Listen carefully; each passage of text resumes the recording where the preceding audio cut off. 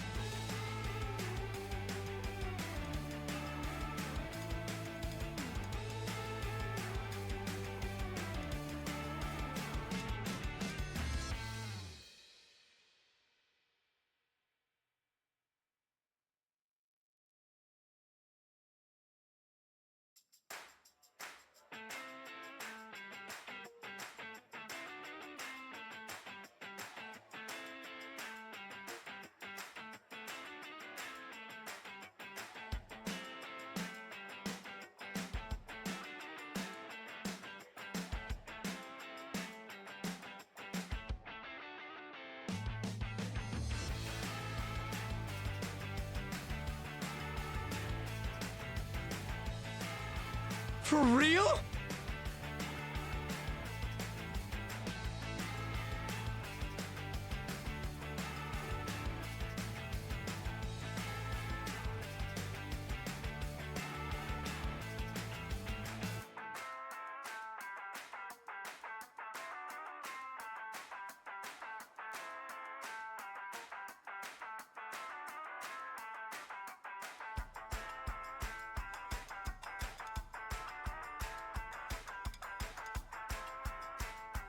Well, look at this! Here's the guy that's just in the nick of time. What does that make us? Big damn heroes, sir. Ain't we just?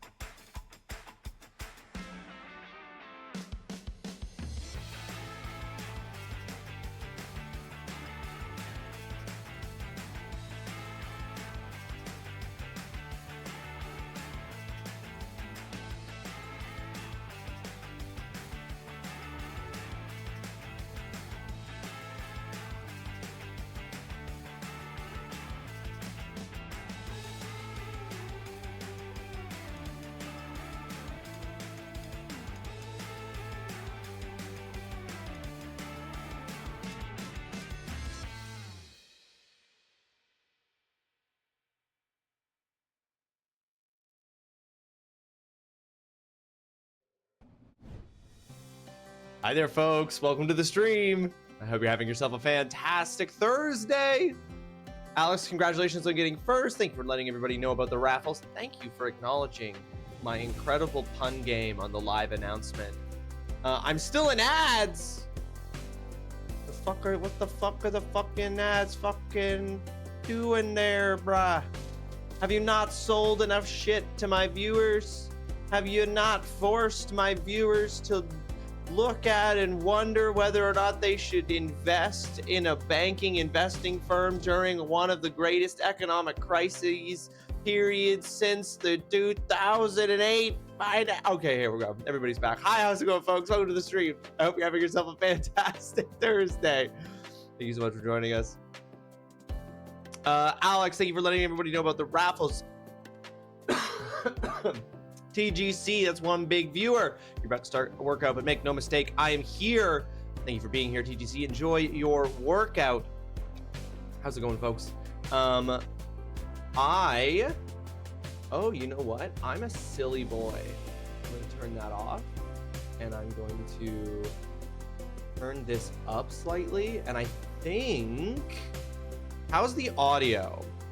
I know we were saying yesterday it was great, but I was listening back to it and I was like, I'm a little soft compared to the music in particular during this screen. And it's because I had like a slight reduction on the volume of the audio source for the mic, and I've just turned it up. We're gonna see if it sounds worse than yesterday, let me know. If it sounds better than yesterday, let me know. We make progress. I forgot to close up my dill pickle chips before going to bed last night, and I fear some of them may be a touch stale. Oh no! Alex, that's brutal. You sound louder than the music and very clear. Yes! That's what we want! We want to be super audible and clear, crisp, in your ear holes, filling you with joy and pleasure. Weird sentence, it's fine. Take it as intended. Alex, yeah, and puns. It's very important that the puns be doled out efficiently and often. And there's just so many fish puns. Fishing, I don't know what it is. It's like, is it just because fishing uses so much of the language of our everyday lives, and that's why it's so rife for pun material? I don't know. It's Megan's birthday today. It's my wife's birthday today. She's working, sadly. Real talk right there. She's working, unfortunately, but it is her birthday. We're going to be doing some celebrating tomorrow and Saturday, which is, again, the reason why there is no stream Saturday this weekend. But happy birthday to Megan. She made this delicious meal that she's only made one other time before last night for supper. And this is connected to your forgetting to close up your dill pickle chips thing, Alex, because she talked about the last time she had made it, she had gone to bed and forgotten to put it into like a Tupperware container and put it in the fridge overnight. So she got up in the morning and it was still in the pan, and she was like, oh shit. And then she was really, tired and bleary-eyed. She picked up the pan and she accidentally flipped it and dropped all of the food onto the floor, and so she had to clean it up. And she was like, she mentioned that, and then she was like, I can't forget, don't let me forget to do that with, like, to put the food away properly tonight, because I want to have it for lunch tomorrow. And I was like, okay. And then I reminded her like 2 other times later, and then she went to bed, and she was literally getting into bed, she was literally going to the bedroom to go to sleep, and just was coming to say goodnight to me. And I was standing in the hallway next to the kitchen, and she came towards me, and I just pointed, and it was still on the stove in the pan. And she was like, you reminded me so many times. And I was like, you want this meal to go bad. You secretly want this meal to go bad. So anyway, all of that is to say, it does suck when you forget to properly package away food, and then it's slightly less good because of your errors. I'm sorry that happened to you with your dill pickle chips. Was this a good story? Was this anything? It's just a brief moment in the life of Ross and Megan. It's a parasocial story that is nothing. There's no value to it beyond that, I think.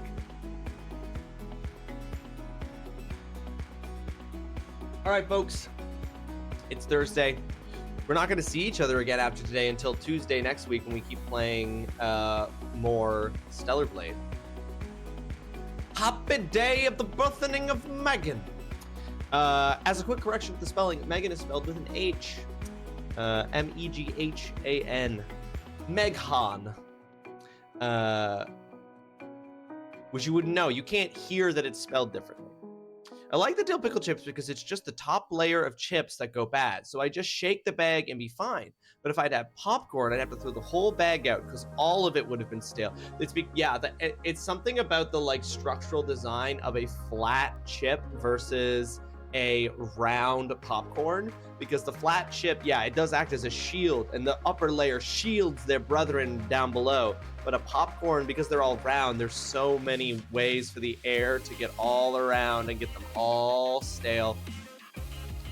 I thought I might have been wrong, but I went with the same as Alex. No sweat, oolong. No sweat. like, you know what? Now the two people did it. You know, you don't always have to point out when, you know, you don't always have to actually and point out and correct people. In fact, you should often try to like resist that impulse. If the thing doesn't matter.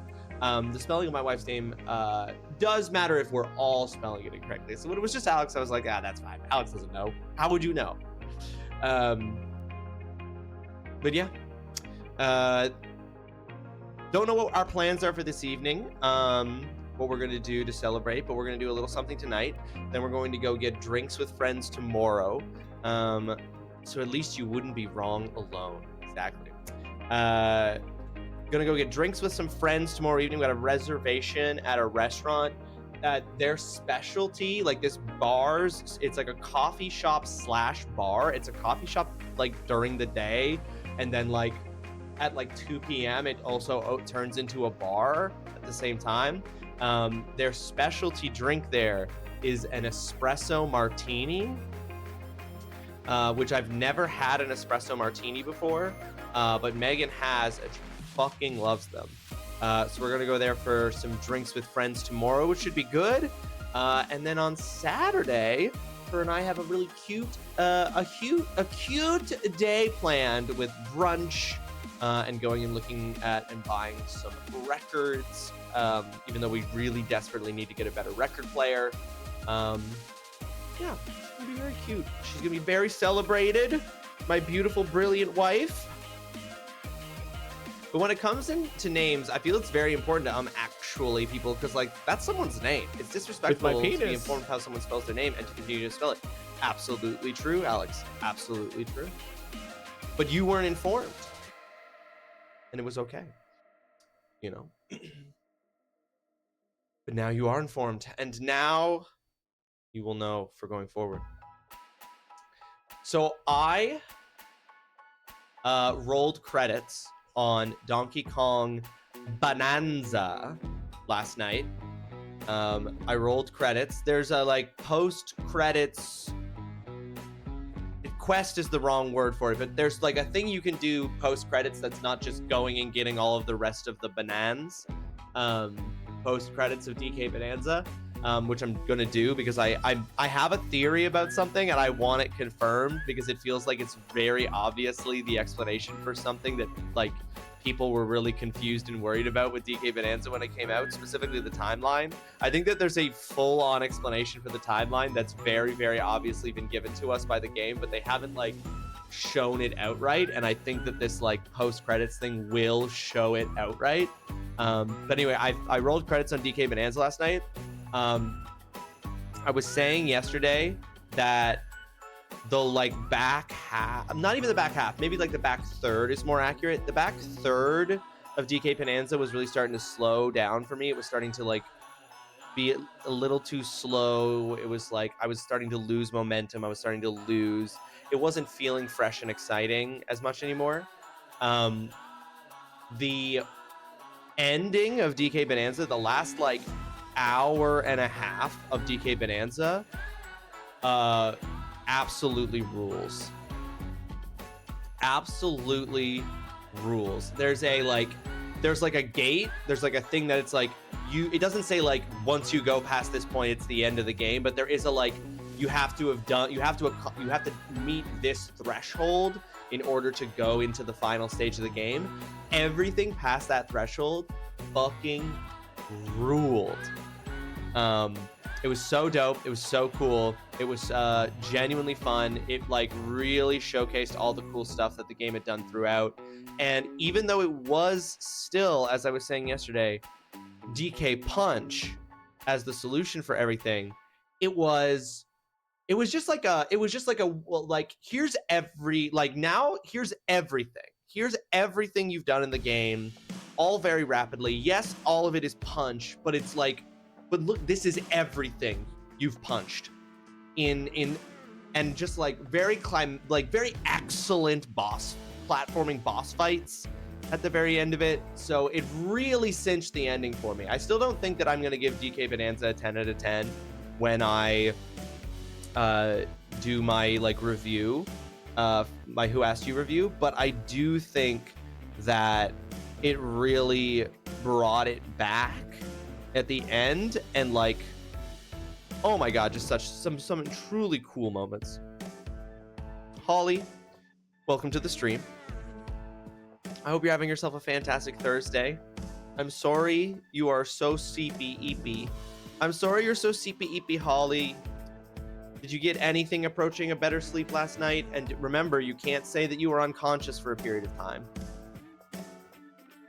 I think that's why Cal abandoned it too. I don't know if he's going to continue offline or if he's done with it completely, but he started losing interest in it too. Around the midpoint, the answer is no. You need that. You need to get a Fromaginator level sleep study, Holly. You deserve good sleepies. Yeah, where Cal was saying yesterday, he kind of hit a wall, hitting layer 9, hitting the elephant layer. I totally get it. I still think that I think that layer, there's still some cool layers after that. The layer that immediately follows that one, I believe it's the layer that immediately follows that one, or a couple layers after that one. There's a layer that I was just like, this layer sucks. There is one layer after that is worse than the elephant layer. That's for sure. And I know that if he hasn't gotten to it, when he gets to it, he will be like, well, this sucks. But there's still some really cool layers left in the game. And again, the ending is so fucking good. The ending absolutely rules. Yeah, the ending absolutely rules, and I was so into it. How's Prince doing? Is he better? He's doing okay. Still is a stone, but the vet is pretty confident in his current condition, and I'll have another follow-up in the next 4 to 5 weeks or so. I have to watch him still to make sure he remains okay, but yeah. Yes. Poor Prince. Poor Holly. Poor... The Nugget household has had a rough summer. That is for damn sure. But since you posted about it, Holly, I assume it's okay for me to talk about it. Is it okay for me to talk about the content of the post you made on Discord the other night, Holly, or I assume I absolutely can? Okay, sick. Oh God, it kind of looks like this is gonna, hold on, just one sec.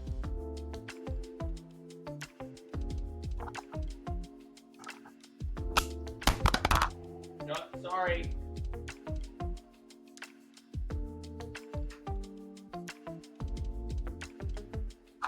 So sorry about that. You probably heard a chunk as the mic came off the stand, but I had to adjust my mic arm because I noticed that where it connects to the table, like where it's on, it was like at an angle, and I was like, it looks like it's too tight and the pressure is causing it to kind of like slowly slip off. And I was like, I don't want that.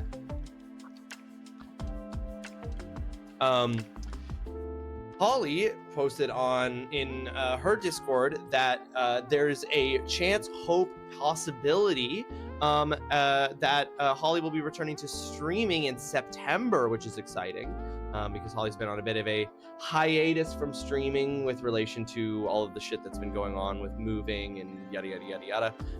And so there's a very good chance in September there will be a return to streaming there, which is exciting.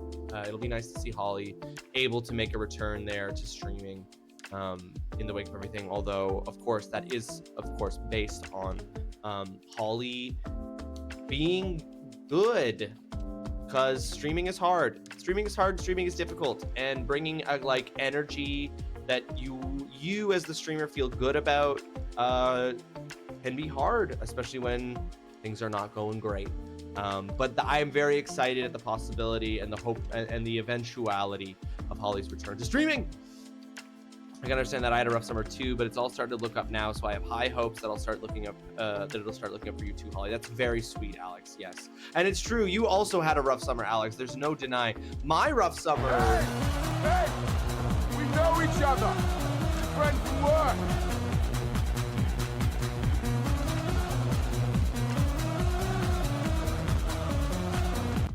Eva the Chaos Mama! Welcome to the stream. I hope you're having yourself a fantastic Thursday. Thank you so much for rating us, folks. Come on. You know what to do. Hit that follow button. There's a heart at the top of the chat. Click it. Follow Evil the Chaos Mom. It's free. It costs you nothing. It makes you a better person. And you can watch Evil the Chaos Mom continue to play through the Yakuza series. What did Kiryu? I mean, you can't give me spoilers, Evil, because I haven't played Yakuza 3 yet. But I'm gonna ask completely non-spoiler questions. I'm gonna ask 3 completely non-spoiler questions to match it being Yakuza 3. Question number 1. Did Majima do anything particularly unhinged that you were like, oh, that's some peak Majima? 2, did was Kiryu confronted with anything that made you emotional? And 3, did you absolutely legally stomp the ever-loving shit out of some people on the mean streets of Japan? Those are my 3 questions about Yakuza. Welcome in, Raiders. Many of you know me. You know what's up. You know what the deal is. Let's look at that raid leaderboard. Evil. That is your 4th raid for the month of August. Thank you so much for choosing to raid me. You could have raided anyone on the internet, but you chose to raid here, and I appreciate it very, very much. If your mental health isn't doing good, so hard to bring the right energy needed for stream. It's very true, Alex. Zine, welcome to the stream. I hope you're having yourself a fantastic Thursday. You weren't missed there. It's just you came in right before the raid. I hope you're doing well, Zine. Even if you want to the raid, just the energy is there. Yep. Yes, yes, and yes. 1, no more than usual. 3, yes. 2, yes. 3, always. I knew it. The Yakuza games are very reliable for that. I hope you had a good stream, Evil. I hope you had a fun time. I hope you enjoyed yourself. Thank you for raiding. If you need to raid and run at all, Evil, if you need to lurk, if you've got stuff going on, if you've got obligations, responsibilities, if you just need a break, if you just need to go lie down and take care of yourself, you know it's all good. Thank you. I appreciate the raid so much. I sent you a video. You should watch it. Zine, is this something that I should watch right now, or is this something that I should watch? Actual footage of you teaching. Oh God, oh God. Did I watch this right now? Yesterday was a weird day, only had the energy. Well, yes, Zine, yesterday was a very weird day for you, for sure. It's completely up to you. I have to lurk to feed the horde, but we'll be listening in. No worries, Evil, take care of the horde. You gotta lead them. You gotta feed them. I was about to say, with Zine, it's a good chance you don't, but that sounds a lot more. It is Zine teaching. Everyone will be able to hear this audio. Hold on. Everyone will be able to hear this audio, so I'm going to pause the music. Let's just, like, listen to Zine teaching. Oh, my goodness. Brooklyn, you're so smart, girl. All right, what number is that? 5. That is 5. How many blocks you color? 5. You color 5 blocks? Good. Okay, what number is this? 8. What number Brooklyn, if this is 8, that cannot be 8 too. No. What's the first number you count when you start counting? 1. Yes. 5. How many blocks do I put circle in? 2. No. 2. What number is that? 1. Yes, don't get lost in the sauce, my friend. So let's count together. 1. So how many blocks you color? 1. Beautiful. Let me see your paper, Peanut.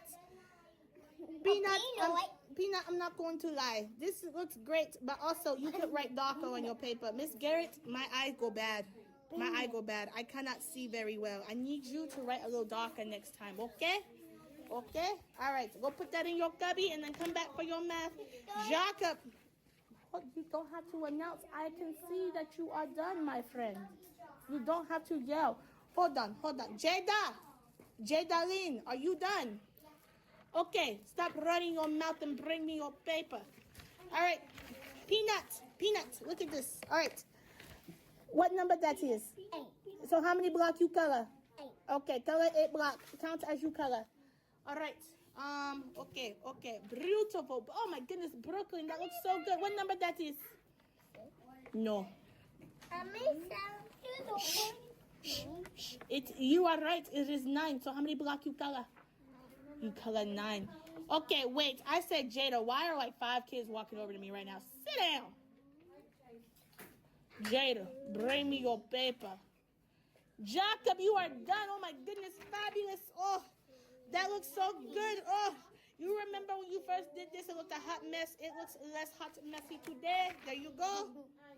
Be gone with it. We're not doing that. Give me this. Okay, so These are B's, baby. Why did you write A's? You over there chit-chatting a little too much. You're not doing your work correctly. So go over there, look at the paper that I gave you as an example. Erase these and fix them now. Hey, how many times you have to say don't mix color? We don't color mix in this class. If you mess up my watercolors, I'm going to mess you up. Yes, ma'am? Chase, we don't mix the colors. There's no color mixing in this class, not with my paint. Did you buy that paint? No, you did not. Technically, I didn't either. But the point is that do not mix my colors in my paint. Yes, ma'am? Okay. Sit down. Hey, Chaka, sit down. Okay, you got this to do. All right. Oh, girl, I completely forgot about you. Hold on. 1, 2. Come here. Oh, I'm sorry. I was going to yell at you about using your pencil. I didn't even give you a crayon. There you go. Use a crayon. Give me that. Okay. Okay, what number do you see, son? 8. Yes, how many block you color? 8. Color 8 block. Okay. What number this is, my girl? What number this is? Brooklyn, I know you lying. Brooklyn. There ain't no way you looked at that and said it was 20. Where's my black crayon? Who took my black crayon? You thieves! Oh, never mind. It's on the floor. Anyways, all right. Come here. Absolutely incredible. Absolutely incredible. Unhinged. Sounds like a Republican town hall. We do not. I was thinking that joke too, Koodles. Unreal. That is Zine in the wild, ladies and gentlemen. So it's hard to isolate any one thing in there. There were so many things. The slight hesitation when you were like, if you mess up my paints, I will mess you up. There was like a slight pause. We were like, can I get away with telling a bunch of kids I'm gonna mess them up? Just a steady stream. Sit down! Absolutely insane. Koodles, welcome to the stream. I hope you're having yourself a fantastic Thursday. Thanks so much for joining us, Koodles. How you doing? Turtle Tonight, welcome to the stream. I hope you're having yourself a fantastic Thursday. Thank you very much for joining us. How you doing? 25 minutes of work left till my vacation till beginning of September? Hype. Turtle Tonight, that's huge. 25 minutes and you're free until September? We're going to make these last 25 minutes the best 25 minutes, the fastest 25 minutes they can be. I'm going to ask Father Time to speed it up a bit. I'm going to ask Father Time to take just like take it at a little bit of a higher pace for you to get you to that vacation. Yeah, no, Zide, for real. It actually now makes 100% sense why you need naps. That's so much so often. That's the energy Holly wanted me to give the stream yesterday. Your vacation literally begins the weekend I moved, so after moving, I have a full week off. Holly, that's baller. That is so sick. Like, I didn't just have 2.5 months. Doesn't matter that you just had 2.5 months off, Zine. Doesn't matter if you just had 2.5 months off. You could have fucking 3 years off and then do 1 full day of being at that level of energy and need naps. You don't accumulate. No, I'm defending you.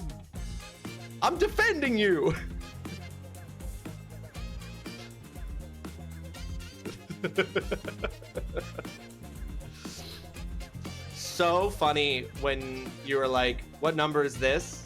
They were like 8. It's like, how can this be 8? That was 8. And then Brooklyn. There ain't no way you just told me that this was 20. I'm not used to you defending me. It feels weird. Well, Zine, sometimes you earn a little bit of defense. All right? It was a 3 and she was like 20. And you know what? I like that disruptive behavior a little bit. You know, I like that there's a little bit of rebellious spirit in the classroom. But yeah, that's 20, girl. That's 20. That's 20 for reals, for sure. Absolutely. So funny. That whole energy, I would just be like, damn, I don't have any clear memories of my kindergarten classes, but if they were like that, if they had been like that, you know I would have remembered them.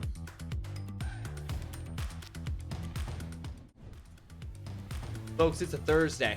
That means that there are 2 new free games available in the Epic Games Store. If you have the Epic Games Store on your PC, if you have an Epic Games account, you can claim 2 new free games. One of these new free games,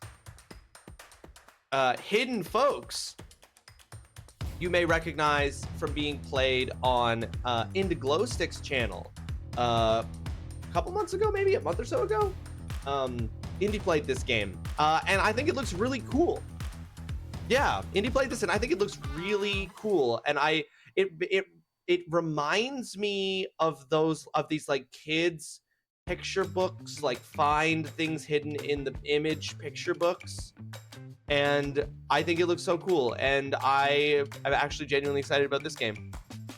You're playing Hidden Folks right now, Alex. Well, it looks great and it's free. Search for Hidden Folks in hand-drawn interactive miniature landscapes. Unfurl tent flaps, cut through bushes, slam doors, and poke some crocodiles. Rawr. Game features 32 hand-drawn areas, 300 plus targets to find, 2,000 plus mouth or originated sound effects, 500 plus unique interactions, and 3 color modes: normal, sepia, and night mode. 22 languages translated by the community. A strip of targets shows you what to look for. Click on a target for a hint and find enough to unlock the next area. Everybody shield your eyes. We're about to get flashbanged. It is beyond my ability to comprehend that after all of this time, Epic Games has not introduced a dark mode version of the purchase screen, because every other part of the Epic Game Store client is dark mode by default. Why do they want to punish you for wanting to buy a game? And there's nothing here. It's just a white screen. Look how much of this is nothing. It's just a giant emptiness of white that they force you to look at. Sorry for yelling. The other free game for today. Oh, look, cool. This store has this weird, like, semi-off-white thing. Totally Reliable Delivery Service. Delivery attempted. Totally Reliable Delivery Service is a ragdoll physics simulation about terrible package delivery couriers. Work together using odd machinery, useful gadgets, and the wonders of physics to reliably deliver packages to their destination. This, I feel like, is from the same developer as Totally Accurate Battlegrounds.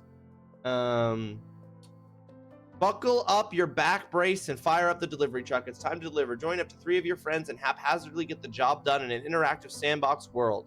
Delivery attempted. That's a Totally Reliable Delivery Service guarantee. Oh, the delivery will at very least be attempted. Is their guarantee. This is like a weird physics engine version without a narrative of delivery at all costs, which was also free.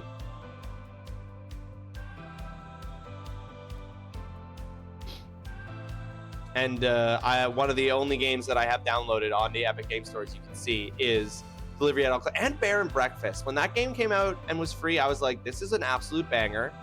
Hang on, let me go to my library for a second here. Can we have these be...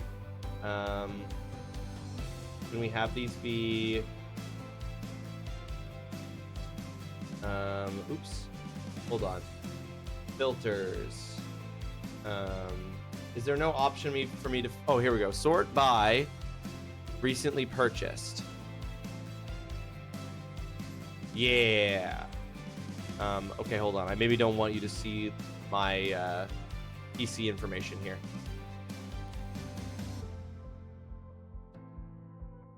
But we are going to install Hidden Folks. Where can you post the other 2 teaching videos? Zion, you can... that's a good question. If you want to share more teaching vids, what would be the best place in the Discord to put that? You know, I guess the best place to put that in the Discord... You can put that in general... What?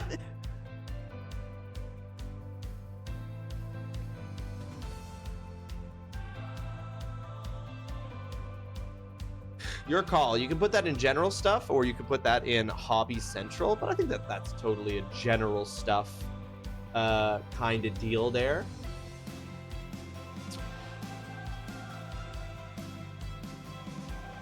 I want to steal your identity. The classroom. No, don't put it in there. The classroom is specifically for like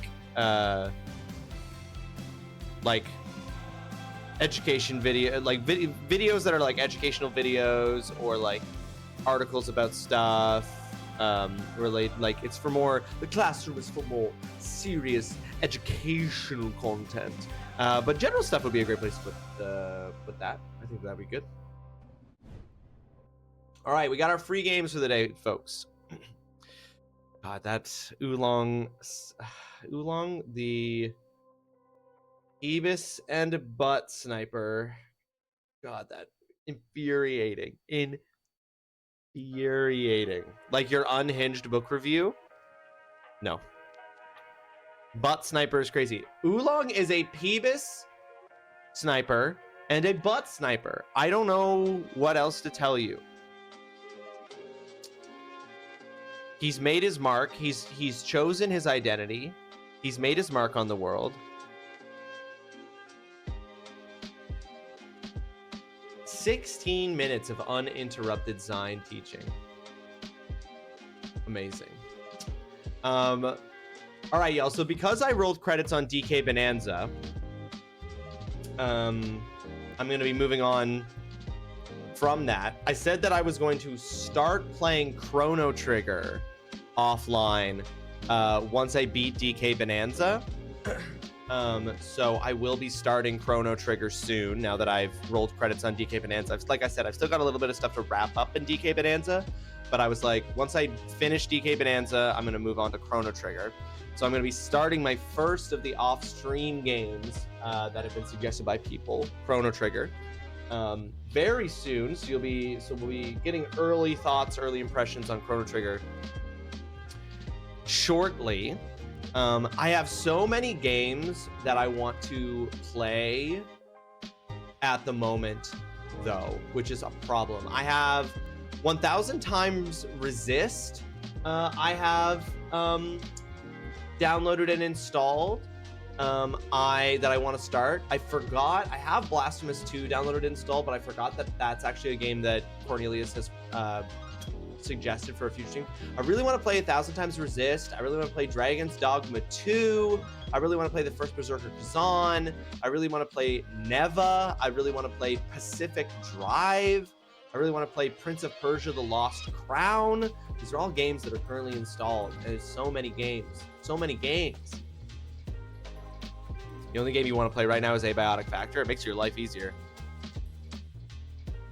Might get that game Tuesday. Abiotic Factor is great, and I do plan on going back and doing a solo playthrough of Abiotic Factor. But again, I was talking about this recently. God, like it really suffering from success to be so flush with games. Don't worry, I do know what I'm complaining about. I think I'm probably can safely say that I'm done with a few games here, though. I do think Monster Hunter Wilds is probably done until the DLC comes out, and also until they fucking figure out the PC shit, because they have been making all these promises about making it so that Monster Hunter Wilds runs better on PC, and then literally the update that they released like yesterday causes a game crash within minutes of getting into the game.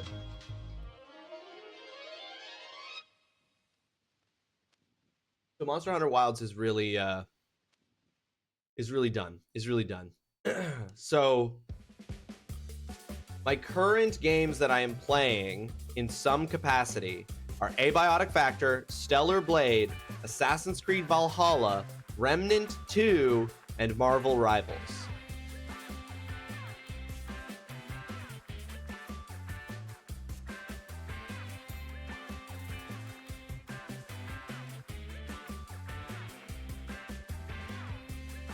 Which is not a bad list of games to be playing. So it's only really 6 games, and some of them I'm playing in different degrees in different places. So Chrono Trigger is going to be added to that soon. And then I'm also going to be playing Metroid Prime Remastered, because maybe I won't ever get Metroid Prime Beyond. Maybe it's a Silk Song situation and Metroid Prime Beyond is never going to come out, but I can at least go back and play Metroid Prime Remastered. So that'll be my next Switch game that I'm playing. But yeah, I'm going to start a Chrono Trigger, but then I'm like really interested in playing Pacific Drive. I don't know why that game in particular is speaking to me lately, but I'm like, that's probably going to be an off-stream game I play very soon. I got to where we were in our group game in my single player. I'm on to the next section now. I assume you'll be way past where I am. Holly is definitely motoring. Holly's motoring on Abiotic Factor right now, which is good for when we play it on stream with the Mouth Boys, because we'll have some sense of direction.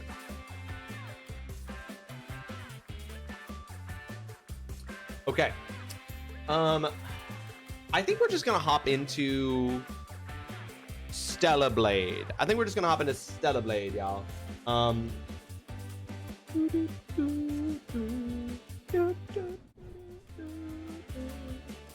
Mercado, welcome to the stream. I hope you are having yourself a fantastic Thursday. Thank you so much for joining us.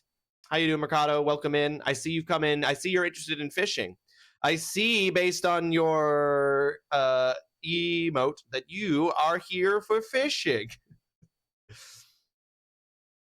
I'll let you guys fuck around, but I'll be able to direct us as needed. Exactly, the perfect combination of things. What happened to the yellow tarp lady? Let me tell you, Scorpionaut. Welcome to the stream, by the way. I hope you're having yourself a fantastic Thursday. The yellow tarp lady has upgraded her look. Was everything good yesterday? You kind of mentioned, yeah, OBS like froze up, like there was an encoder error of some type, Scorpionaut, an OBS crash, but I was able to go live again. She is no longer yellow tarp lady.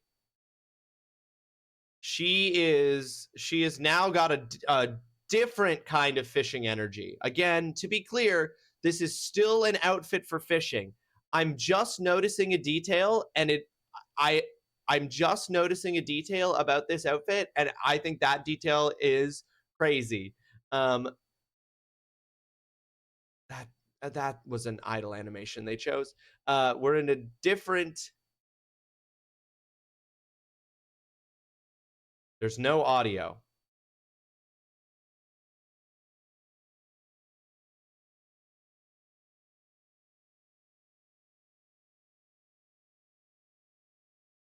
Interesting. There we go. That was weird. The audio input source was not selected. It was just blank. Same dem truck, different wrap. God damn! Zine, hey, Zine, hey, Zine, be chill. Hey, Zine, be chill. Who is this diva? This is Eve. Zine, be chill. This is an outfit for fishing. Don't get it twisted. This outfit is for fishing.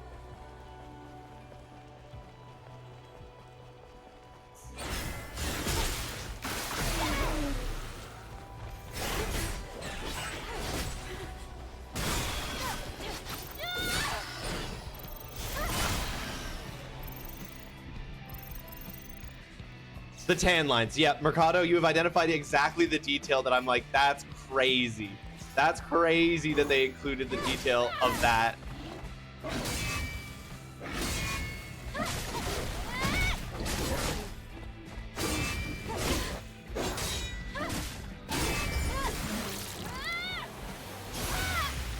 So, asking for yourself, I mean, I guess technically, we haven't really asked her about her dating life, Zine.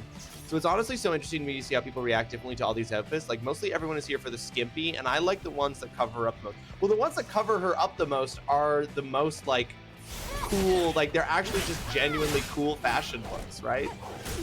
Oops.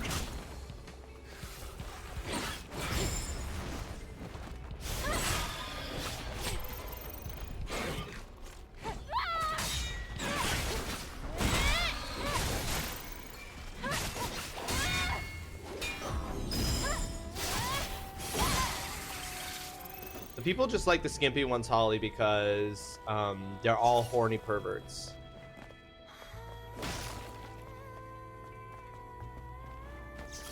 Which means they've come to the right stream. Like, mostly everyone is here for I'm here to judge the game devs. Can you zoom in for science? I can't zoom in for science, Zine. It's impossible. I can only zoom out for science. Cool fashion, but also really... Oh, yeah, exactly. Because, well, cool... Because this is the thing. You don't need to take clothes off. Oh, that's kind of a neat detail. I can't tell if that's intentional. It kind of looks like... Or if that's just plastic parts, but those parts glowing is kind of cool. Cammy in Street Fighter 6 is a swimsuit, and she also has tan lines. Definitely a distraction for myself and not the other player. So really self-sabotaging when you choose that outfit, huh? All right, but again, as I said, we're here to fish. This is a game about fishing. Oh, of course. Listen. This game says that you're allowed. Oh my goodness. Okay, for those wondering, we've been doing all of the fishing minigame challenges in the game because that's how we got this outfit, because there was fashion locked behind fishing. And now we are so close to finishing all the fishing side quests. We're just finishing it out, catching all the fish. Holy mackerel. Sorry, no, that's a sailfish. Lonely fisherman. Trophy earned.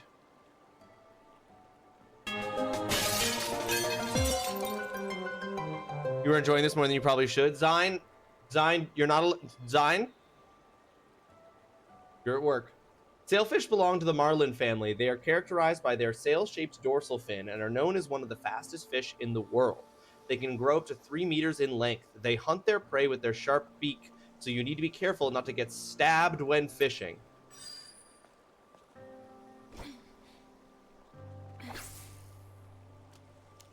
Jesus.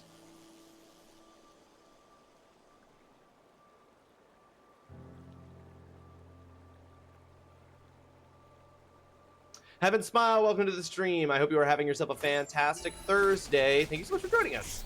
How you doing, Heaven? Seek fluid intake immediately. Okay, listen. I am a little thirsty, but I'm worried I'm not as thirsty as some people in chat right now. So bear with me. I'm gonna catch this fish, then I will drink water.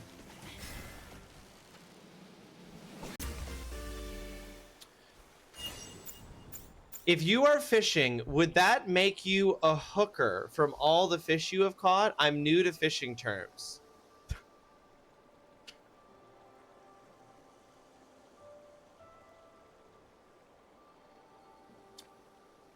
No, yeah, exactly. Holly's got it. You're a masturbator. But I can see that you're both angling for a little innuendo there. Time to pick up the children. Okay, I am shocked. I did think that the outfit that we got before was this is somehow the shockingly more lewd than the other outfit we were wearing before. Like, I'm genuinely shocked. I thought that the outfit that we were wearing yesterday was pretty lewd. I mean, it's a swimsuit, so we can have a conversation about that. But I thought that the other swimsuit was more lewd. This swimsuit is way more lewd than the one we were wearing yesterday, and that is surprising me. That's what. Well, I'm glad I saved it for the second one then, Tay. Tay, welcome to the stream. I hope you're having yourself a fantastic Thursday. Thanks for joining us. Yeah. It's unexpected. You weren't surprised too long? You've been here just chilling? Well, I still your first chat. I now know you're here. I can wish you a fantastic Thursday. Oh, this is probably not a fish that we... This is almost certainly a fish we've caught before.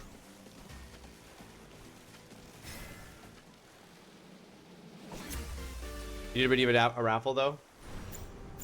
Those are they're so subtle.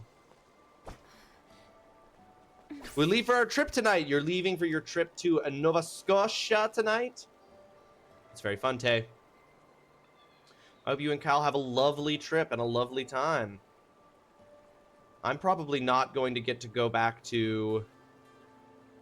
I don't know. I don't think I'm going to get to go back to Nova Scotia until next summer, because we aren't going to be able to go back for Christmas, because we're both going to be working. Because for the first time ever, I'm teaching courses that are going to have final exams. I've never taught a course. I've intentionally never designed a course before that had a final exam, because I didn't want to do that to students. But the increased presence and usage and issue of AI means that I can no longer confidently assign a final essay, and so have to now make it a final exam.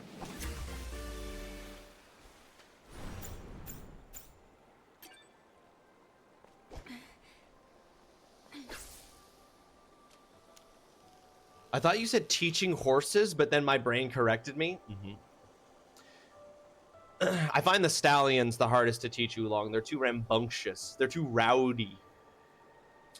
So, yeah, it's not that I have to have a final exam, but just in talking about it with me and Megan, talking about it, trying to come up with like, you know, this like question that everybody in the departments is having now. It's like, what do we do in the face of the increased presence and normalization of the use of AI? Like, there are plenty of students who won't do it. There are plenty of students who won't use AI, who will understand that, like, you know, they're not learning anything, they're not developing any skill if they don't use it, or sorry, if they use AI, and so they won't. But there just are, the temptation's too strong, and also there are tons of students who will do it, and so it's about like we have to adjust and shift to sort of respond to that. And the solution that I'm trying, the thing I'm going to try this semester, is I'm instead going to have final exams, so that students have to come into a location and then by hand with my penis. Ethically and morally wrong.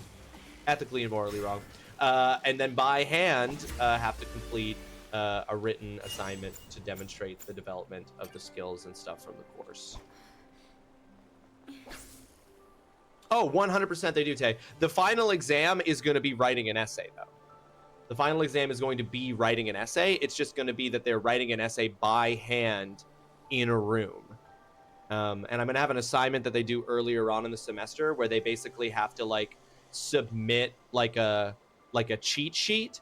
So basically, like earlier on in the semester, they're going to have up until a certain day to submit a document, a physical document that contains research that they've done for the essay, direct quotes from sources, secondary sources, an outline of the essay, all of this like prep work stuff. They're going to have to submit that physically to me. And then during the exam, I will return that physical document to them. And then they will have the duration of the exam to write an essay by hand, but they will have access to material that they in advance submitted to use during the exam. So they'll still like have the opportunity to do research and, you know, develop that skill, and they'll have the opportunity to, they'll be able to make use of direct quotes. So they'll have to demonstrate their understanding of how to use evidence, including direct quotation, in order to prove their arguments and such. They can they can even in advance with the outline decide what their argument is going to be, decide what their points are going to be in advance. They don't have to come up with the whole thing in the exam room, but the actual writing of the essay itself will be in the exam room by hand. Yeah, it's true. But unfortunately, I have just absolutely no way to ensure that that's what they're actually doing when they write the essay at home. We are all having our hands forced, unfortunately. Believe me, I would.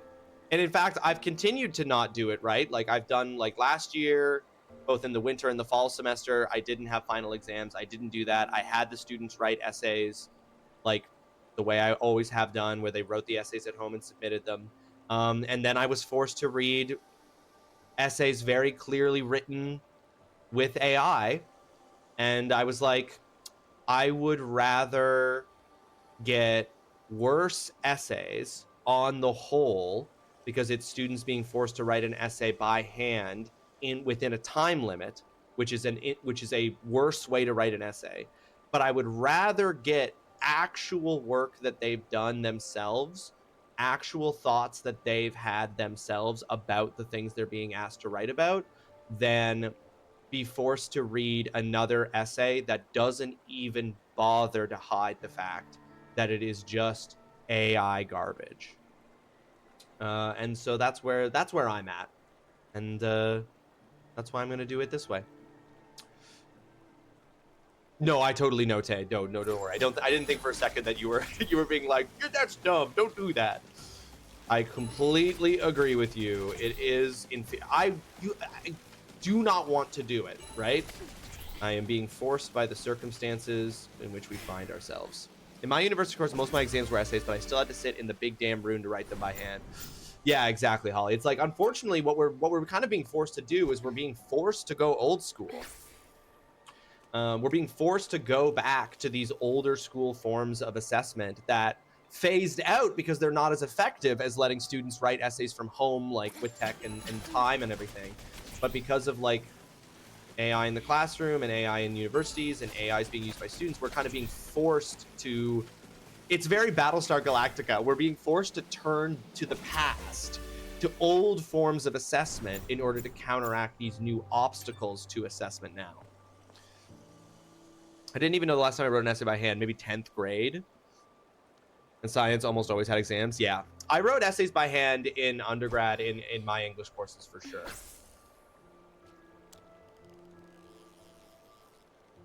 You're welcome, Holly.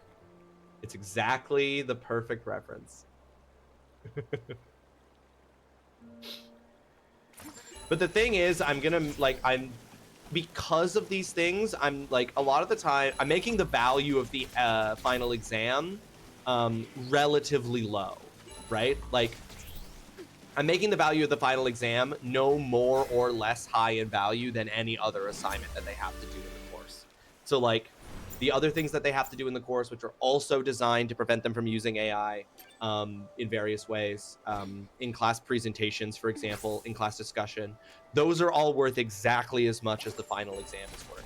So no, it's not like everything in the course is worth a little bit, and then on this like last day, you're gonna be forced to come into a room and write by hand an essay With my penis. and they won't all be able to use it. I mean, I'm talented, and listen, I can I can work a room, but I just simply can't for a class of 40 long. That's crazy.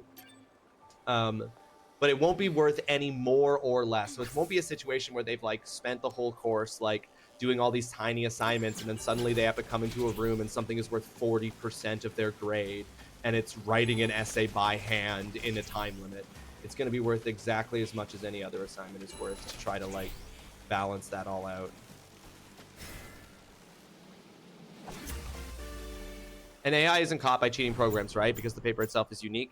The software, so the most cursed thing, Tay, and this is something that one of the universities I work at is actually doing, is that the university that I'm working at has proposed using AI to catch AI. But the problem is that just like a lot of pre-existing plagiarism like catching software, a lot of the time it's actually remarkably difficult to prove that someone has committed plagiarism. And that was even before AI. It was already really difficult to prove someone had committed plagiarism before AI, and now with AI it's just as hard to prove that it's AI.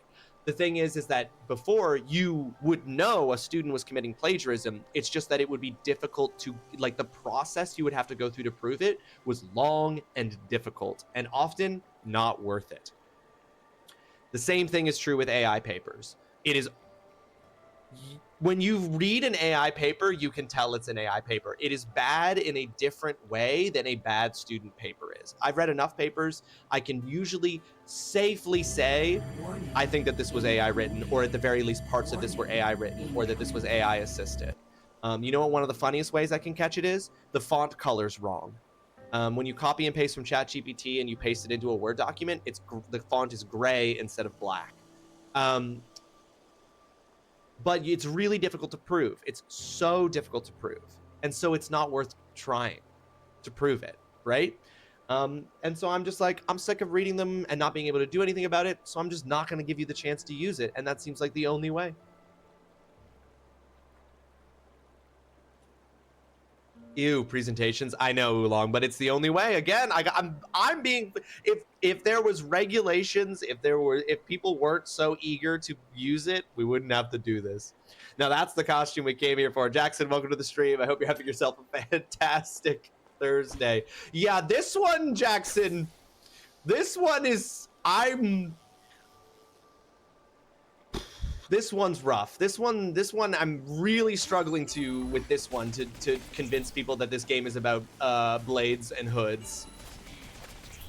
This one is making my fight for the Puritan wholesomeness of Stellar Blade. This one's, I'm struggling. God, students are dumb even in university, like change the font, guys. No, but here's the thing, Tay, like they don't care. Like they don't. And you know what? They've got 5 courses. They're probably working part-time jobs. I had a student reach out to me today who was like, I'm working a full-time job and taking university. University is so stupidly expensive. Students have to be working jobs and taking courses. And AI says, hey, it's going to take you 6 hours maybe to do the research, the work, and the writing for this paper. I'll do it in 60 seconds. For real? And then maybe you'll have an iota of free time that you can use to be doing something other than being a student, being a worker, being a laborer, being exhausted. Maybe you can actually have that supposed social element that people keep saying is a part of university. So I get why it works, because there's a larger problem, which is also the fact that so many students also don't care about what they're learning. They just want the degree. I find that that's way more of a problem with my courses that I teach that are about writing essays for non-English students. I'm just checking to make sure. Okay, this button is for some reason not working on my Stream Deck. Let's just see if You are watching. there's just for some reason something wrong about that one, but the ad break button is not working. So let me look into that while we're in this ad break. Anyway, all of that is to say,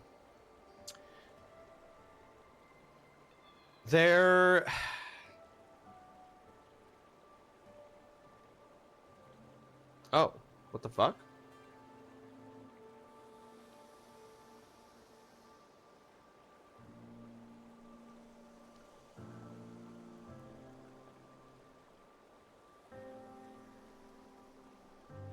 Okay. The ad break thing wasn't working because it like didn't have a countdown. Weird. Hopefully that fixed it. Your sub expired? Yeah, Zion, that'll do it. That's my problem with our current school culture. The focus is on the grades and the result and not on the learning. Exactly, right? Like, there's been this shift in the way that our education system is viewed and the way that our education is understood. And in part, that focus is born of a result of the fact that it's fucking expensive as fuck to go to university to get an education. It's so prohibitively expensive. And because it's so prohibitively expensive, you can't go for the experience of learning. And you can't go and be like, if I get a C in that class, it's not that big a deal. I wasn't really interested in that subject. It's okay. I'm still going to get the degree at the end. Now you go to school and you're like, I'm paying $4,000 to be here at this institution. I need to get good grades, because otherwise my money is wasted, and I need to get that degree. And really what I'm learning along the way isn't what matters. It's about that money paying off because I'm being asked to pay such stupid amounts of money. Oolong, that is cool. And that's how it should be everywhere. And I hate that it's not like that here. It's true, Tay. It starts there. It starts as early as there too. Anyway, all of this is to say, I can't stop my students from using AI. I think it's bad, and I think that they shouldn't, for not just for the educational reasons. I can't stop them, but I can make it so that they can't use it. Doesn't stop them from using AI. They can use AI in any of their other fucking classes. I have no power to stop them. I'm not a dictator. But I can say that in this class, the way you're being assessed is all based on skills that you will have to demonstrate that you actually have. And that's the best I can do. And it involves me having to do forms of assessment that I would prefer not to have to do. I should also say, actually, on top of things as well, the other reason why I'm doing group presentations for 2 of my classes is A, because it's a good way to have them do work that they, even if they use AI, they won't be able to use AI to do the presentation for them. But the other reason is because I'm teaching 4 classes in the fall, and that's a lot of classes, and I have no TA, and I'm going to have like 200 students. Group presentations, I can grade in class while they're happening, which saves me a lot of time out of the classroom doing grading. You get money for studying? See, Oolong, see, that's sick. It kills critical thinking skills, is true. I think Germany has free uni as well, but their school system is a bit different. If I recall correctly, you have to choose a path in like 10th grade, and it's hard to change after that. Yes, we met a couple of Germans when we were in Iceland for our honeymoon, and that is, they did talk about that. Yeah, I do find, I will say, Tay, that attitude, because here's the thing, nobody chooses to get a degree in English because their goal is to get a degree to get jobs. Nobody is choosing an English degree to get a job, unless their intention is to go to grad school, like me, and to become a professor, or perhaps to become a teacher at the grade school level, like to be in education in some way. So almost nobody is taking an English degree because they are like, I just need to get A's to get the degree to get a job, to survive, to avoid the threat of homelessness and starvation. Most people are taking English degrees because they're like, I really like books. I'm interested in art. I want to know more about the human experience. I want to have like a greater understanding of our world and our place in it, and how humans have dealt with problems recurringly over time through art and empathy and things like that. So you do have a bit of a better time in an English class in my limited experience, but I have taught outside of the English department, and I find this to be true. More often than not, when you're in an English class, those students do care about the material. They are interested in the material. They are interested in the course. They are interested in the topic. And they're not, it's not that they don't want an A, but they're not just there to get the A. A sturdy box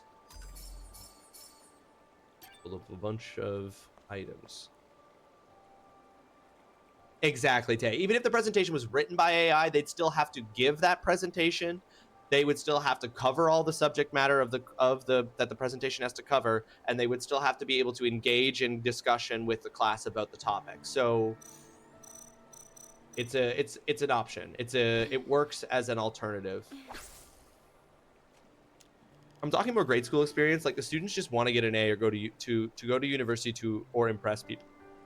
Yeah. It is. I mean, there are always exceptions, but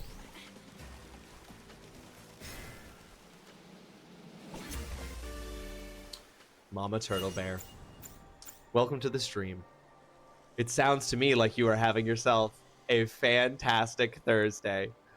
Mama, congratulations. That's awesome. So that's so fucking sick. So you went and you looked at a place. You went and you looked at the place and you were like, yeah, I'll take that, please. Hell yeah. I nearly cried. It's lovely. Oh, that's so good, Mama. Congratulations. That's awesome. Hell yes.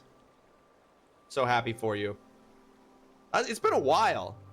It's been a while that you've been looking to try to get a better place. So I'm really glad that that's finally happening, Mama. Hell yes.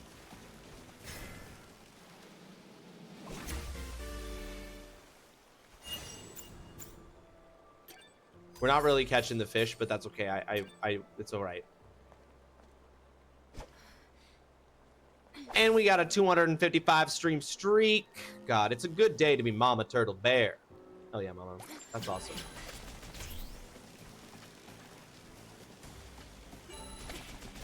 How long until you move? What's the timeline like on that? Do you have a couple months, or is it like gonna be for... Well, I'm also using Strange Bait, Tay, which I think has an increased chance of getting boxes. So I'm gonna switch off of it. Too fucking long. Is this place really what I was looking for? No, but it's so much better than here. And considering how long you've been waiting for it, I think taking like a measurable improvement, yeah, totally worth. Totally worth. Sick as hell. That's so dope. So happy to hear that that's the outcome of your visit there, to your viewing there today, Mama. I can have my keys as soon as tomorrow, depending on some things. And when I have my keys, I have a 4-week period. So once you have the keys, you have 4 weeks to move in. Okay, so between now and about the middle of September, you'll be moved into your new place. Amazing. Amazing. I love when you can like find a place that you're into and you're like, yeah, I'm gonna take this, and then you can get access to it immediately. That's the freaking ideal scenario.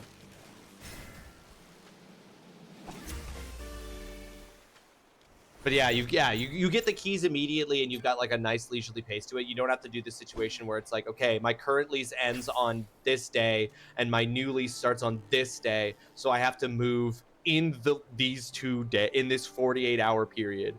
I'm moving out of this apartment the day that I have to leave it, and I'm moving into that apartment the day that I can, and the two barely overlap because someone is probably moving into where I'm currently living. That was how Megan and I moved into this place. We had a whole month's overlap, which was such a blessing.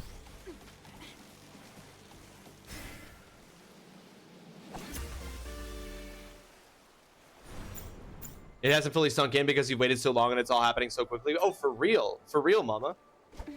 Gotta embrace and accept the new reality. I had a slow move when I moved in with my sister, and I was able to get a lot over there, but kept Jubal at the old place until we basically got everything there. Smart, yeah, and then minimize the kind of shock to the kitty of the move.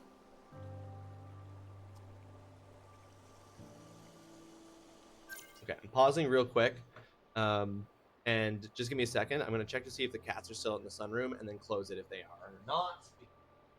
Too hot.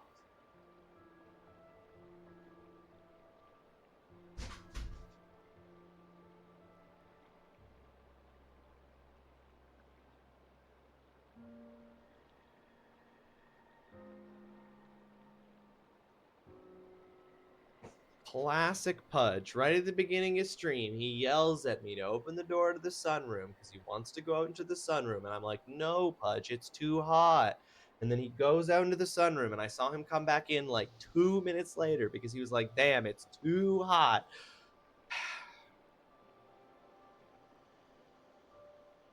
They obviously recommend to do it as soon as I can, but I have 4 weeks. That's, yeah, you as soon as you can, but like you get a little bit of time to make a decision about when you can.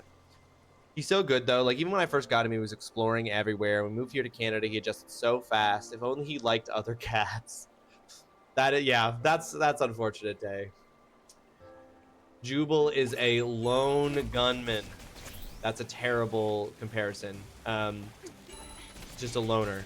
Just a lone wolf. A lone leopard.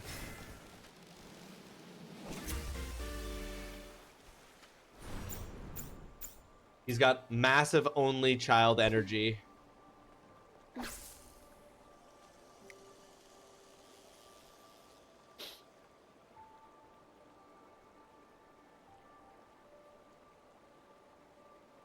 Once a cat came up to our window and he freaked. That's so funny. He's so territorial. He's so like, other cats are the enemy.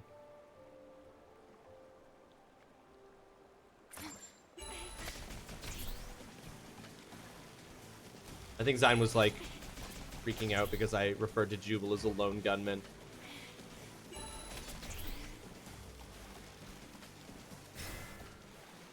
Big part of it is fear. Interesting. Big part of it is fear, huh? Okay, what we're trying to do here, folks, is we are trying to catch all the fish in the game because we're so close. We did catch the sailfish. But what am I actually trying to do for this mission?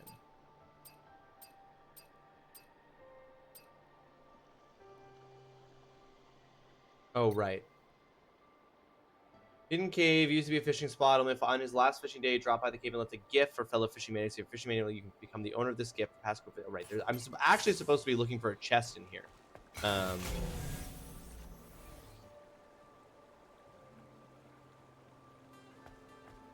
Great.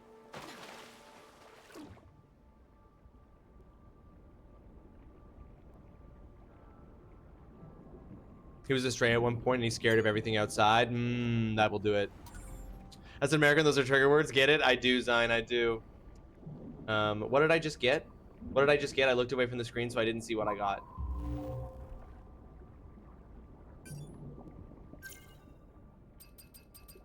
It was an outfit for Lily. Okay, that's cute as hell. Yeah, put that on.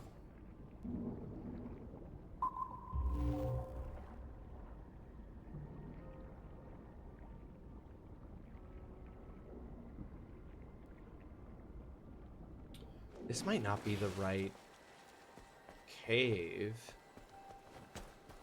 because there's no crate that I put a code into. There's no chest that needs a code in here.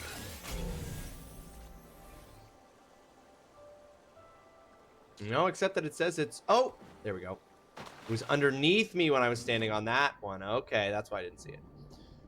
He has a gnarly scar on his leg from when he was a stray that gave him FIV.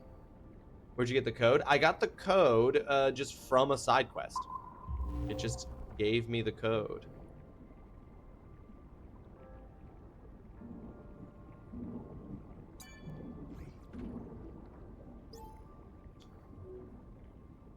Uh, 0508.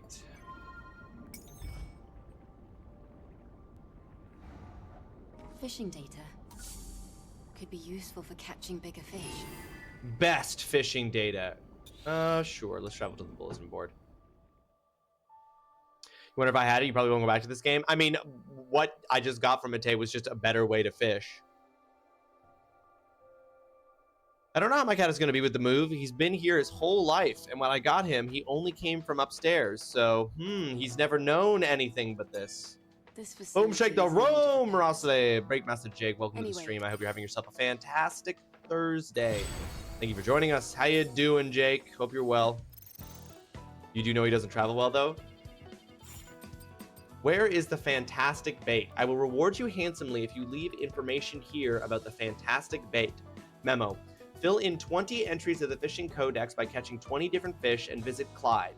Gain information about the fantastic bait from Clyde. Visit Roxanne, the info dealer in Zion. Purchase the information about fantastic bait from Roxanne. Memo. When will I get the reward? I will track you down to the end of the world if it means I can get that reward out of you. Memo. The client drowned himself while fishing at the plant in the wasteland. I got my reward by liquidating the client's assets. Whoever finds the fantastic bait can have the rest of his fortune.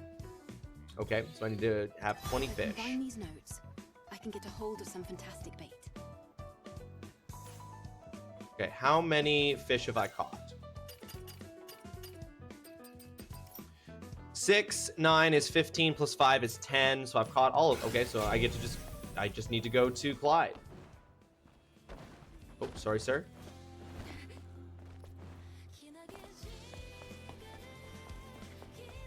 It's only a 5 to 10 minute drive, so it's not that bad, thankfully. Yeah, but you know, that disruption to the environment is always a potential stress point, you know?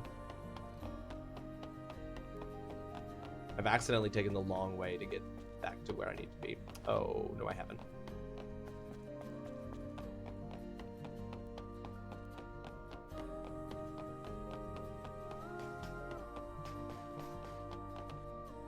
Come back to the Tetra. Okay, we need to go to the Great Desert to go to Clyde. And then back to Zion to Roxanne once we go to Clyde. But this is probably going to be our last fishing focused Stellar Blade stream, folks, which means we will be moving back to action story content.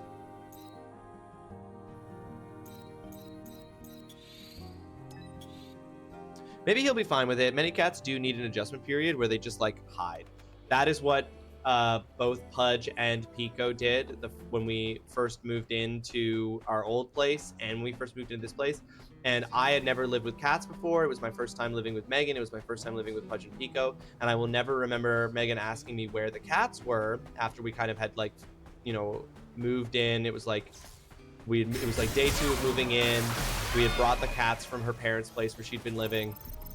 She asked me and I couldn't see the cat, so I got down and I looked under the couch and Pudge was hiding under the couch and Pico was snuggled right up against Pudge and had one of her arms over Pudge, like over his like back, shoulders, like neck area, like protectively. She was like basically like holding him and she was like, you know, doing the like big sister thing of putting an arm over the little brother, even though he's like so much bigger than she is. It was, I think that was the moment when I fell in love with them, because it was just the most cute thing I've ever seen in my entire life. Welcome, Angel. No, neither of them. Both of them were Megan's. Improved again. There's plenty of storage for him to hide in if he needs to. That's good. I joked to Kiddo that one of the storage places was for the cat when he pisses me off. The spots with really big ones. You'll be able to catch them with the right. You've got a timeout storage. All right, Clyde. I'll take your advice to heart. So, what brings the Angel all the way out to the Oasis today? Angel, I'm sure by now you've caught on to the importance of bait. Isn't that right? Of course. A bait can make a huge difference. Don't worry, she's a master of baiting. That's what we're gonna need if we're trying to go fishing for real. Accept no substitutes. Maybe we can call it fantastic bait. Fantastic bait?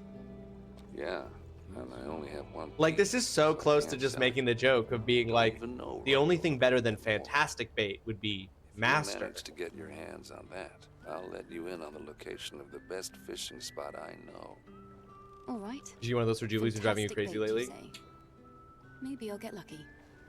Pudge and Pico have now taken to constantly whining at us for a full hour before they get their dinner. Just like Pico will come and just like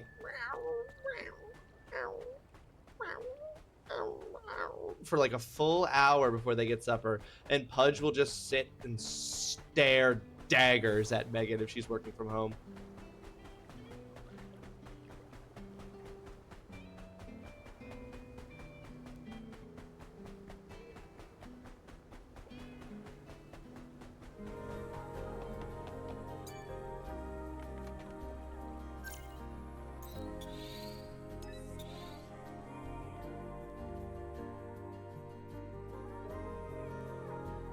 I just realized something about how fast travel works, and I've been making fast traveling to and from the Great Desert a little bit more difficult for myself than it needs to be.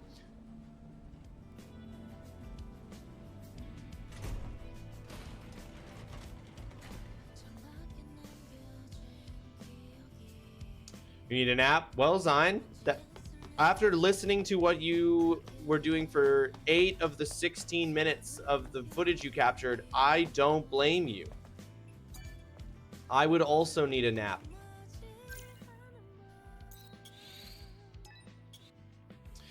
We've gotten into this routine, which I'm not fond of, where he wakes me up once in the middle of the night and I grab him to cuddle. Then we cuddle a bit. Then he either goes and lays down in his bed or goes to eat before sleeping the rest of the night.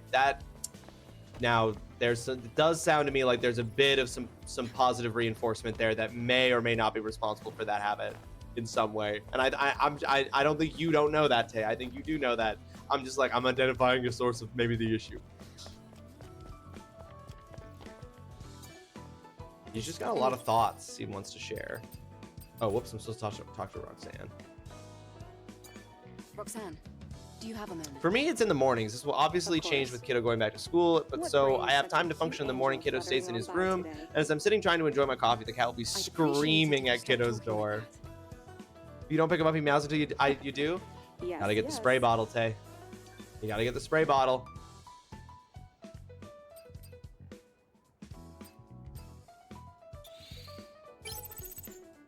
Mega corporations wanted to maintain their monopolies efficiently in their respective economies. The key to this was logistics. Energy and raw materials, manufacturing and assembling, production and consumption, all these processes spread across the Earth and orbit needed to be combined into one and managed as a whole. It was then that a large-scale global fulfillment system was created. On Earth, hypertubes played a major role. Hypertubes are just as the name suggests, giant tubes that transport cargo at high speeds. Magnetic levitation tracks were placed inside the inner walls, allowing cargo platforms to move in all directions. It must have been a magnificent sight to see tens of thousands of cargo platforms zipping by like bullets. Like other relics of the past, the hypertubes are now in ruins. However, it is said that some sections are still operational. Rumor has it the entrance is in the west of the Great Desert. I already went there. You could use it to quickly move to a location of your choice by following the tracks, but it also means you'll have to take the risk of flying face first into a pile of scrap metal. You really don't think that works for him? You've tried it? We had to do it for Pudge because Pudge would wake me up at like 4 or 5 a.m. every day by jumping on my butt, and I hated it. The power efficiency of the nano elements is so mind-blowing that TetraStar advertised their micro machines as having infinite work time, according to the corporate reference plans. It wasn't a lie, and because of that, a variety of micro machines appeared, offering practical use in several fields. I'm sure you can imagine which fields. Fishing maniacs used micro drones, embedded with TetraStar's licensing mark as fishing bait, and tossed them into the water. They were 100% waterproof, held lifetime power, and perfectly mimicked a small fish's movements. It was truly fantastic bait. Those types of micro machines are no longer produced. However, if you can get your hands on old ones, assuming they're still intact, of course, they might still move like they should. Try searching the water near the Great Canyon in the Wasteland. There's a report that this fantastic item is there. Oh, and remember the code 000 beta beta beta. Did you miss anything apart from fishing? Nope. Nothing was missed, mama. Didn't do any punishments, didn't do anything like that. We just drove straight into fishing today. In the mid-21st century, Earth was in a dire situation in which climate change was irreversible due to implementing only carbon neutrality. Humanity had to handle the disaster created by building a system based on terraforming to improve the global environment. Underground transportation and circulation facilities, later called the Matrix, became a part of it. The Matrix helped combat climate change, but when the colony extinction occurred, it became a death trap. The deep underground facilities were no match for the solid ground. Seconds after the colony module fell to the ground, the Matrix collapsed, and an earthquake swallowed the entire world. But the world is full of irony. It is thanks to the old Matrix that an oasis was created in the great desert of ash dust and ceramic shards. Water flows from the sunken underground facilities and spews water up to the surface ground. You'll know what kind of place it is and what you'll find there if you go and check it out. Well, yeah, if you go and check it out yourself, you would know that. That's a crazy statement. So you're leaving? I had a good time. I wonder if our customer is as satisfied as I am. From this angle, this side leave it boob at does that. look like there's absolutely Goodbye. nothing covering that tit.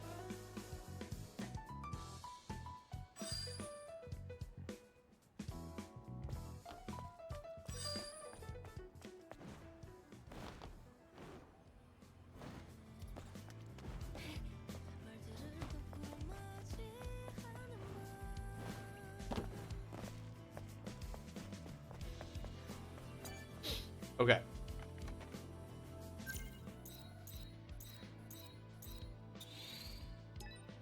Gotta go to the Great Desert. Gotta go to. There's a not the Oasis. It referenced a different watered area near the Great Canyon, maybe.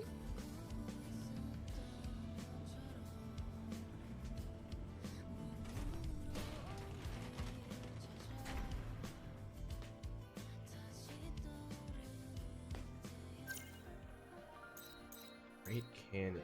Solar Tower, Abandoned Overpass, Central Great Desert, Debris Field Entryway, Buried Ruins, Underground Secret Passage, North of Buried Ruins, West of Buried Ruins, Oasis. Hypertube. Great Desert Outskirts.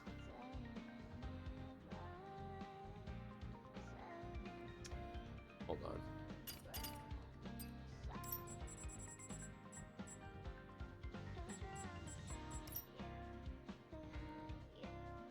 Oh, near the Great Canyon in the Wasteland. My bad.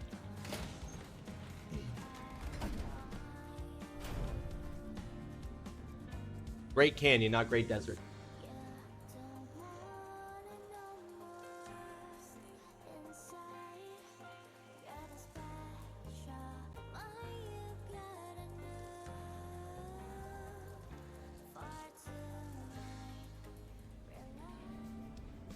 My roommate got a cat. She probably won't have it for long. Wait, why? What's gonna happen to the cat sign? What are you gonna do to the cat sign?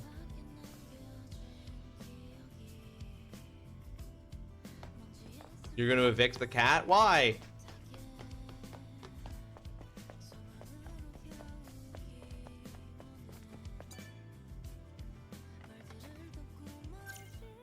Oh, Zina's rats. Yeah. Yeah.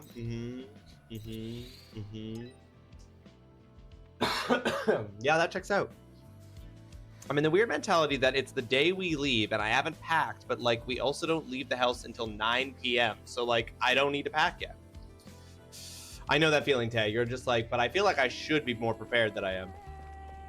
That definitely sounds bad. Why? Now that I'm realizing the reason, why would your roommate get a cat then?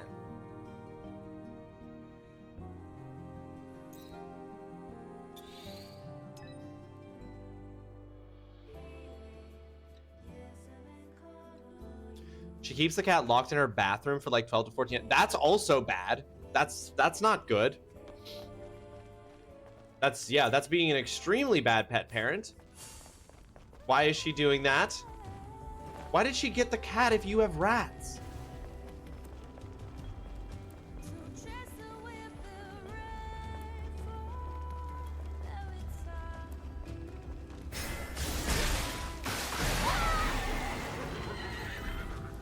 I would offer the cat to share your cat's new cupboard.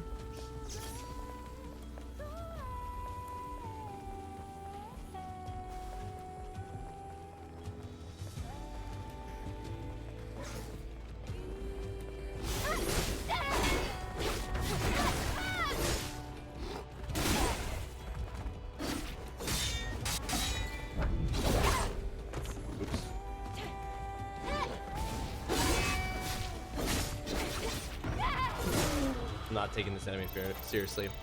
I was upset about locking Jubal in the bathroom for an afternoon because we didn't know when maintenance was coming in and they asked us to lock up pets, which was extra frustrating because it was during the workday. That is extra frustrating. Can't be out and about because rats, but can't be in her room because she's not litter trained.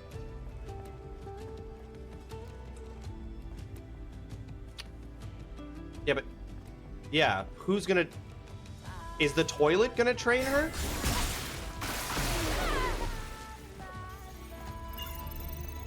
Then why did you get it? Sorry, I'm being very judgmental of your roommate right now, Zine. I'm being extremely judgmental of your roommate. It just seems like there's a whole lot of reasons that she shouldn't have got the cat. It's not litter trained. She doesn't have time to litter train it. She has to lock it in a room for double-digit hours during the day because she's busy. You have rats. It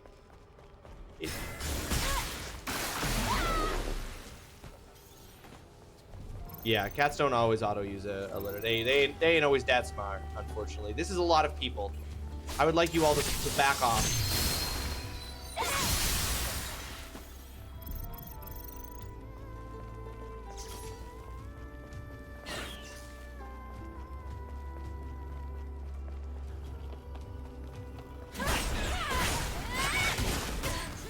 Jesus. Oh, no. Oh, Jesus.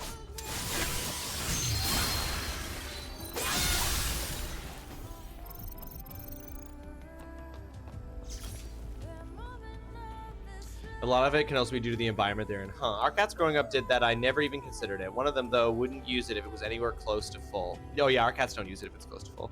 I can't imagine being locked up in a bathroom would make the cat less likely to find the most comfortable place to go so long as they felt safe. Yeah. I don't, being in the, it's just also going to happen in the bathroom, right? Is this not the, this is the thing, but I'm not able to, but wait, I have the code, don't I?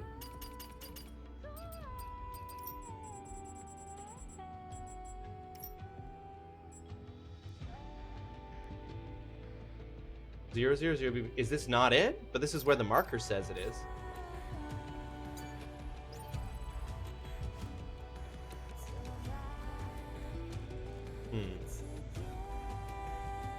It's ridiculous though. And then yesterday the cat broke something in the bathroom and there was glass everywhere. I'm like, so she spent who knows how long around broken glass? Yeah, with her just like bare paws.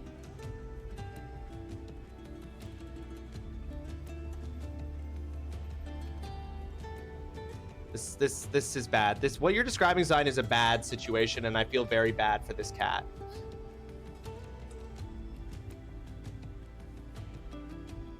This is the whole game-long code collection treasure, you think. Cal, welcome to the stream. I hope you're having yourself a fantastic Thursday. Thanks for joining us. Oh, I've somehow got the wrong thing tagged. Yep, thank you. I've somehow got the wrong thing tagged. But the fantastic bait is somewhere in this canyon.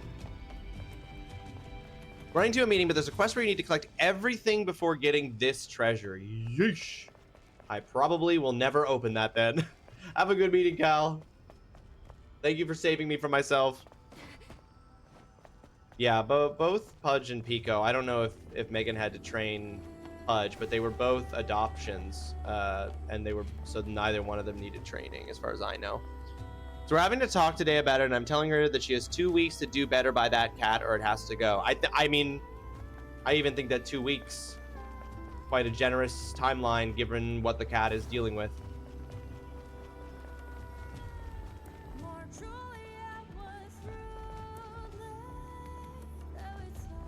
Well, it's definitely wrong.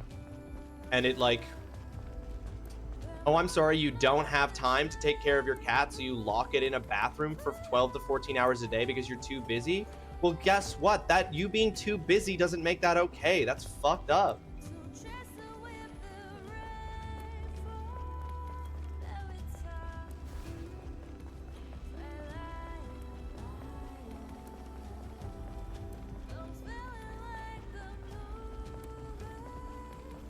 Well, exactly, right? Like this idea that like that's what I'm saying. Like this idea, it's like, oh, I need an ultimatum. Yo, you're right. You're right. Thank you for the ultimatum. Now I'll take care of the cat. It's like, shouldn't need an ultimatum. Shouldn't need an ultimatum.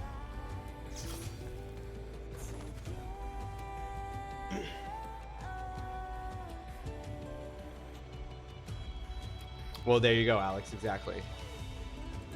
She's only had the cat since Saturday.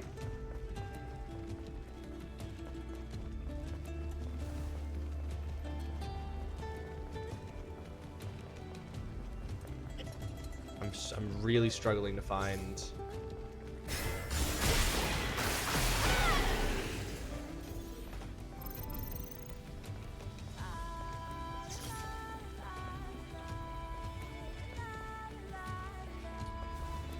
Megan and I have talked about this before. Mostly we've talked about it with dogs because we find we see it so much more often with dogs, where like people just want to have a dog, but they don't want to do any of the like necessary work with their dogs. So they just get like a bunch of terrible dogs, and then they're like, my dog's just terrible. And it's like, is your dog terrible, or are you a bad pet owner because you got a dog because you wanted it to do X thing, like whatever that might have been, and then it turns out the dog is like not a professional Instagram star, and now suddenly you have to like take responsibility for the creature that you said you were going to take responsibility for.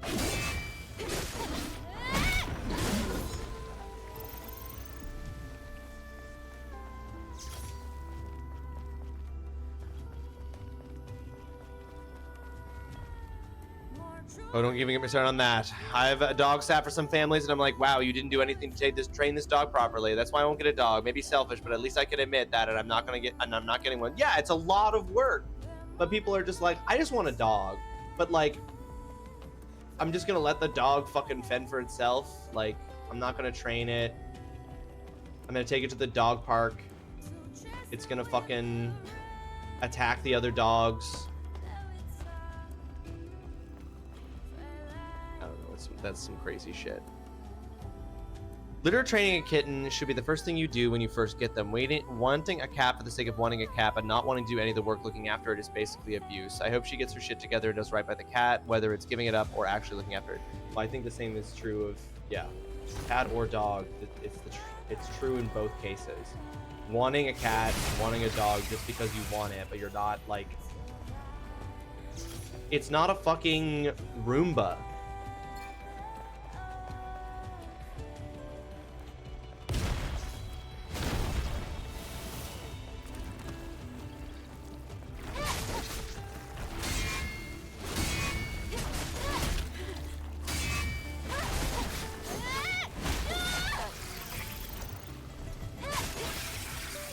You don't just buy a dog and click on and the dog is suddenly like everything you want it to be.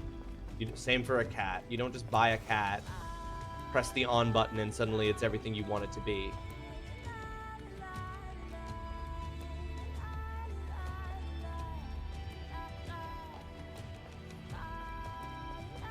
I'm scared to take this the next step and be like, but that's how some people think about cats and dogs. They're things that they bought. They're products that they purchased. They're supposed to work a certain way.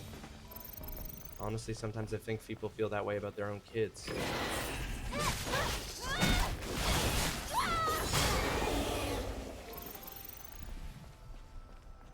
Sometimes you do wish he was a Roomba, then he would clean for you. Mm-hmm. Where is this chest? Is there more information in this that I'm not, other than the highlighted text?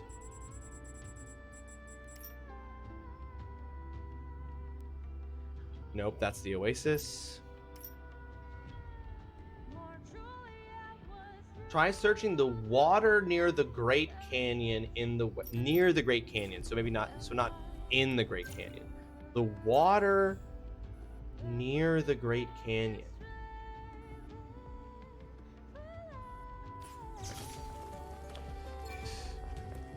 I always say it when the topic comes up, if you can't afford to have an animal, whether it's lack of time, money, or effort, then do not get an animal. My dad has given up so many animals because he cannot care for them. He has no patience. That's how we got Sparky, our little dog, and Ginger, my sweet girl.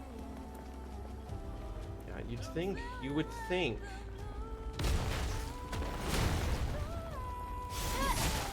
Eating, enjoy that food, mama.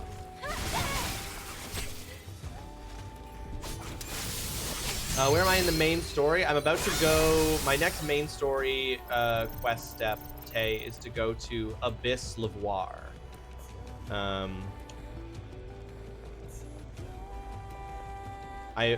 We fought and beat Taki, who had been subjugated, a word that they never explained. Okay, no, this is a dead end. So yeah, we did the Taki fight. And now we're in the stage where, yeah, we're supposed to go to Abyss Lavoir.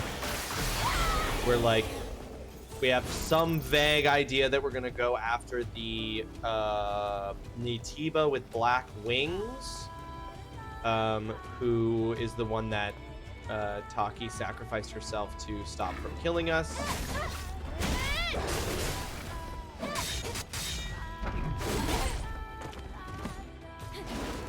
Oh shit!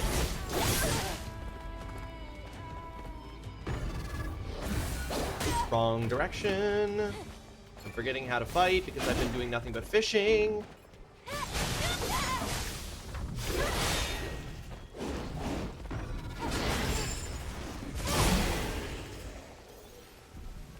Starving because it's so much later than I normally eat? Yeah, I bet. Well, yeah, when you've been out visiting places. Oops. Let's do a ambush there.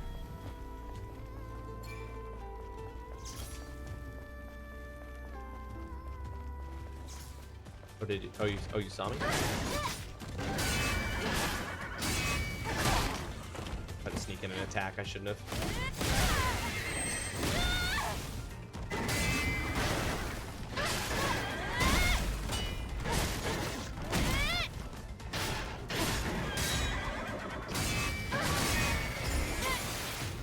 Oh shit, I've never seen the retribution on this one. Dang.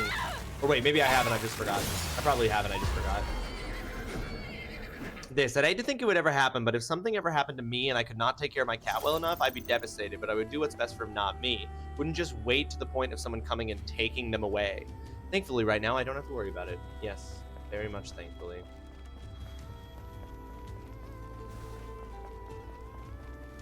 We're all, you know, myself included, all hackles up about this situation that that Zine is describing. I will.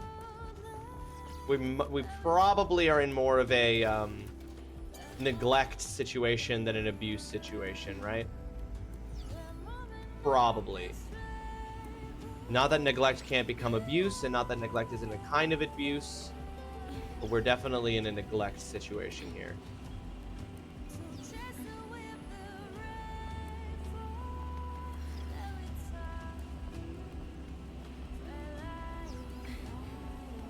I don't know if this is gonna work, but let's give me. No, that doesn't give me enough height. Okay, how do I get up there if it's not to? Can I go up in this tree? That'd be crazy, right? We took Howard in because he wasn't super happy at home, but we couldn't keep him, but he's happier at home now. Just needed a vacation. I couldn't figure out how to get up. You couldn't figure out how to get up here? Okay. It kind of looks like there's like a, like you see that metal beam that's coming out? That kind of looks like the metal beams you can sometimes climb across in other areas. And so I'm like, the nearest thing that looks like you might be able to reach it is this tree. I'm just gonna see if there's like secretly a tree climbing. No, okay. But yeah, like this. Yeah! That's how. You have the same outfit in blue, Jake? That's sick. Woo! Nectar juice. Nectar orange. That's the 24th can we found. 6 more and we found 30.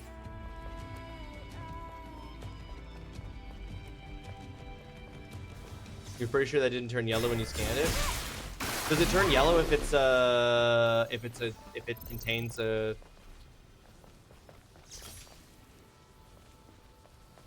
contains a can?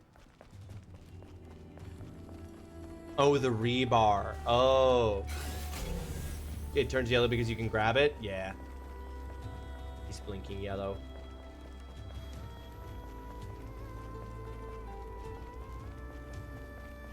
The water near the Great Canyon. Oh, there's another one nearby?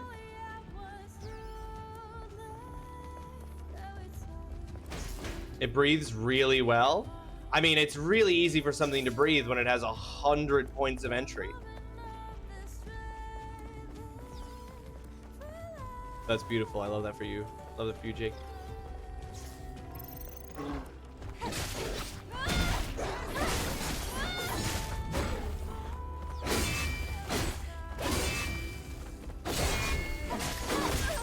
there's a fifth. I forgot about that.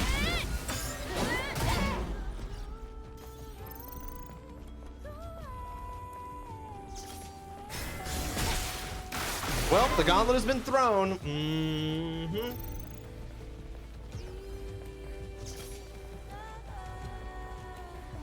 Oh, a lot of guys. Where is their fucking water? Running around so aimlessly.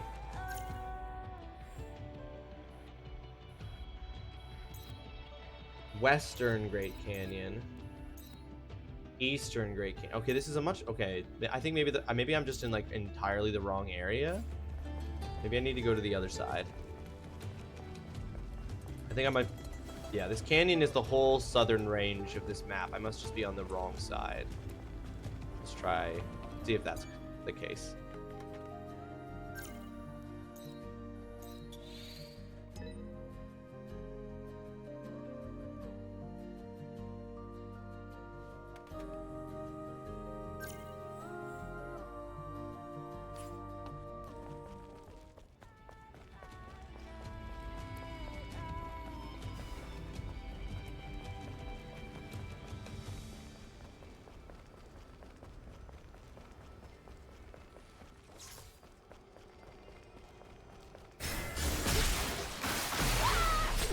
So rude that I can get hit with an attack during the animation out of that.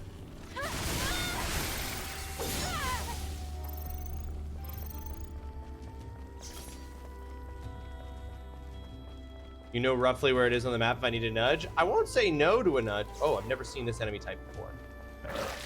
Oh, that's a gross sound that it just made. Maybe I have seen this enemy type before. It's been a minute. Wait, no, I have seen these enemy types before. But we saw them in the inside of Altesse Lavoir. That's why I don't recognize them. So I saw them within that specific area of the game.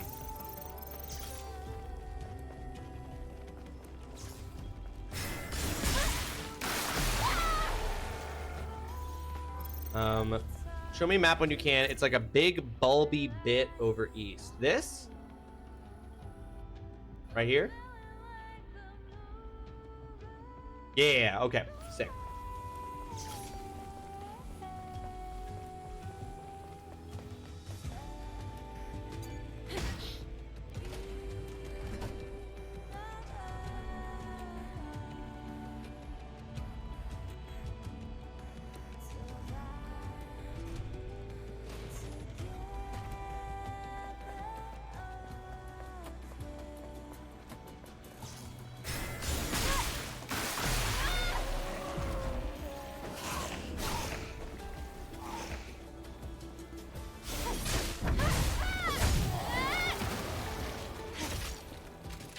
Oh, I'm not on slugs. Change that.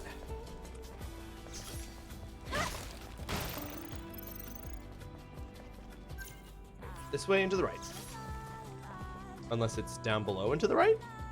No.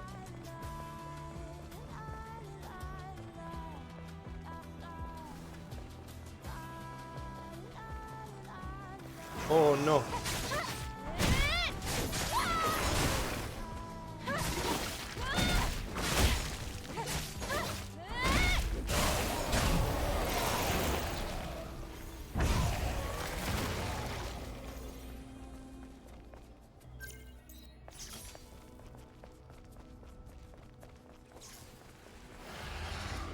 Oh shit.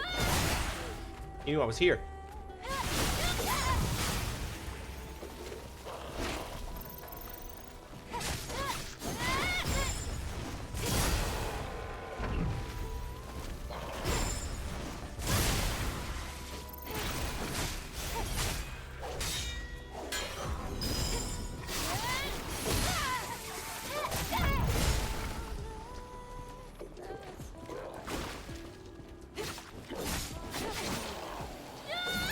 Alright.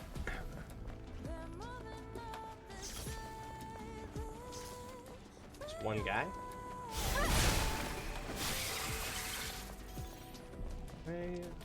Aha!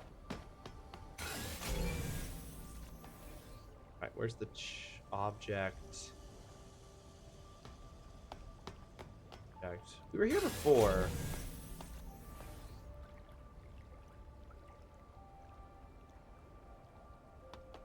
It's in the water?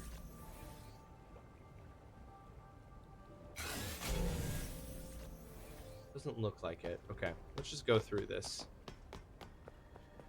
Like we did before.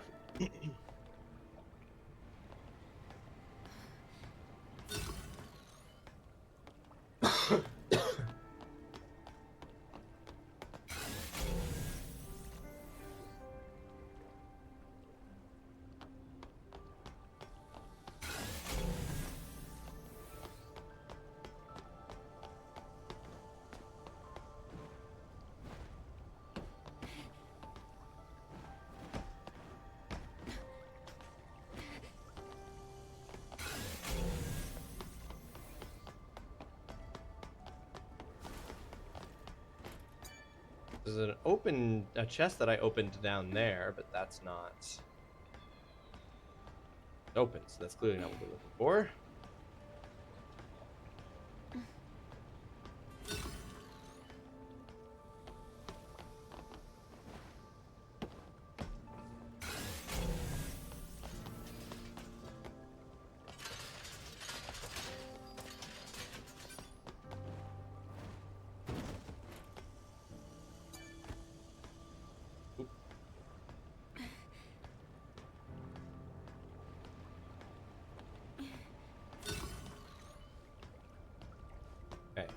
Is that all of them, or?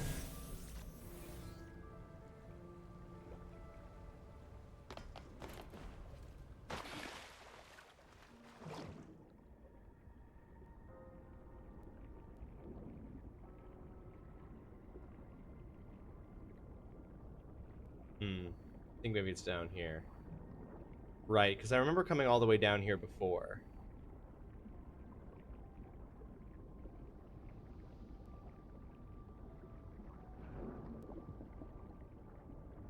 Oh, except that I'm being stopped by the water coming up? What's happening?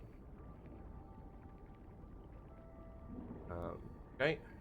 This way. There is an arrow, literally an arrow sign pointing.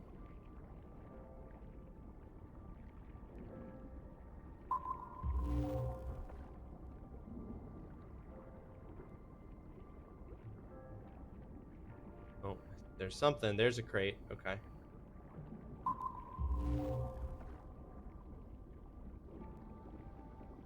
I'm betting those bubbles are just to have a fast way to get back out.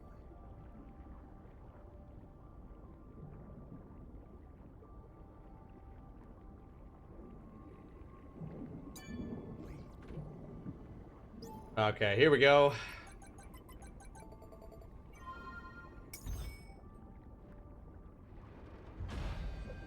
It's the fantastic bait. Fantastic bait. Return to the bulletin board. Easy. Easy, he says, after spending like 15-20 minutes running around the wasteland being like, where the fuck's water?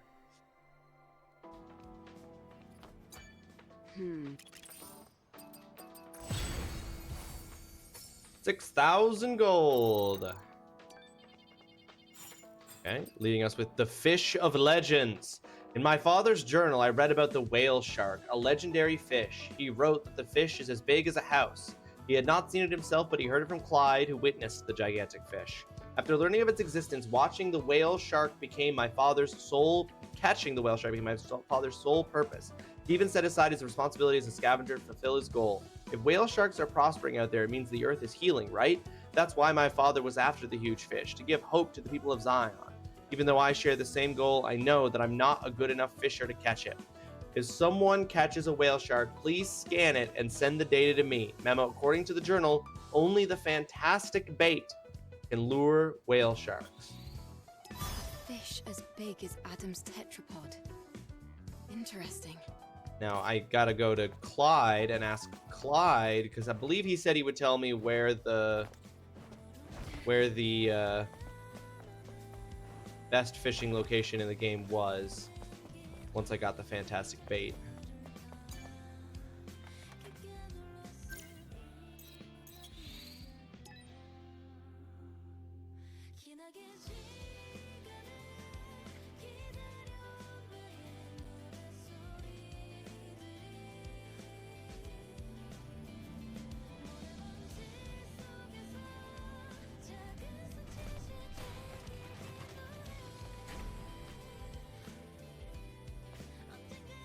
This is the bait you were talking about, BTW? Gotcha.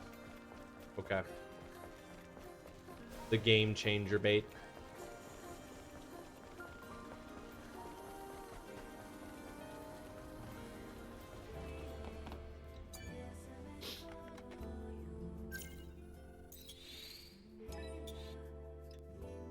But once we do all this fishing, we still have to go back to... We still have so many other side quests. We got at least 2 other side quests to do in here, and then we've also got to go back to Digger and give him the data that we've pulled from all the network terminals, which we still haven't done. as well. Folks, we are 1 minute out from an ad break. It will be a 3-minute ad break. I appreciate your patience. We had one earlier. Appreciate your patience, and make sure that we don't have any pre-roll ads there for nobody who comes in a little bit later during the stream. And wait, I lost the ability to ambush because I took too long. Let's try again. Oh, that's okay. It ensures we have 1 hour of uninterrupted time together during the stream. So thank you for your patience in the ad breaks. I'm going to be using the ad break to go refresh my water and use the washroom. Personally. Clyde, you're alive. Only now. Angel, have you ever heard the old tale of the blue bird? A bluebird? What's this bird got to do with fishing? I thought you were going to talk about fishing spots. Never mind. It's fine. Don't worry about it. What I'm trying to say is sometimes the thing you do anything to have is already yours. Maybe you're right. Oh, okay. Are you trying to tell So me this about this oasis is the fantastic fishing spot. Yeah. After my first visit, I ended up sticking around. It was just so unique and beautiful. But then I journeyed far away to find a better spot. And it took me a long, long time to realize that the place I'm at, well, turns out it was good enough the whole time. Then it occurred to me, peace? Peace really isn't all that far away. Resentment of Mother Sphere, curses. My heart's got room for more than just that. Peace. For real? It depends on what you think peace is. Sorry for telling such a boring story, Angel. I apologize. Clyde rules. I just wanted to say, one day I hope you find a place like this where you're free to get your thoughts in order. I didn't think the story would go this way. Thank you, Clyde. I appreciate the advice. And the fishing tips. Farewell. We'll see. Interesting. Folks, I'm going to run to the washroom. Tay, I have reached a new level of Ultimate Frisbee and I'm watching a game on my TV. It's off YouTube, but still. I mean, I don't think that they broadcast Ultimate Frisbee games on, like, ESPN, but honestly, there are... I think I've said this before. There's, like, real-world Rocket League exists where people actually play soccer with a giant ball using cars, and the goalies are like those digger claws from construction things that have like the swinging crane. And I wish that was televised because that shit, I would watch that shit for real. Thank you. That absolutely insane that Automod grabbed that cow, but yes, that's what they're called. Thank you. I'm gonna run to the. I'll be right back. I'm gonna run to the washroom and refresh my water.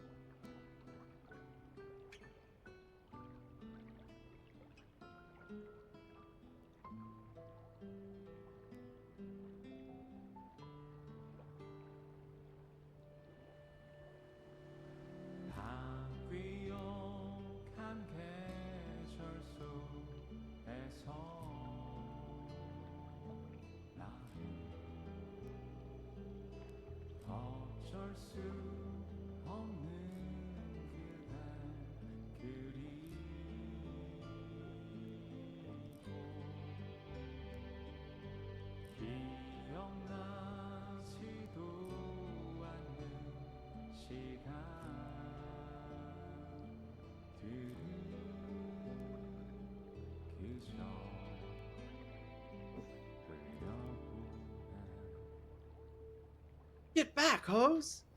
Foxhound, welcome to the stream. I hope you're having yourself a fantastic Thursday. Thank you for joining us. How you doing, Foxhound? How are ya? Hilarious. Mama out.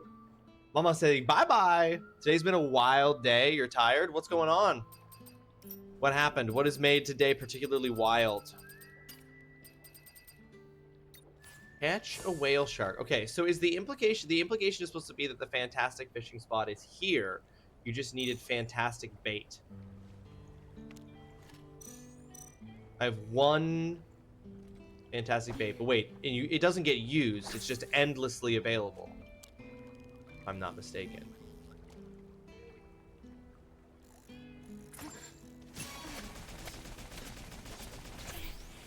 Oh my god, the most challenging minigame you've ever seen in your life. The most challenging fishing minigame. Oh my god.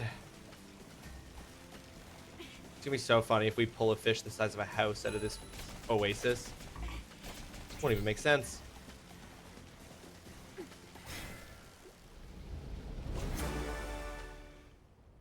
It's literally clipping. Whale shark. Whale sharks are known to be the largest fish. They can grow up to 20 meters in length, live up to 70 years, and are mainly found in warm tropical regions. Whale sharks are gentle in nature and do not attack humans. 18,584 kilograms. Woo! Did they ever get... Yeah, Tay, they gave her tan lines on her hips, they gave her tan lines on her back, and they gave her tan lines on the underboob. Long ultrasound this morning for babies. Ooh, okay. Yeah. Busy day. He's a big whale shark. I may have destroyed his house. It felt like I was trying to reel in a ship. Her response to me, I'm doing the best I can. Okay, but the problem is that that's not... If this is the best you can do, then you have to get rid of the cat, because the best you can do is going to fuck up the cat. Okay, can I... Is this... Because that... There, catching that... was a jumbo. There's 3 gigantics and then another jumbo fish. Can those all be caught here, or those have to be... Those... I have to go to other fishing locations.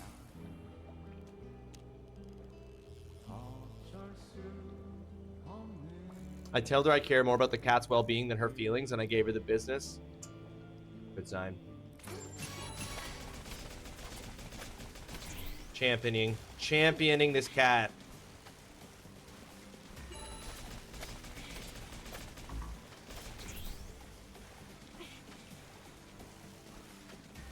The precision required now.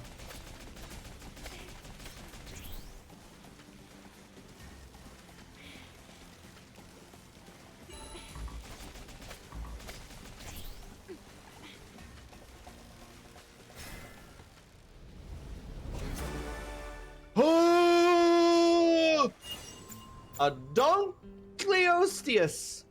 Dunkleosteus is a fish that prospered from the Paleozoic to the Devonian.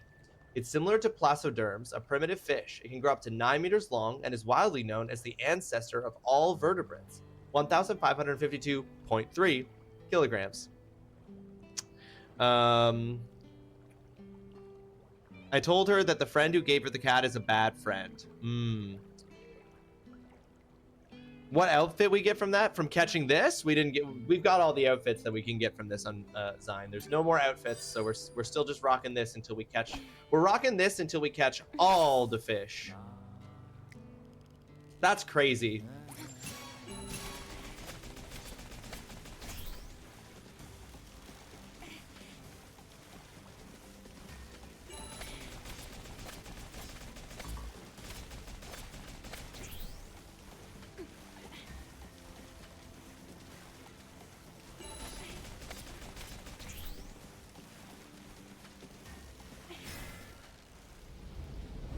You chewed her out. Definitely not in the fun way you chewed her out. Okay, so I'm guessing that the... yeah, so I've got the 2 jumbo fish. So there are 3 gigantic fish. Answer key question, Mama. Where do I have to go to catch the 3 Gigantic fish. Can they be caught here in the oasis, or do I have to go out? They can be caught here? Okay, sick. I won't leave then. Using the fantastic bait. Or, oh, there's another kind of bait. Clyde, you're alive. I'm glad. Oh, man. Oops. The fish dex is among the final. Ah, special bait. Let's take 15 of them. So long, Clyde. We have fully dedicated now, Cal, one whole stream and probably what's going to amount to another whole stream across 2 different days to doing all of the fishing.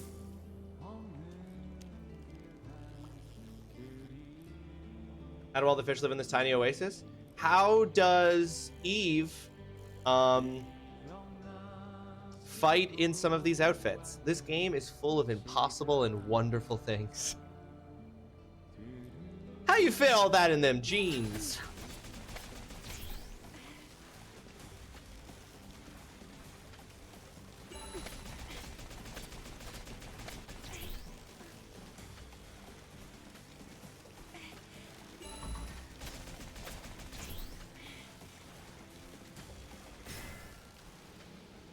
She's the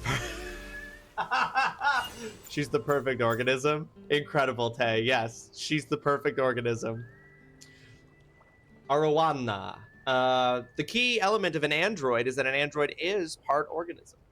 The arowana is an ornamental fish belonging to the bony fish family. Popular as an ornamental fish, it was once threatened with extinction.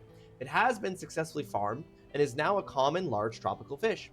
It inhabits slow-flowing waters or swamps and can be as big as 15 centimeters to 1 meter, depending on the species.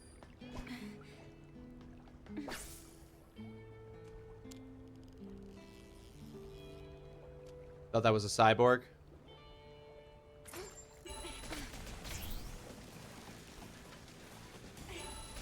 No, you're right. You're right, and I'm wrong, Tay.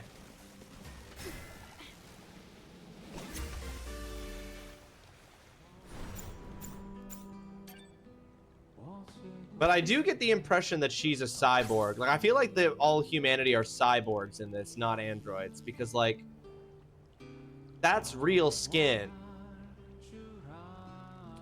But also, I'm like, their internal. I don't know. It's blurry. It's blurry because we haven't really talked about. We're only just starting in the story to get a hint of what's going on in terms of like. I fully don't believe there are any humans left. I believe we're all descended from androids. I read a fantasy retelling of the princess stories in Cinderella's a Cyborg. Tay, I know those are young adult books, right? Cinder is one of them. Maybe even the one you're talking about. It's called Cinder.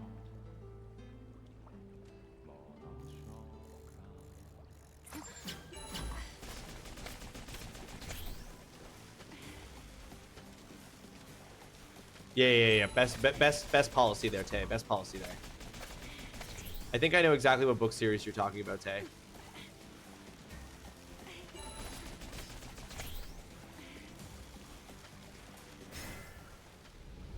Yeah, they were very popular. I remember them being very popular. Whoa! Piraruku.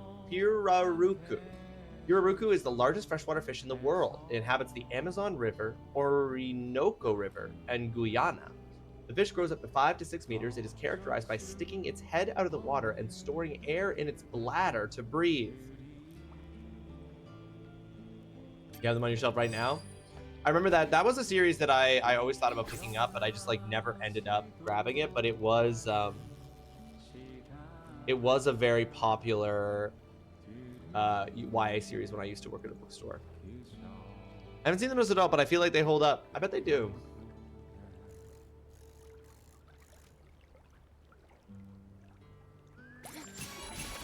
Anyway, yes, you were right and I was wrong. A cyborg is something that's part machine, part organic. An android is something that's fully machine-based or synthetic-based, but is still considered,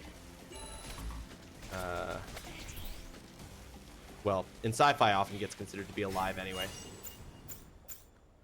Great white shark. The great white shark is one of the largest predatory fish in the world and is known as the top predator of the sea. Sharks grow until they die, so there are records of individuals exceeding 7 meters in length. A very skilled hunter, this shark hunts prey quietly and quickly. I didn't get to see it getting pulled out, but I do think that that's every species of fish in the game. Oh gosh, guys, I'm so sorry. It looks like we're quickly approaching the end of Eve's fishing arc. I know that that's going to be devastating for folks, because it will mean that we won't need to be wearing her fishing clothes anymore. Thanks for the stream. Bye. You're welcome, Cal. Have a good meeting.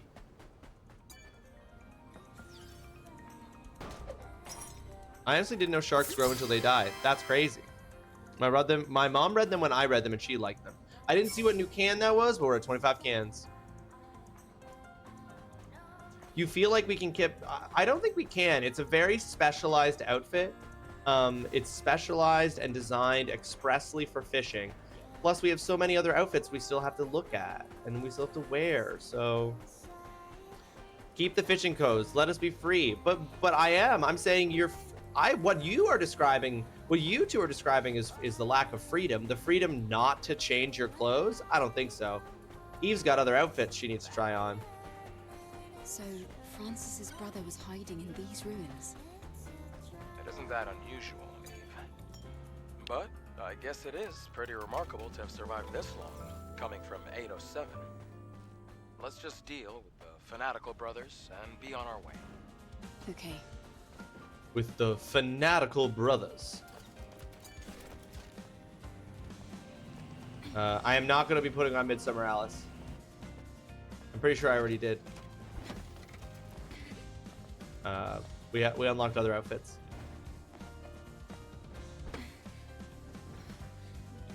Eve called. She said she wants to keep this outfit.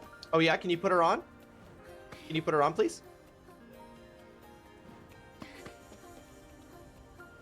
Well, hey, that sounds sounds like a you problem. Already hung up? Wow, that's so rude. I'm not gonna do what she says. She was being rude to me. I think you'd like Midsummer Alice. Have I worn Midsummer Alice yet? Can I get a confirmation from someone if I have worn Midsummer Alice yet? I feel like I did, but Tay just wasn't here. This is in 246's recollection. Too much has happened. The Dehiva invaded, the colony fell, the end of the world is coming, yet I'm still alive. I guess my luck has finally run out.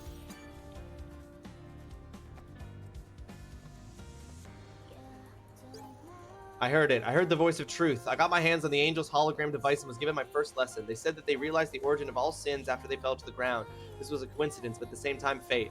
Mother Sphere. Mother Sphere is not a god. She is not the purveyor of wisdom in the network. She is the hashtag Riadidendot. She...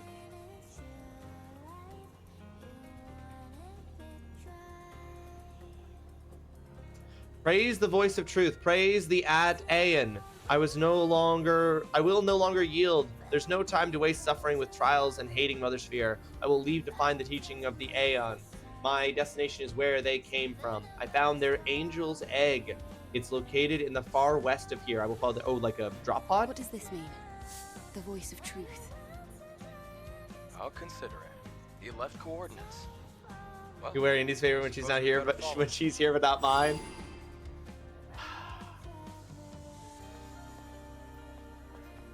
If Tay wasn't here, does it even count? All right. You know what? Ow, my legs. You know what?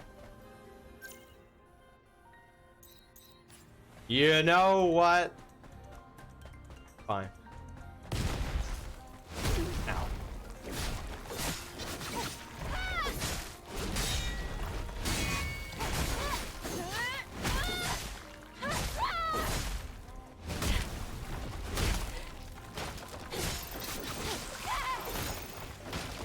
Midsummer Alice it is then. I was gonna do the like biker outfit, but I got both Jake and Tay chomping at the biddies for the Midsummer Alice blades.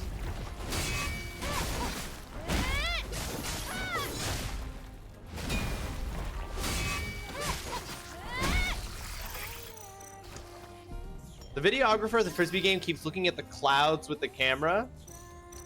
Dang, even he's not. That's so rude. His job is to record the Ultimate Frisbee game, but he's too bored. He's busy looking at the sky in his boredom. Don't you turn around, you son of a dingus.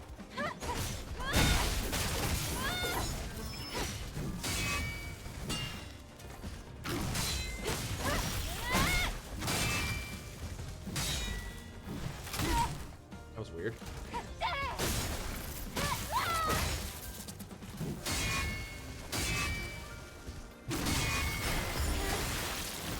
Isn't that where the Frisbee will be?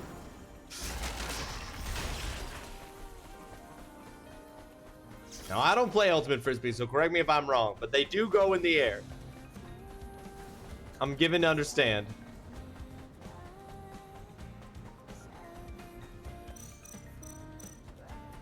Check the video type. Are you certain it's a Frisbee game, or is it a cloud video and there's Frisbee happening nearby?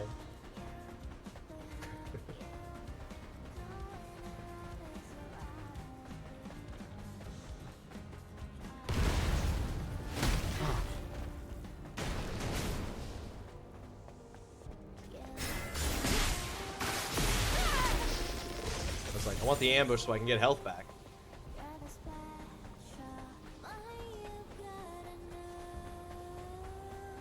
Alright. Once we pass in the whale shark, I will switch to Midsummer Alice. Never let it be said. Oh, shit.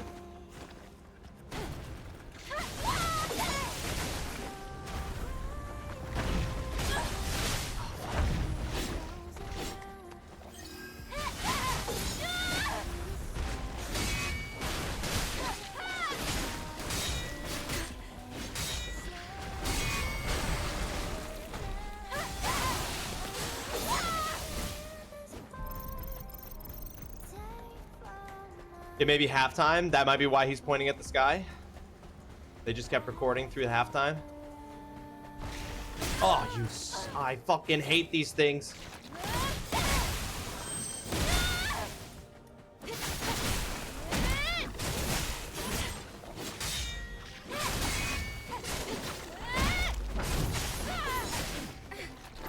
Oh no. Oh no.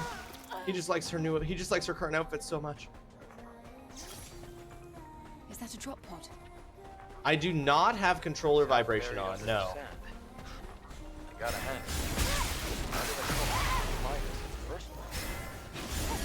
This voice brought him all the way here. Whose voice could it have been?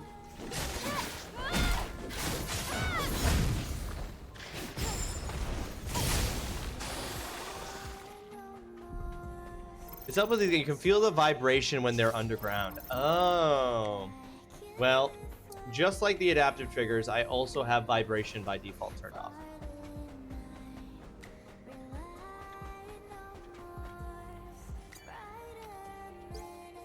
I saw it. I saw the beautiful appearance of the Aeon. I was right to come here. The boat that fell from orbit, the cursed ark and the angel's egg. They attained enlightenment after casting it all aside. My eyes were opened by their grace. They are walking in the midst of the sandstorm. They are headed to Abyss War. What secret was hidden by the Riedodod over there? The voice of truth shall bring to light all abominable secrets. I will follow the Aeon, the noble one cloaked in black shadow. Whoever it was, they must have been pretty easy on the eyes. Yeah, I just also in general find lots of I'll track him down. I just find Rumble distracting more often than not. Chainsaw, welcome to the stream. I hope you are having yourself a fantastic Thursday. Thanks so much for joining us. How you doing, Chainsaw?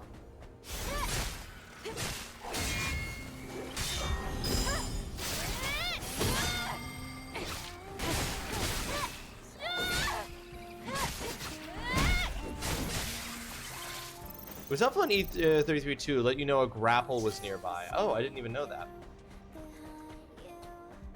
Sometimes games will just rumble for no reason and I am suspicious. Yeah, like what's up? Like why are you rumbling? Huh?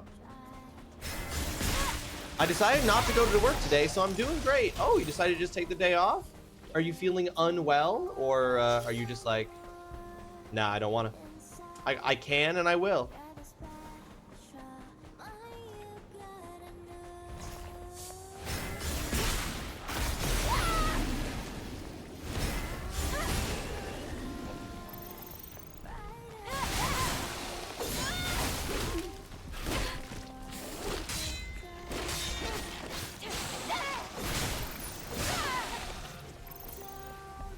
In combat? With who? Oh, with the tentacles?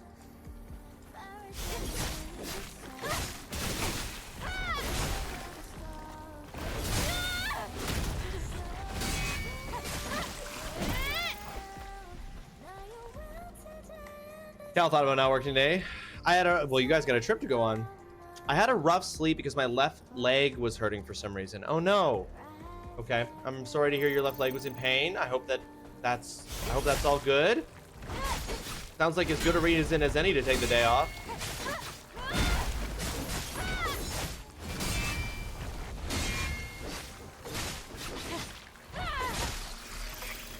I have a decent amount to do to prepare for my trip to Victoria this weekend, so I was like, screw it. It would hurt to bike to work, so I'll just stay home. Smart. I support it. Freedom Liberation Alliance was going to cross the Great Desert peacefully and build a settlement at the rally point. We cannot trust Oracle, who imprisons us in the cradle, suppresses any voice of reason, and is hatching a mysterious plot using Naytibas. We swear on our fallen comrades that we have been holding fast to non-violence. However, we came to a conclusion that we cannot withstand the city anymore. All we can do is to flee the city and hope for the best. As we fled the city, they struck us from the shadow. In the darkness masked by the sandstorm, they chased after us. In the end, we all are scattered apart. I wish this was just a bad dream, a nightmare. I ran like a maniac, holding a container of our funds and supplies, and the evidence of Oracle and the Royal Guard's monstrosity in my hand. But we are free, and united people can't be defeated. Comrade, that sound like a mirage. I will soon arrive. Ah, I see them. I need to call out to them. I need to let them know my location. Here, I have drones. I will contact my comrades by delivering these data chips via the drone. This person. You're tragically working today, but that's par for the course. A lot of it. Sorry, Breakmaster Jake. That's terrible. There's a reason Zion makes a point of banishing its criminals. Still, something is strange about this. Who or what could have done this? Probably a Naytiba. Or maybe I'm wrong. I don't know. Guess it doesn't really matter either way. That's true, but... No, I disagree. I think it does matter either way. It says the data chips were flown away using drones. I'll search the area. How's the smoke this year? It's non-existent. It's been absolutely amazing summer here. Oh, very glad to hear that. Breakmaster Jake. Very glad to hear that. Dang it. Okay, we can't open this yet. Okay. Shoot down the drones. Okay.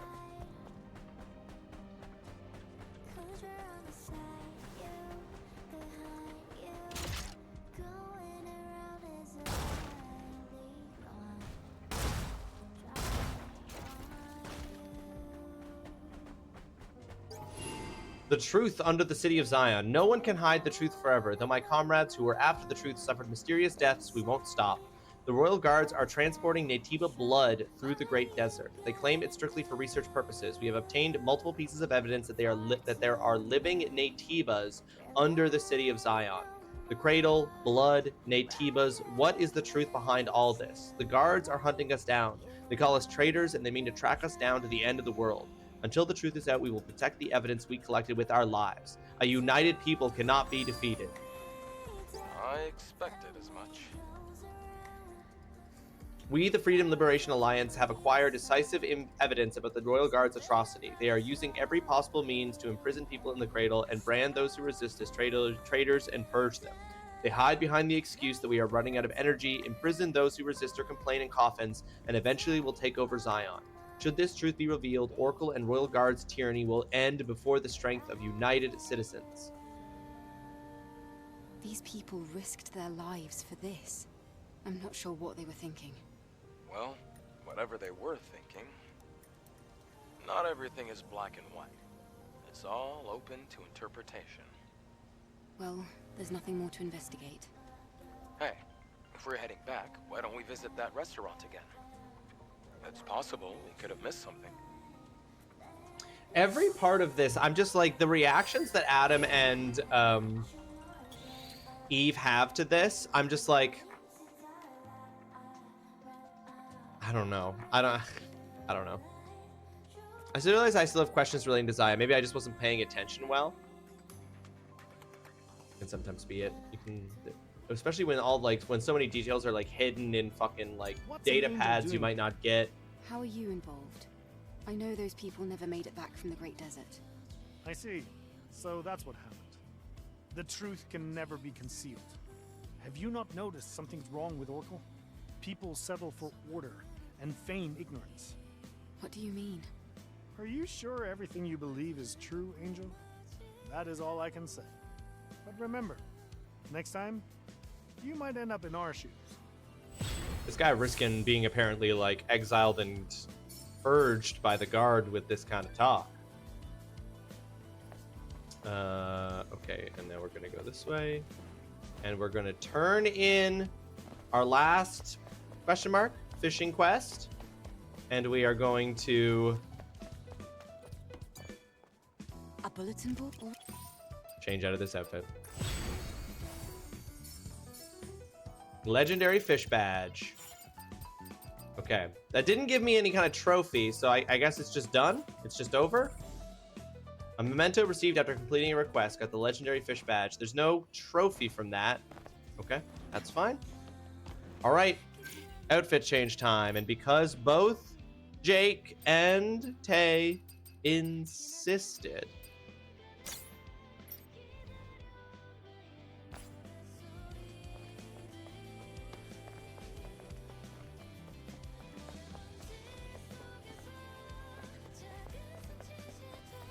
okay, now we need to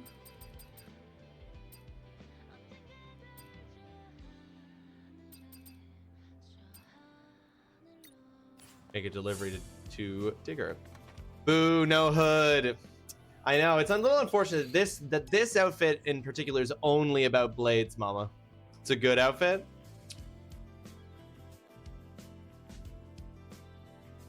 I mean, we are spending a lot of time in the desert, and the desert is basically a giant beach, so... Sorry, phone call. Mom phoned to see how we got on with the viewing before she goes to work. And you were like, we got on fantastic. No need to apologize, Mama. Alright. I'm gonna upgrade. I've got so many points. Let's put some upgrades into all of our burst skills. And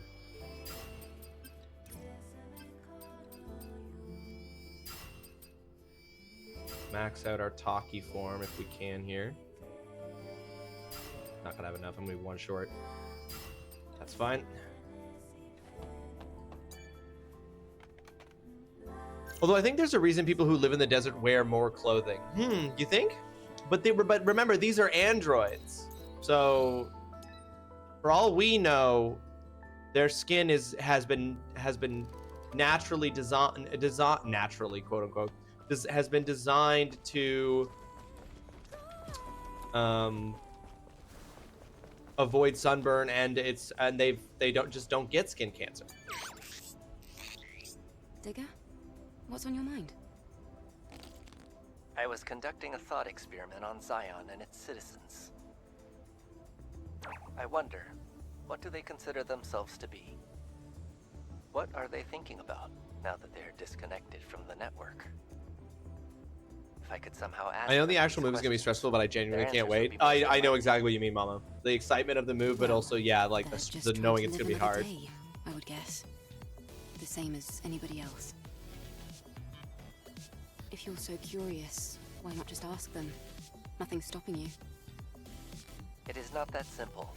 There are variables to consider. Regardless, your encouragement is appreciated.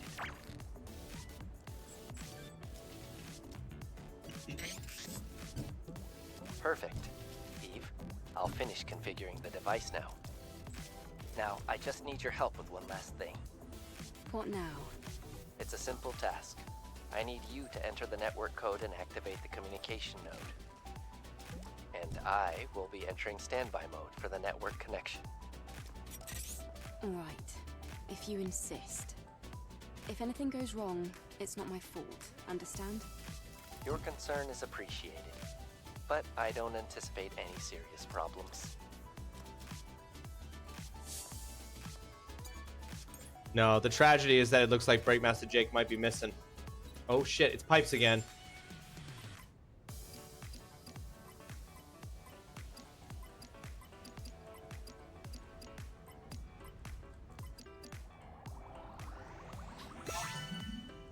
Oh yeah, easy minigame.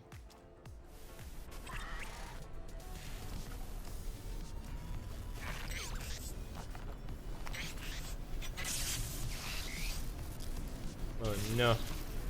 Oh no. Oh no.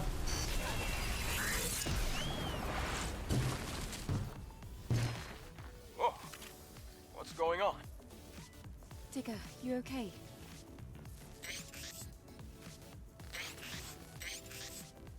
That's a relief. Only the network device was destroyed. You found that one so So, much how's easier. it I going? agree, Tay. It was a lot easier. I am still myself. I was unable to remove the IoT mode. However, nothing has changed. My hypothesis. Unfortunately, I am even more confused about what happened to me. Well, what were you expecting? Considering the nature of artificial intelligence, trying to find the reason why consciousness forms isn't going to help you decide whether you're human or not. I think Adam is right. Why don't you try something else? Maybe you could watch the citizens of Zion as they go about their lives. You haven't made much headway on your own. I suppose you're right. Thank you for your advice. I must prepare for my migration to try something new. Beep. Complete Digger's story.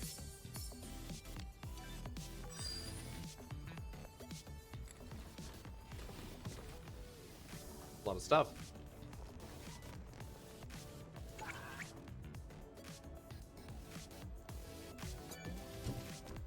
Are you going to take all this to Zion? No, I am still packing. I must also calculate the optimal route and construct a most spectacular migration plan. You're really getting into the spirit. Cool. Oh man, we got. Oh baby, I forgot we got. She got so many. Oh, so many glasses. So many glasses. Okay, we're gonna. Yeah, for sure, we're gonna buy the weapon core. Oh my god, I can buy multiple. Okay. And we get max affinity with Digger. And new products are added. Our relationship has grown even more constructive. I hope this trend continues. So many glasses. Oh my god. Oh my. Hello. Some of these are goofy as hell.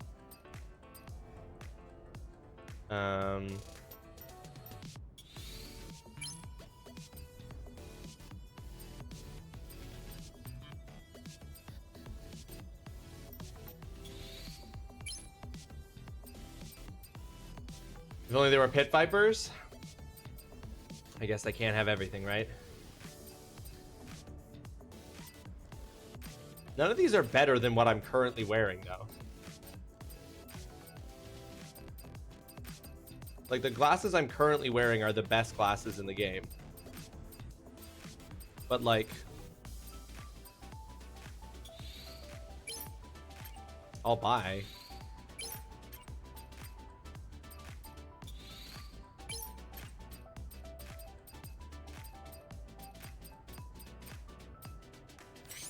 Yes.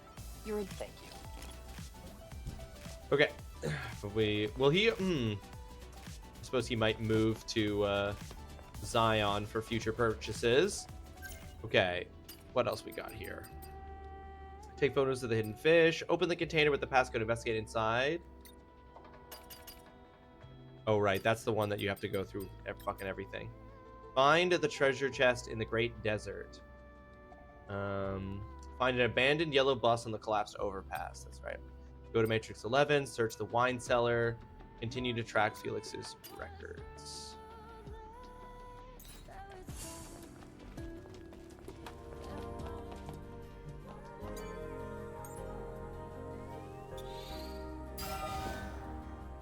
Glad I checked his shop. I didn't realize I didn't realize that damaged weapon cores could be used to be converted into full ones.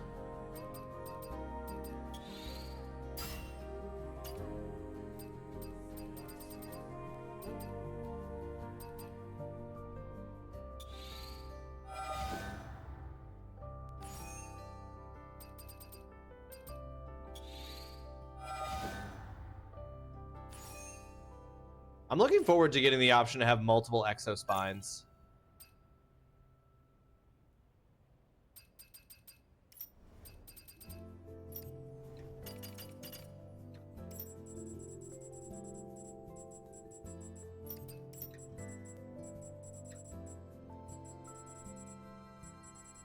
Be able to pair my stealth exospine with probably a combat, maybe a defensive one.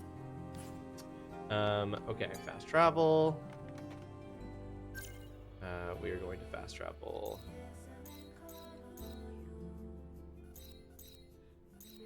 Interesting. We can also access Abyss Lavoir from a Tesla Lavoir. Well, Tesla Lavoir, interesting.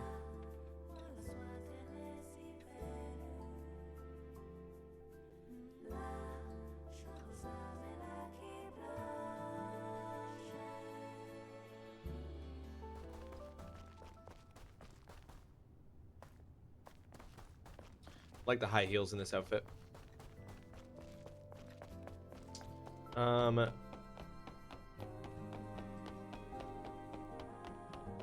think I maxed out whatever that thing it didn't explain, whatever that like progress bar for Alice, or not Alice, Lily, for Lily was. What was that progress bar for Lily? Third hypercell. Of course, fine. And what was that for? Oh, hey, what's up, dude? Enya, seeing you stand and walk like this, it's good to see. So, just what is it that brings you two here? I have a request for you. At one point, a small drone came to the bar. A drone? Oh, do you mean Digger? The drone heard Enya singing, said it recognized the song, then just left. I've done everything I can, but I can't seem to find that drone. Eve, I'm Why do they sorry care to so bother you much with this. about the random drone? If it has something to do with my lost memories, do you think Oh. we can get more details from the drone? I didn't know she had lost memories. Well, Learning something about her Digger should right be in now. Zion. It shouldn't be too difficult to find out. Oh, thank goodness. I'll let you know the second I hear anything. In the meantime, you should head back. Best to stay safe. Thank you. Thank you, always. Madame Machine.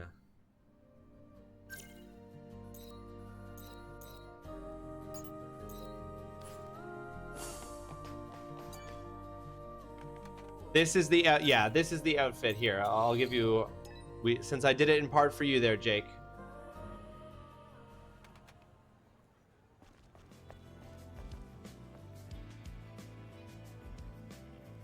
This is the outfit. Approved. Excellent. Now I can take it off. I'm kidding. Hello there. Good to see you, Digger. I'm glad that I moved here. It's all thanks to you, Eve. No, please. There's no need to thank me.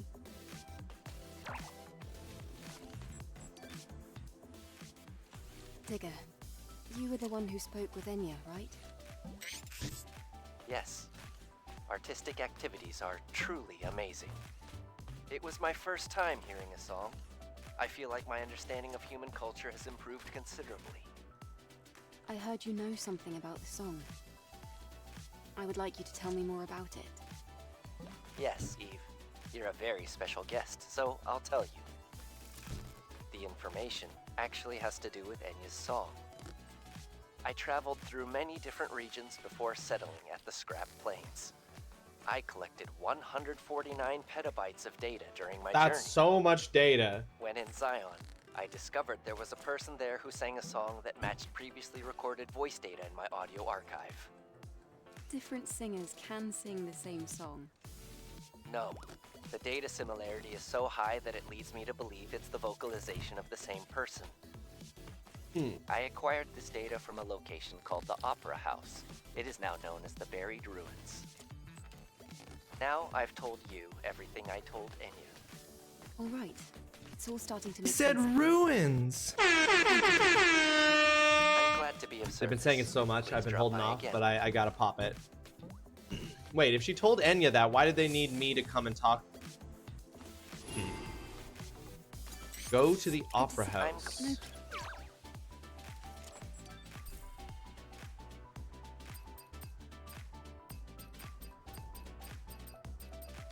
I have to go now. I don't. We'll see.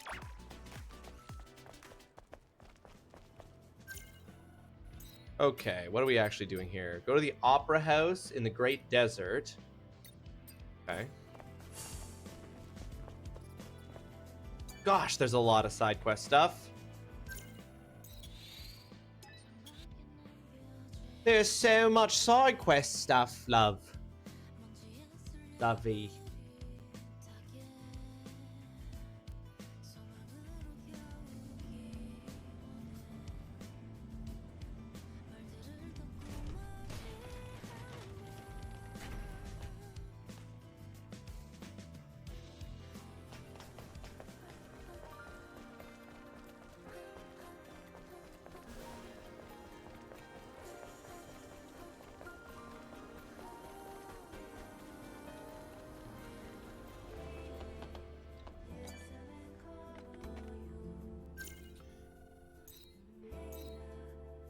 Oh, right. To contract Felix, I have to go actually down into...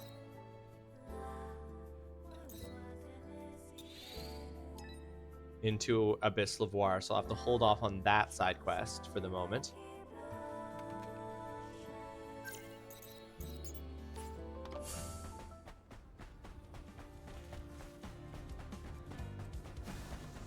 And here, I've got to get up to... Oh my, relax, Eve. Slow down, girl.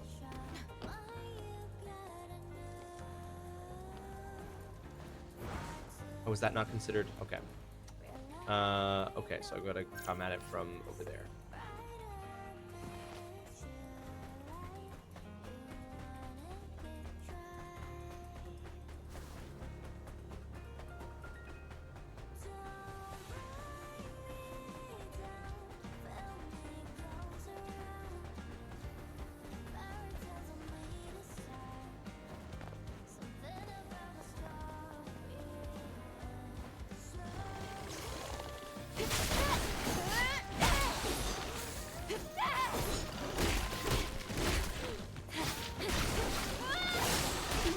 Oh, yeah, yo, yo, yo.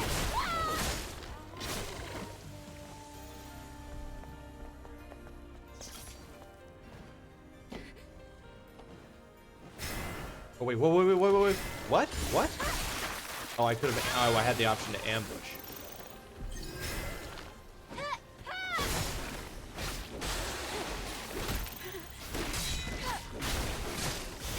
Okay, gotta get up into this section of the highway. Whoa, fuck.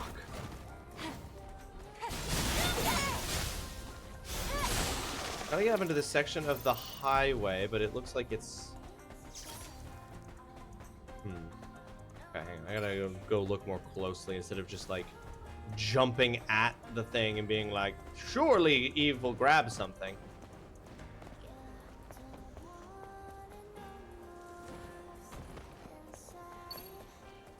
Hint. Destroy the explosive barrel to create a way up.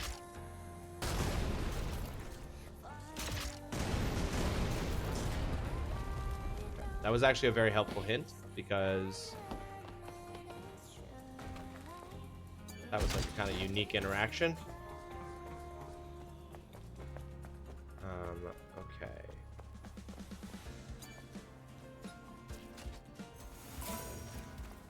You had turned off hints?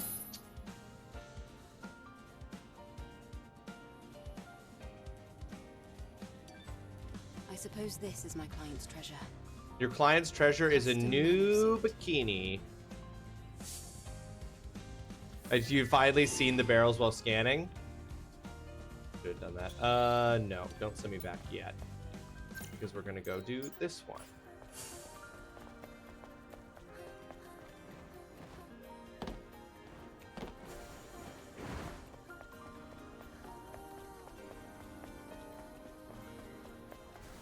The problem I was saying, Foxhound was saying this about the difference in how I play it compared to him.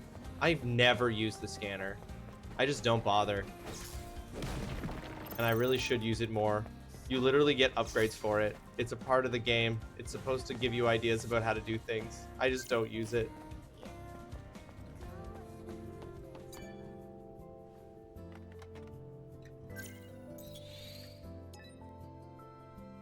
I was sitting here like, I wonder how long it'll take Ross to see the barrels. I would have just... Who knows? Because we don't know, because I used the hint, we'll never know. So the answer is, it would have taken me infinity.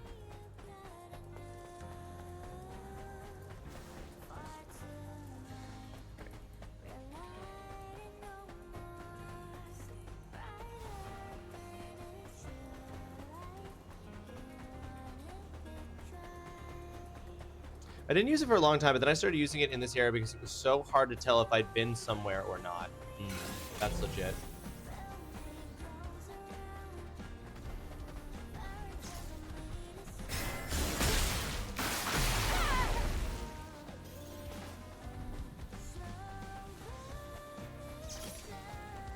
I've tried using it in a few places where I'm seeing the ping that there's a nearby can. But they don't, the scanner doesn't tell me where the cans are.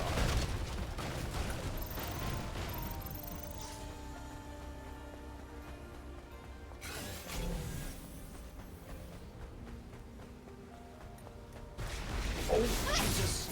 Oh, you fucked up my ambush, you stupid lurker. Oh, you bitch ass.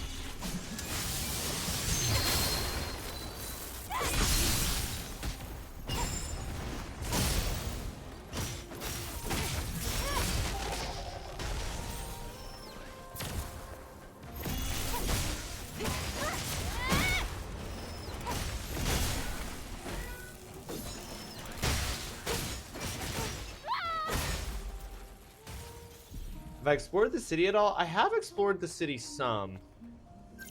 Yes. Although not in any kind of like...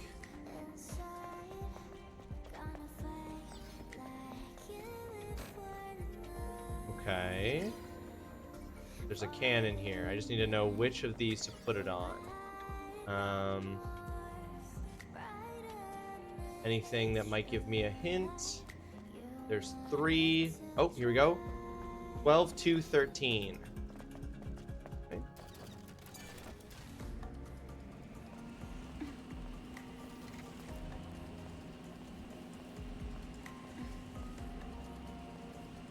Now, something just occurred to me, and I am going to run back real quick. 12, 2, 13, and I'm just making sure that there's not a number that fell to the ground. Okay. Oh, except... Okay, for a second there I was going to be like, there is no 2.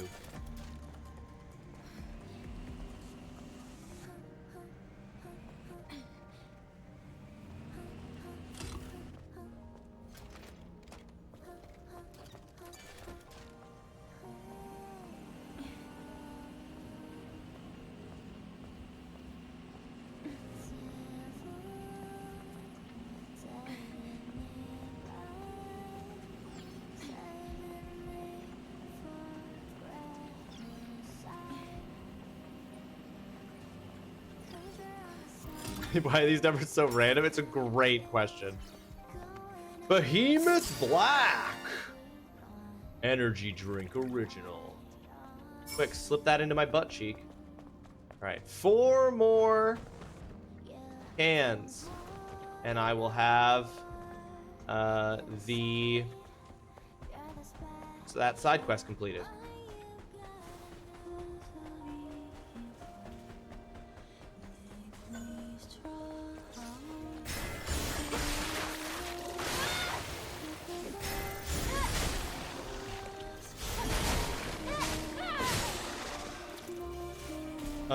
If I did, I meant to say 5 more.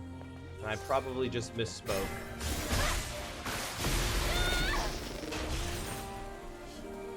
Because that was 26, and I need to hit 30 in total, right?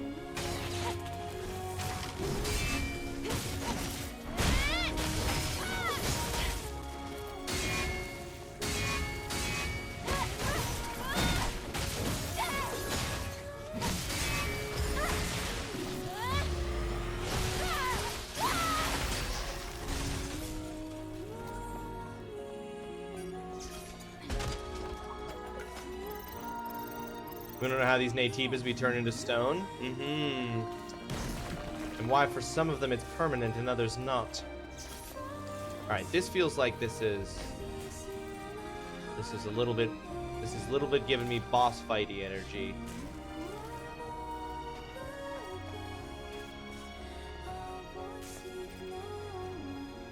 God damn it. You're going up? Alright, well, hold on. Hi-ya! This must be... I hit X before I hit the ground. I hit X before I hit the ground. Tay, I hit X before I hit the ground.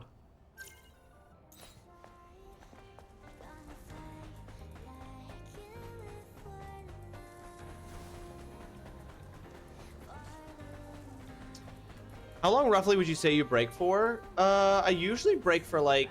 I try to break for no longer than 15 minutes. But sometimes, depending on what food I'm making myself, it takes a little bit longer. So I would say I roughly break for 15 to 20 minutes. I do try to keep it on the 15 side of that, though.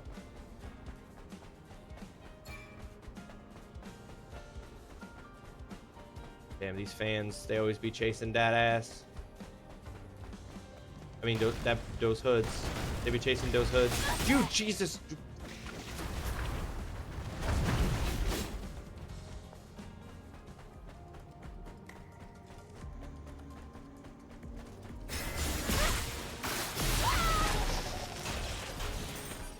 They still coming? Jesus. There's no indication if they're gonna do the... I hate... These are my least favorite enemy in the whole game. I fucking hate these lurkers. I also hate that the only way you know that they're coming is if you have the rumble feature active, apparently. You're gonna do some sorting hacking while you break. Sounds like a good use of your break time, Mama. Fucking hate them.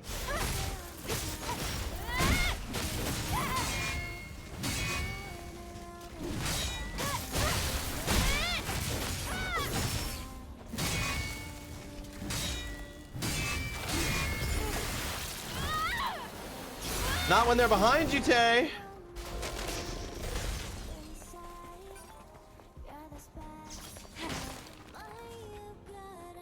You sorted all your books this morning? That was a task? Yeah, that sounds like that's a lot. That's a lot of work. Alright, this is gonna be a trap.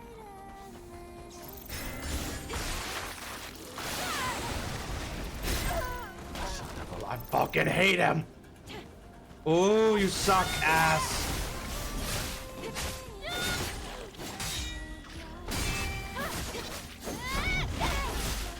Yeah, I know that's the point, hey. And that's why I hate them. You can't see them, you can't feel the vibration in the sand. Yeah, I hate that. That's literally my point. Body core. Boost max HP.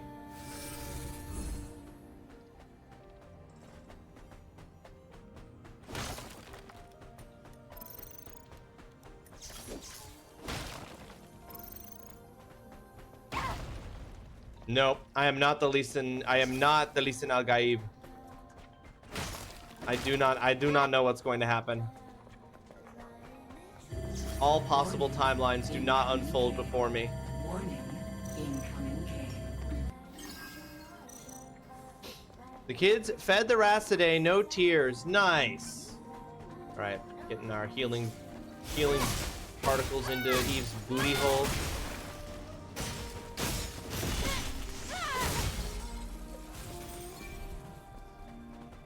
All right, folks, we are about to hit that ad break. In fact, that we were just talking about. Where I'm going to be taking my stream break, so you're going to be thrown into an ad. Oh, you're going to be thrown into an ad here in a moment if you are not subscribed. But when you come back from that ad, you will be in a BRB stream watching clips from previous streams where I was a success, a failure, or at the very least, I hope, entertaining. I'm going to get my. There was a fish. There was a fish. A fish. A fish. Hold on, fish. Hold on. Everything I'm saying.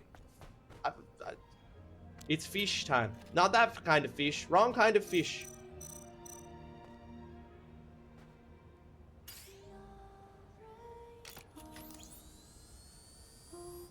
Perfect.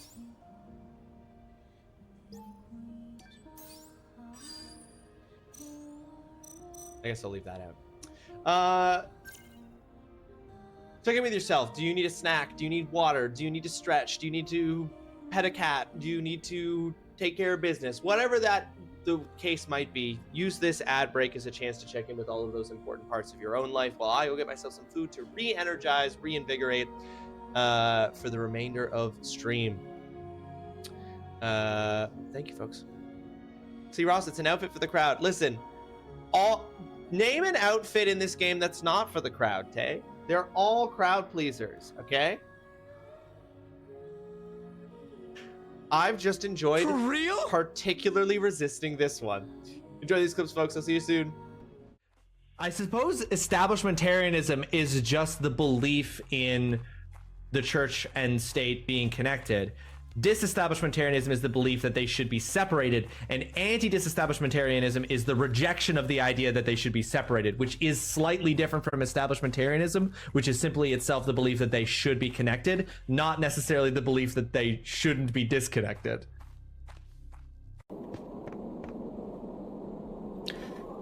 God. Oh no. Oh no, chat. Sean redeemed grab a beer while we're here, gazing out over the smoking ruins of our home. This teenage boy is looking out on the only home he's ever known, at the smoldering remains of his friends and neighbors' houses. And I'm gonna be drinking this one. Seeing all of these merchants and sailors makes me want to set out and discover the world for myself, but then again, I get seasick pretty quickly. I'm also not in the best shape. Walking for a few minutes makes me exhausted. Damn, I didn't realize I was in this video game. I didn't realize I was in this video game. Plus, I hate most foods and eat only what my mother prepares for me. And sleeping? Don't even get me started. I need a bed that's twice as big as me. And it must be dead silent, of course. I guess I should stay at home. Honestly, tag myself in this game. That's me. I'm that dude. That dude's got it fucking figured out. Streaming is about creating a fully dynamic experience across all elements of the platform. Audio, visual, smell. I try to make my Twitch streams smell the best that they can. All mouth. Yeah, Sean actually zooms in 100% to the webcam and then keeps zooming in and just watches my mouth. Hellbound. Jesus, what? No, Lena!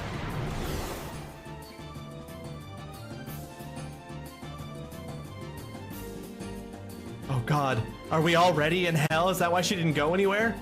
This world is hell? But I think it also speaks to like the reason the games were like there was a design philosophy behind that back then. There was a reason why you walked so slowly through things.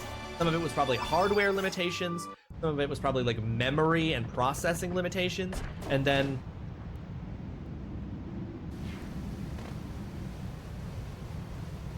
it was at this moment that he knew he fucked up. And then some of it is maybe just like that they wanted you to walk through these environments slowly. Because it's 5 hours difference, so that's what? Is that 5 p.m. for you? That's not 5 hours difference. Is that 4 p.m. for you? Sick math, Ross. Yes, TGC, I know. I know. I heard it. I saw it happen. I didn't go to school for math, okay? I don't need math. Math is dumb. The dum-dums do the mathers. Oh, 1 + 1 is 2. Oh, and now the 2 square rooted to the power of 9.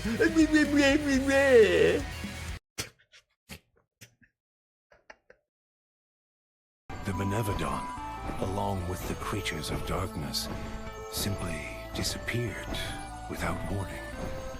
What? With my penis. It's been many, many years since then.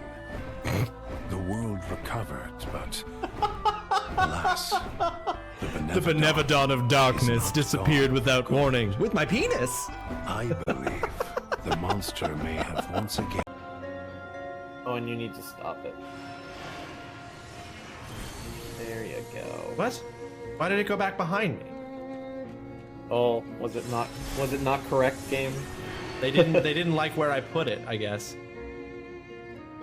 I had to keep avoiding spoilers about what he looks like because people keep trying to spoil it everywhere. Yeah, that's what I'm so scared of. I was like, I don't want to know what he looks like.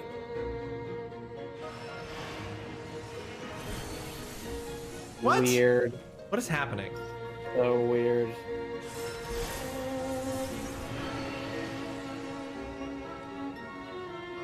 Oh, wait a second, Ross. It's a mirror. So I think if you stand on the other side and you see it, it'll be behind you. You know what I'm saying? Yep. Yep. It's a mirror. We are so smart.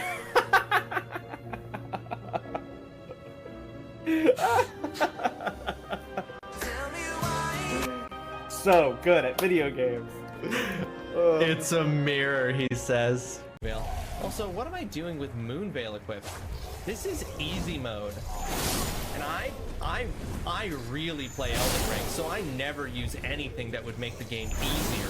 The only way to play Elden Ring is to hate playing it because it's so hard that you don't have any fun. Fun? This is a video game. It's not about fun. It's about hating yourself and other people on the internet for not having as miserable a time as you've chosen to make for yourself. Will I dare to post that on TikTok? Don't worry. I've saved plenty of Fitzherberty secrets just for you. What is love? Really? Hey! What are you two lovebirds talking about? Nothing! Nothing. You can tell us! Yeah, it's not nice to keep secrets. This one is none of your business. Remember that scene in Kingdom Hearts 3 when Sora, Donald, and Goofy insist Flynn tell them about how he's gonna fuck Rapunzel? Why? How was I so blind?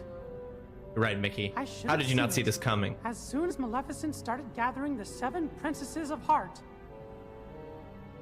Yes.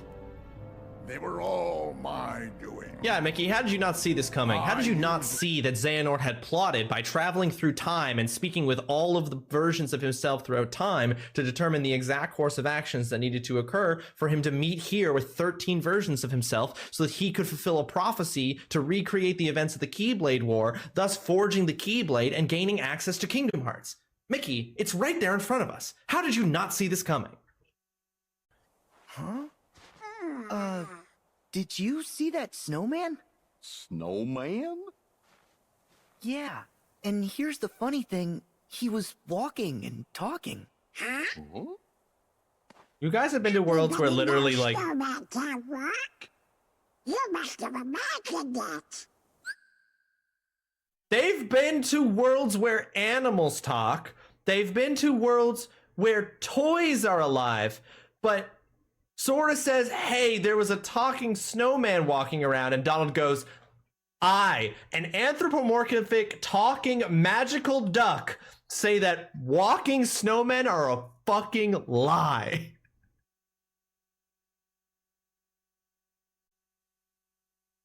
I can't even with this. I'm going to let him in. Don't worry. I'm going to be super strong and I'm not going to break it all. There's not going to be any issues. It's going to be completely flawless. Hi, Adam. Pussy! Fuck off.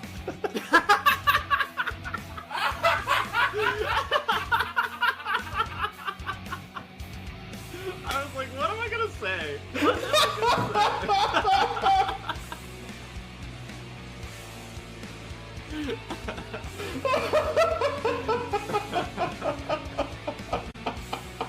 Did I cast? Ooh, am I gonna regret this? Oh boy. When he comes, he fucking comes. I don't like how that came out. I don't. No, I still don't like anything about what I just said. But ooh, I shouldn't have done the second cast. I got greedy. Oh shit.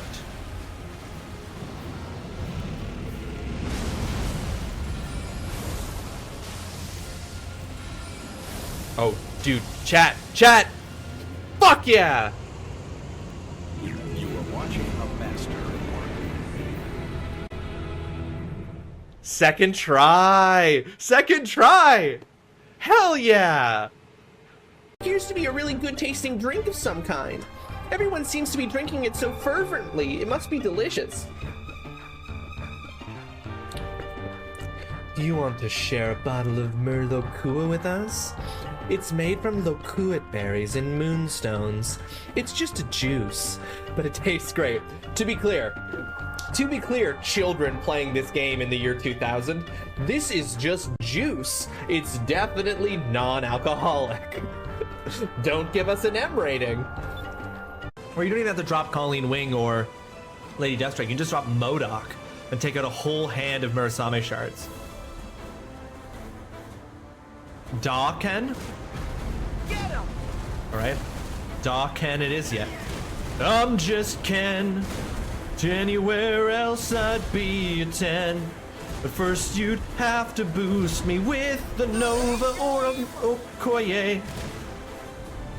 I'm Da Ken. Anywhere else I'd be a 10. This is this joke is no one is gonna get this.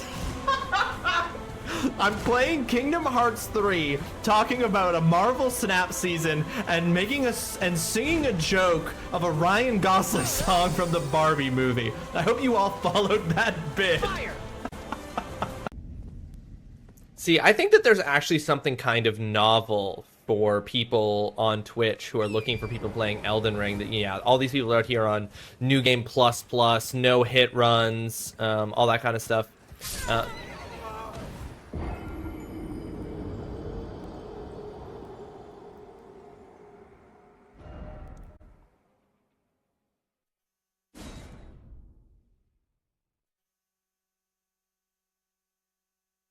And then there's me. Oh, we've got love for Teeks too, Doc? Okay. Oh yeah. Oh, look at fucking Zale. Look at Zale right now. Just like, oh, there's a new girl, a new hottie in camp. Gotta show her the muscle. Show her how many years I've spent perfecting the form of my push-ups. Is Zale actually a huge bro? A huge dog? Have I been giving him the wrong voice so far? Don Chuchlulu has a question for you. Okay. I think you missed my question. If you had all the money, what would you collect? I think you are a katana guy. You think that what vibe am I giving off that I'm a katana guy? I mean, would it be really cool to have a collection of katanas? Yes. But what is it about me that gives off a katana vibe? I don't know that I want to stop giving off that vibe, but I would like to know specifically what's giving it off. Mind if I stick around for now? We have the same destination. The more the merrier. Teeks joins the cargo. Teeks climbs into your backpack. Gee, we could just walk with... Jesus Christ. Full-grown ass woman just climbing into my backpack. She could have just walked with us. I guess not. Oh, that's cute. He's like, hey, stop it. Dance, you cloud fool. No, don't make me. I don't like dancing. Oh! I hope you enjoyed this. I hope you enjoyed me making this cloud dance for my entertainment. Dance, you big no-toed fool. Cotton Eye Giant. Where did you come from? Where did you go? Where did you come from, Cotton Eye Joe? What does he have to say for himself? I can see you, don't worry. Is that a man riding an ant? Alright.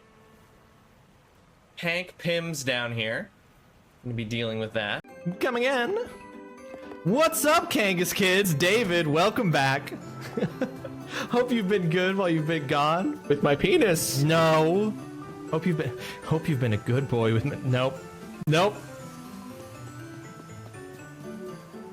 I'm backing down from that one. I'm taking a hard left turn and backing down from that one. You know those 3 knobbed massagers? What if you could do that with your 3 butt cheeks? Like make them rotate?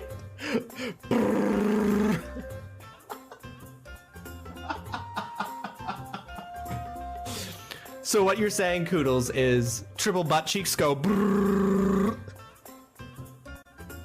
So stupid. So if I'm understanding what like the games have like revealed over time, does Sora currently have the mark, like the recusant sigil on his ass?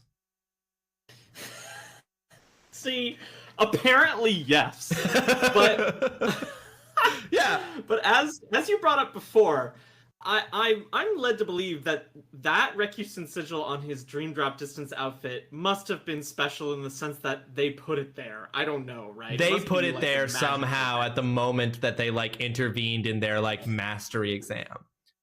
Yeah. Right. So he doesn't like that is not like Organization 13 is not currently tracking that ass. No, apparently. Okay. Grimer appears in filthy areas, thrives by sucking up polluted sludge that is pumped out of factories. That description is doing a lot of work. It's doing a lot of work. It's really trying to get us to click smash based on the verb choice.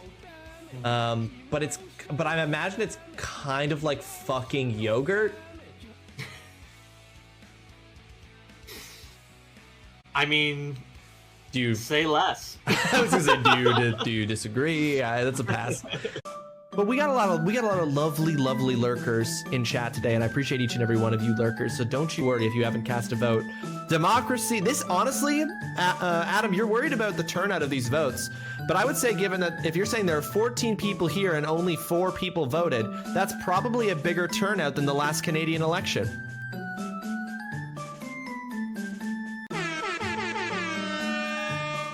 Spicy takes. Right. What now?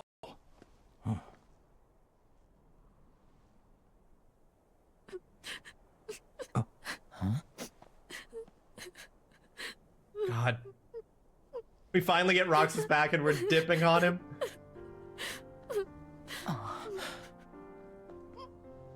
Guess I should have brought some ice cream.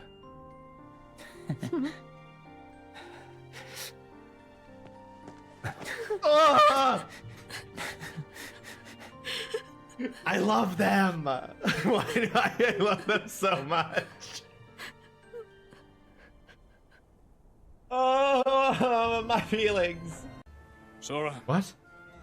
You know better than anyone. It only takes a moment to connect with your mates. With your hearties.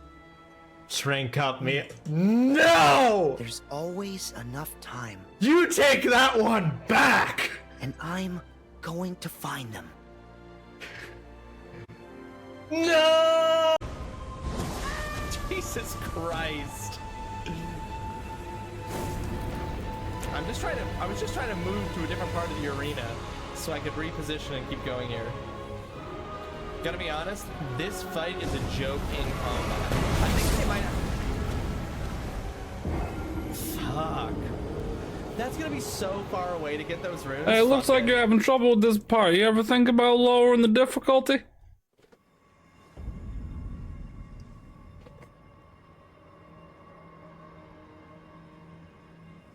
No.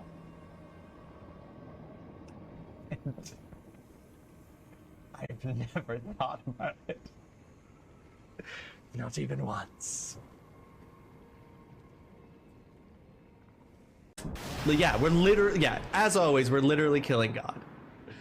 Because you, Yevon, is the god.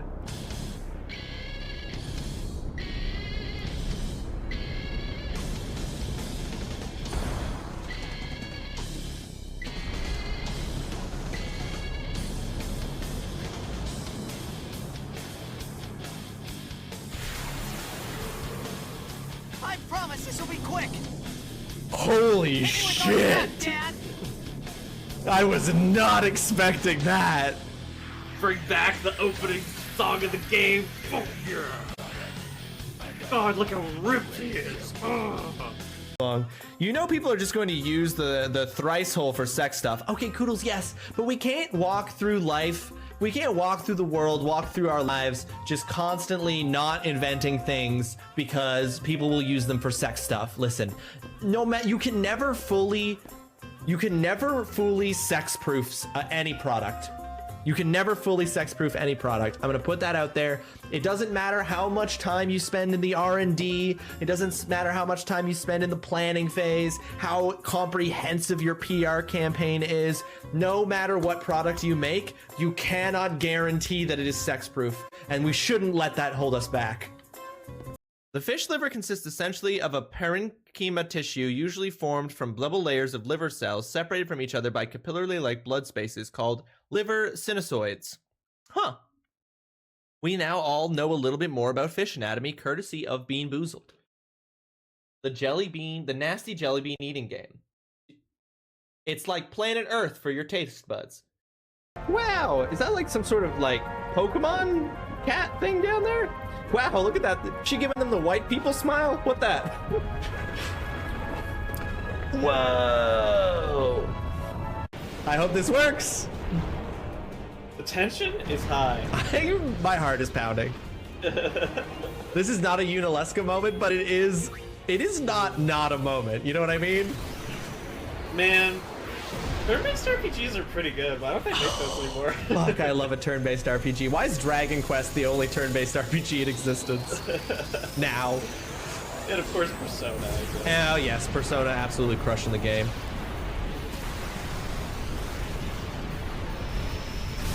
Come on. Energy vomit all over. Kill. Woo! Good job. You are watching a master at work. Oh my god, that final pose. Eat my ass, Dad. Oh God, Jesus Christ. Oh no, no, no, no, please, I'm sick. I'm a sick boy, treat me kindly.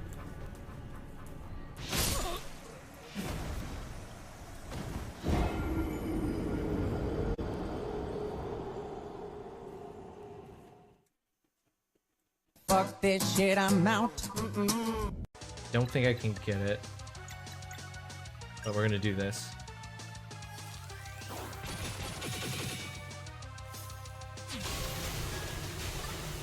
Did you? That was sick as hell! I got all three of them with that?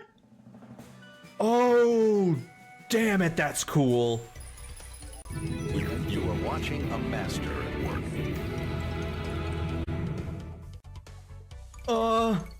Hell yeah. Oh, nope. Come back, Lulu. What? Oh, no. Let's, hey. Oh! Yeah, push me around. We won't take it lightly. God damn. This took no time. Put your tongue back in your mouth. MVP. Sora is quite the himbo. Part of his charm, I think, you know, like... Perhaps, but it is funny to think about the fact that, like, the plot of basically over 50% of the Kingdom Hearts games is that Organization 13 shows up, looks Sora dead in the eyes, and says, everything you're doing is exactly what we want you to do. You're helping us. Thank you. And he goes, what do you mean? And then he goes on and does the thing still. So can we really? It's charming, but is it also perhaps self-sabotaging? I mean, yeah, I mean, I would say yes. Another golden seed. Possibly, and by that I mean guaranteed. Oh, no! Oh, fuck me, I guess. This was very unexpected and I'm sad and angry. It was at this moment he knew he fucked up. All he does is sleep, always mumbling and dreaming away. This man who's like face down. I sleep this is exactly how I sleep. When I go to bed at night, I lie down on my bed and I put my face into the pillow, arms straight at my side, and I let myself slowly suffocating against the pillow knock me unconscious. It's how I ensure that I get a full 14 hours of sleep. The location where such divisions in the time-space continua occur are called Angelus Errare. Angelus Errare. Error. Some pronunciation of that Latin word, where angels lose their way. It is said that there, the borders of two dimensions fluctuate in such a way as to make the passage between the parallel realities a possibility. I'm also noticing, chat, that it looks like we've got... Oh, that's too precious. Look at him. Look at how neatly he's got all of his foots. He's got all of his foots put neatly together. I'm sick and I'm weak and I'm gonna cry. Look at that good boy. Look at that good boy. Okay, chat. Send your pets to Pudger. Thank you, Sean. Send your pets to Pudger. I'm gonna keep playing, but oh, it's too cute. I wanted to remind you about the confused protection, but I figured it would be better to just wait for you to remember, then do this.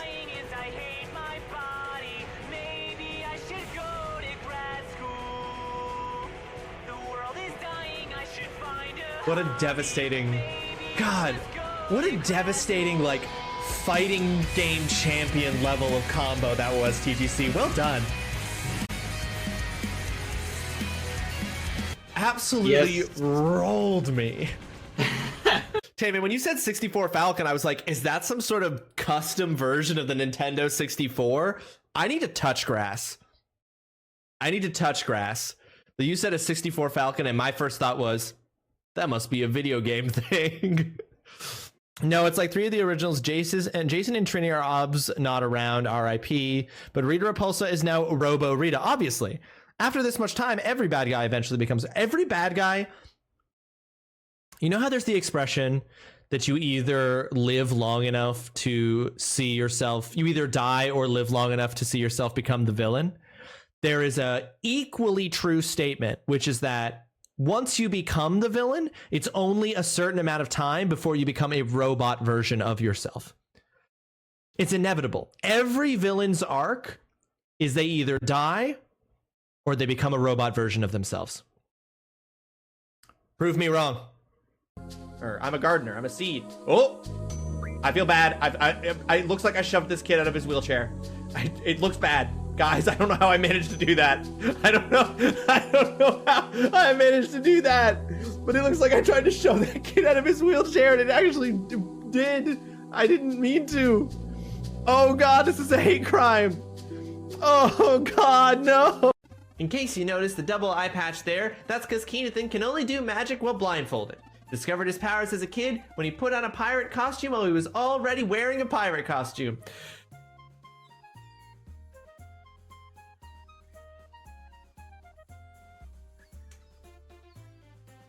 Ten out of 10.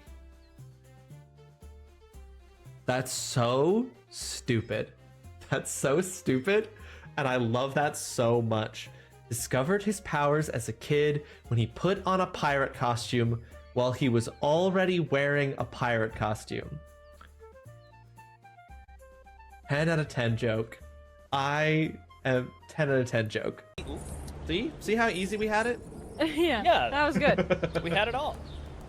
Alright. We could have had it all. Oh, amazing. Oh, it just blew G back up. There's 2 of them. Oh god, no, we need to just run. Run that way. No, it's fine. No, we're not losing yet. I refuse to lose. I refuse to lose. Oh my god. All right. Okay, There's no reason to lose. We're good. Incredible. Nailed it first try. Excellent. Easy. Good. Okay. Do baby beastmen turn into little cute...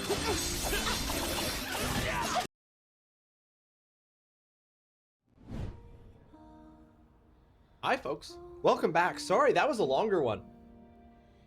Mama literally asked me, how long would you say on average your break takes? And I was like, on average, probably about 15 minutes. I aimed for 15 minutes. And then I fully took that was closer to 25 minutes. Because I had to send a bunch of emails. I had to send a bunch of work emails, so it took longer. Mr. Wisepork, welcome to the stream. I hope you're having yourself a fantastic Thursday. Great to see you. Hope you're doing well.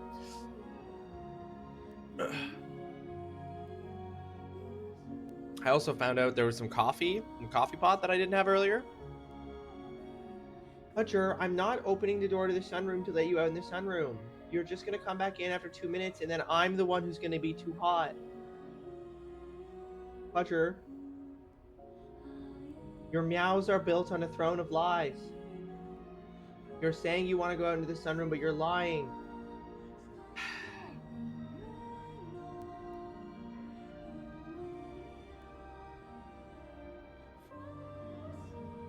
Liar.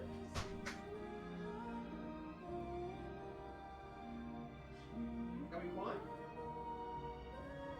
Oh, what's it?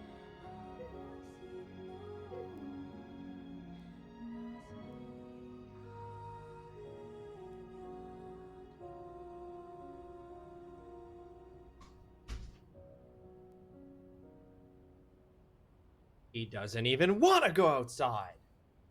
He's just making a bunch of stink. Because he's the handsomest boy it's ever been. Did you hear the story about how terrible Giants were kitties being to her cat? That's why you would love you. To be sure it's like never trap you in a closet for 12 and 14 hours. Bathroom or in a closet. Gosh, you're a good boy. Gosh, you're a good bad boy. You found your trash bags. Did you not know where they were? Was that? It sounds like you didn't know where they were. They're an important item in the moving process.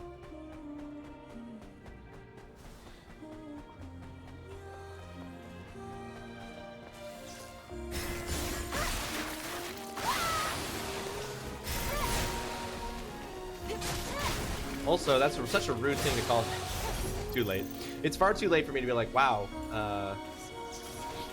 can't believe you would just call chat something like that. Okay, so apparently if I just jump from here, fuck Eve. Eve just dies, even if you press X before you hit the ground. So, are you an elevator droid? Yeah. Okay, much better, much safer. Incredible.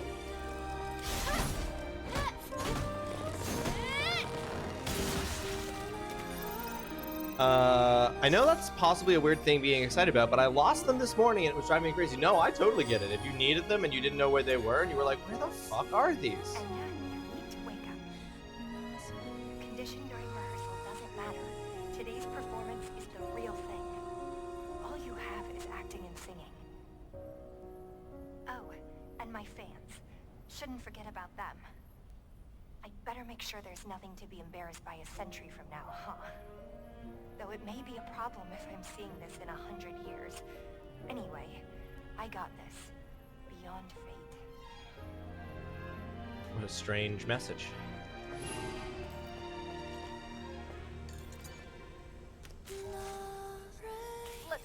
subject. Anya, the people in your life have said that you've been over the moon to star in such a moving performance. Yes, that's correct. The moment I received the script, it just leapt off the page, and I thought, this is it. It was magical. I wondered what it would be like to be Madame Machine. How to sing. And then it all just came to me so vividly. By singing, you mean Beyond Fate, right? How does it feel? It's become quite a sensation across social media platforms. It's surreal. I never expected this much interest from so many people. I couldn't be more grateful to all my fans. I'll always give 100%. Some people have said that after hearing the masterpiece, they've been hungry to find out who this Anya is. Weird note to end on.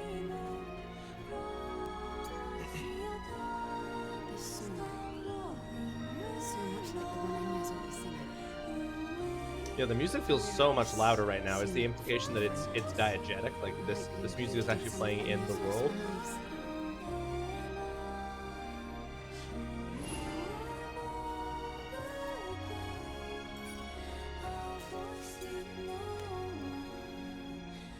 Right now at the Art Center, be sure not to miss another spectacular performance of Madame Machine. Witness the artistry of every glamorous member of the Eidos Opera Company. Eidos. Featuring the sensational showstopper Beyond Fate, performed by the marvelous Enya as the main character Karakuri. What will be the fate of Karakuri? Will it be doom? Will it be honor? Or will it be love? We are holding a lottery to participate. Oh God, which one's the true ending? Opera Company autograph signing event. More details can be found on the Art Center social media pages. So it's interesting, they keep saying Madame Machine, but if you look at the movie poster there in the game, you can see that it's Madame Machine. So I don't know why they're adding an A in the dialogue. The sign says Madame Machine. Books are all sorted though in boxed, clothes more or less all sorted. Gonna need to make a few thrift store trips. Yeah, that's always a part of the moving that you don't think of, is the trips that you have to make two places, either to get things or to unload things. By the way, Mama, I started Bury Our Bones in the Midnight Soil yesterday. I've read about an hour of audiobook at 1.5 speed. So I got to the point where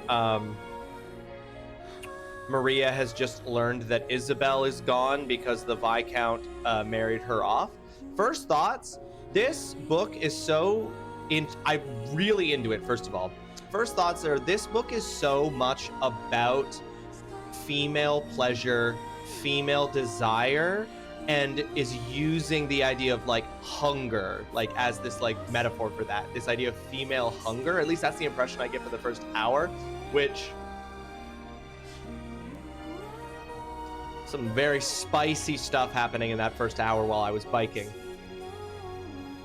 I'm sending tons. In my butt?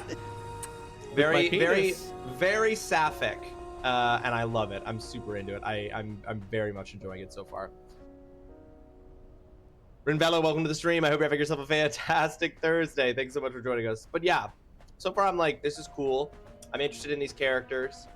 I'm really interested in these characters. I'm interested to see how this all connects. I'm also interested in like when the vampire stuff is gonna happen. You know what I mean? Like I'm like, I know there's gonna be vampire stuff, but it hasn't happened yet. How you doing, Rinvello? I'm doing great. Doing fantastic. It's my wife's birthday today. We're gonna be celebrating tomorrow and Saturday. We're gonna have a whole big celebration for my wife's birthday over the next few days. So I'm very, very good. Came out in June, so you and some friends went for Pride. Oh, when it came out in June, yeah, they knew what they were doing. Yeah. Oh, it's great so far. The narration, like the writing is so good. Her writing is excellent. The characters so far are interesting. Madame Machine, Eidos, Art Center. It opens up with a pretty hot, sexy. Organizer, responses, target audience, how to watch, admission. And the whole thing where it's like, each time it switches to one of the narrator characters or one of the focus characters, not Lottie, interestingly, but both Alice and Maria having their like sections when it goes back to them start with Year of Death. Has this weird kind of like countdown, but it's like, you know that it's like, that's not where it's going to end, right? Like the Year of Death thing is just an interesting thing because it's like, right, but the story's going to keep going after they die. You're pretty flung in. Yeah, it's very much like, hello. Actress. Artificial actress. Enya. You can never totally rely on analog information transmission sources. The person here does look really similar to our Enya. And she even has the same name and everything. Anyway, so far it's really cool. I'm really into it. So far, it's like Digger said. The Enya here and the Enya in Zion are one and the same. Beyond Fate. Was that the title of the song? Let's see. So there was a performance here, and Enya was the lead singer. That about right? Our memory sticks are designed to store the most important information in the deepest places. The fact that that song was the only memory Enya had left proves just how important it is to her. Isn't that enough? I don't think you'll find anything else. Come on, let's get out of here. Who have I met so far? Let's go. So far I've met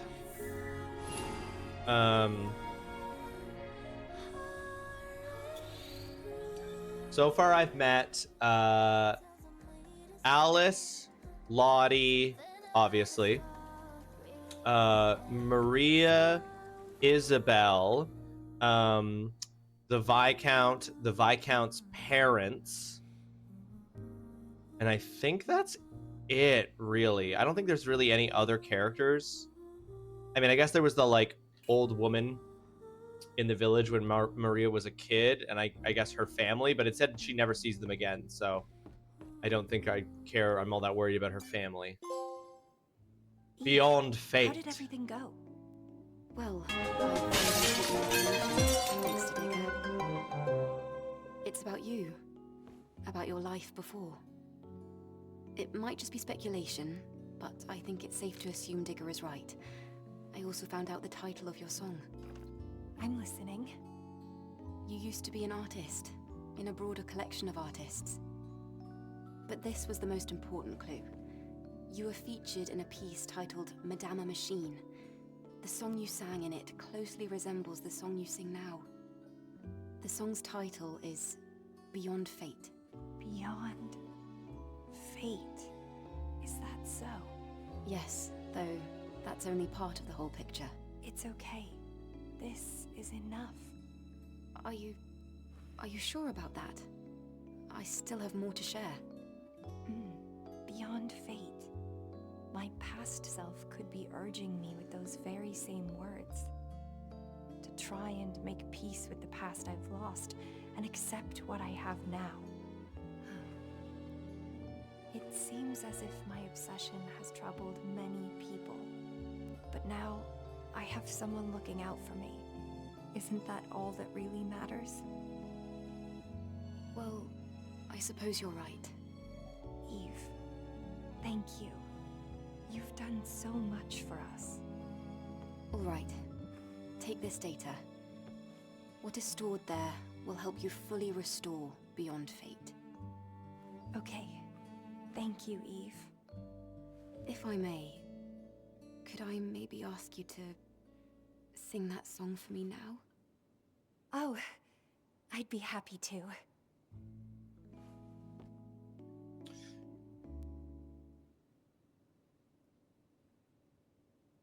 Yeah, Tay. Sapphic vampire novel. Very good. First hour of the audiobook is very, very good.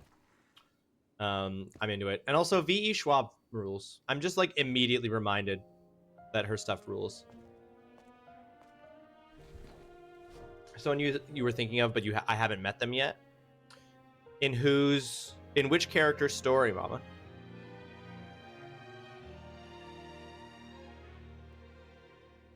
Why don't jiggle physics on Robot Girl? Don't let material science interfere with the horny boy fantasy. Just give it time, Renvello. In Maria's. So far, she's the most... I mean, I think I've had most of Maria's stories so far. And maybe that's giving her an unfair advantage, because I definitely have had like 6 chapters about Maria, only 2 from Alice and 1 from Lottie. So it's like kind of skewed toward Maria at present. But I'm like really interested in Maria's story. And I'm just so interested to know how they all connect.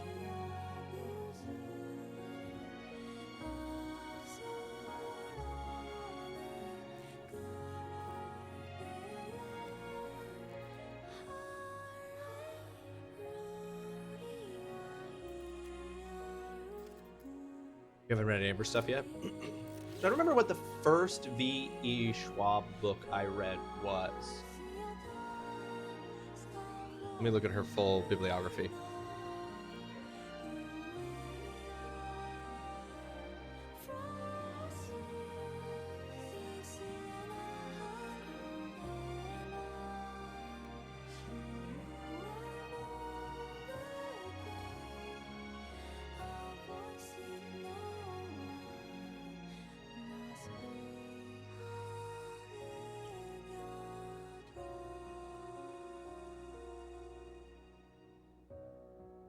Gosh, she's got a lot of books.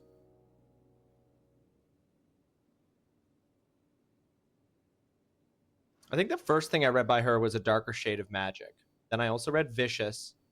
And now I'm reading Bury Our Bones in the Midnight Soil. I want to read The Invisible Life of Addie LaRue. I think I may have read This Savage Song, but I don't remember it.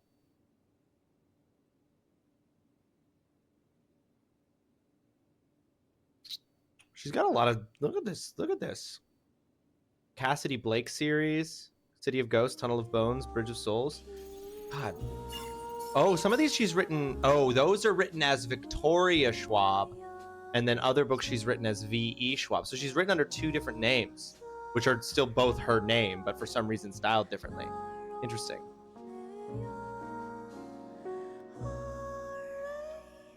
Your first was Addie? But yeah, I think I think it was A Darker Shade of Magic that I read first, which was very cool. And I never ended up reading the other books in that, but it was really cool fantasy series. It was basically like it was like there was bending from like Avatar. You could like bend in that series, but it was set in a like a Victorian era fantasy universe, which was really cool.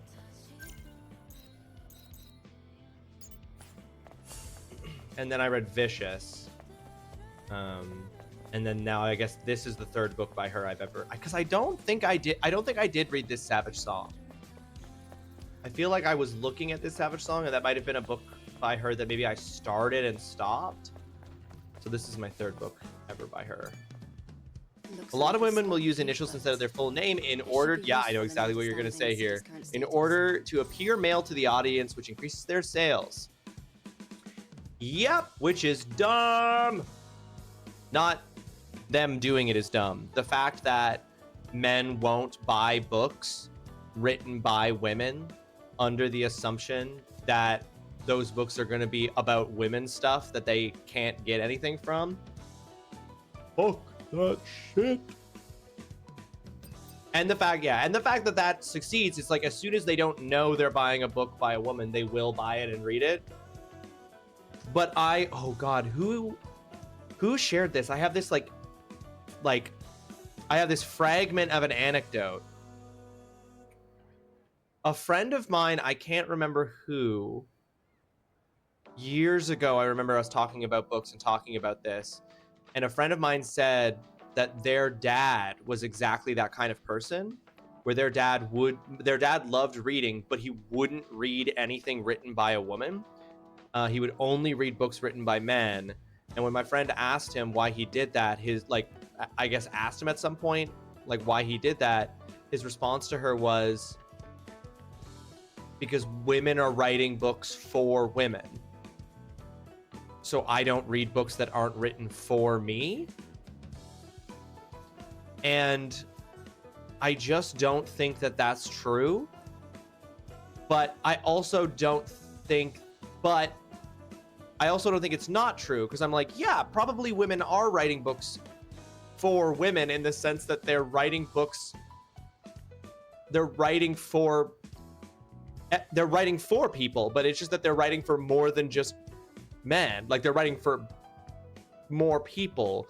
But even if something is written for a specific group of people, doesn't mean that you don't get something out of reading it. Like, if someone told me that, if someone told me that Bury Our Bones in the Midnight Soil was written for women, I'd be like, yeah, I can tell. I'm still really enjoying it, and in some ways that is like an incredible perspective to get, and like makes the book better. The Sabbath Song is available to me at the library, so I'm adding it to my vacation book lineup. There are more and more men reading smut romance on Book Talk. Love that. I don't really read males, but that's not for any reason, and the books I seem to read just happen to be women. And the books by men that you happen to read, Mama, are not as good, like Project Hail Mary. The majority of books I read are from a women's POV, but I still like a man's POV. It's just harder to relate to the character. It's harder to relate to the character when it's a man's POV. Yeah. I get that. Sometimes there are parts of a woman's POV that I find hard to relate to, but I'm like, I guess like harder to relate. But I guess I'm like my perspective and my experience with books. I'm just like, the point is I'm just supposed to like understand it. Like I'm never gonna experience this, but like this is doing a really effective job of describing to me an experience that I don't have. There's plenty of books, films, games that aren't for me, but I can still enjoy them. But if I don't enjoy them or get something from them, I don't hold it against the creator. Just acknowledge it wasn't the. Yeah, exactly, Rebello. Exactly. Couldn't have said it better myself. It doesn't help that the women in Project Hail Mary are annoying, and so was what's his name. How about food home BRB? Enjoy the food, Tay. But yes, well, obviously it's also more difficult when you're reading a book written by a male author who doesn't know how to write women well, and so like that's irritating. Age of Ash, which I just finished reading by Daniel Abraham, the three main characters in Age of Ash are all women, and they're all awesome, and they're all well, one of them is really fucking annoying, but like she's going through like grief, she's grieving and an extreme amount of pain, and so like there are definitely parts where I was just like, you're really annoying me right now with your behavior. But it's also just like, but I understand that you're like going through a great deal of pain right now, and that's why you're behaving this way. And luckily then there were other women with different life experiences and different emotional states in the novels. But the three main characters in that were all women, and that's written by a man. And I thought that was written really well. Age of Ash by Daniel Abraham. Yeah, unfortunately, that one was a dive slightly, but Brandon Sanderson and Pierce Brown, their books were great. Yeah, I think Pierce Brown starts out in, I think Red Rising starts out, and there's like maybe a little bit there, like, I don't know about how he's depicting the women, because they're all like, there's this kind of like, there's not quite yet enough, but as the series goes on and all of the characters get the opportunity to be expanded and to be developed, he does a really good job, and he gets better at it, right? Like, he's never as bad as Project Hail Mary, but like there is a little bit in Red Rising where it's just like, Red Rising I think has the worst depiction of women in the whole Red Rising series, and even it's not as bad as it could have been, but it just only gets better from there. I haven't read Ernest Sanderson. I should really move them up my list. Sanderson is so good at writing women, it's crazy. And here's the thing. I think any author can be good at it. You kind of just have to ask women.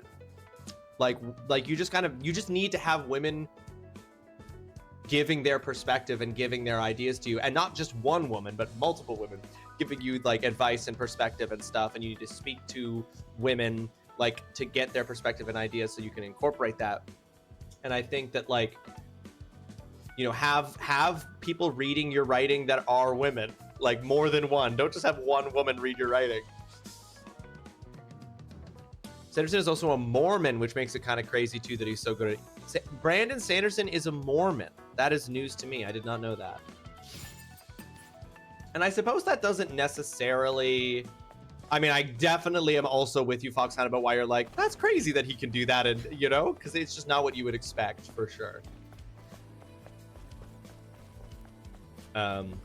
Daniel Abraham being one half of James S.A. Corey, the authors of the Expanse books, which also contain a really great variety of really well-written women. Also start out a little bit weak on the women writing front, but gets better over the course of the books. Like almost immediately, like book 2 has like 2 fucking incredible women characters introduced in it. So I'm not surprised that Daniel Abraham is coming out of the gate with like strong women writing in Age of Ash, because he has years of experience writing quality women characters. Okay, I think we're at the stage where we're going to be running around getting all of the pictures of fish. So I am going to look up a guide for that, because I'm not just stumbling around hoping to find fish pictures. Silverblade fish picture locations. All fish in the Great Desert locations.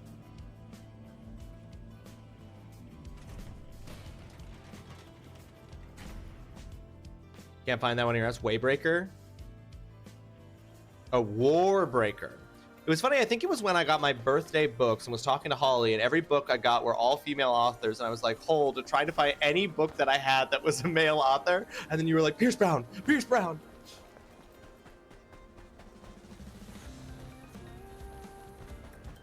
I'm You know, getting a Tiba response from underneath the sand. They're wandering around looking for something to hunt. Be careful as you go. oh, it's the first time I've triggered that audio. I've never actually done a breakdown. I think I have a fairly even split, but I think I probably, if I counted it out, probably have more books by women than by men on the whole, but it's pretty split. Warbreaker. Okay. Our first fish location is actually at the Oasis, which is upsetting. I was actually looking for Harlan Coben, but couldn't find one of his books, but I found something else. The book... Oh, is Pan's Labyrinth is based on a book? I did not know that. That is news to me.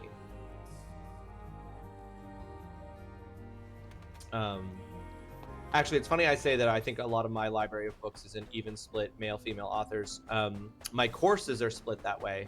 My course on fascism, all the books I ended up choosing for it that I thought were the best books to work with the course were all male authors, which I usually deliberately try to have like a variety. So I did add some women like authors who wrote some short stories for the course. And then my other course that I'm teaching has all women writers. That was intentional. I wanted that that fit again with that was deliberate because the course theme that I was going with the other course, I wanted all women. Here it is.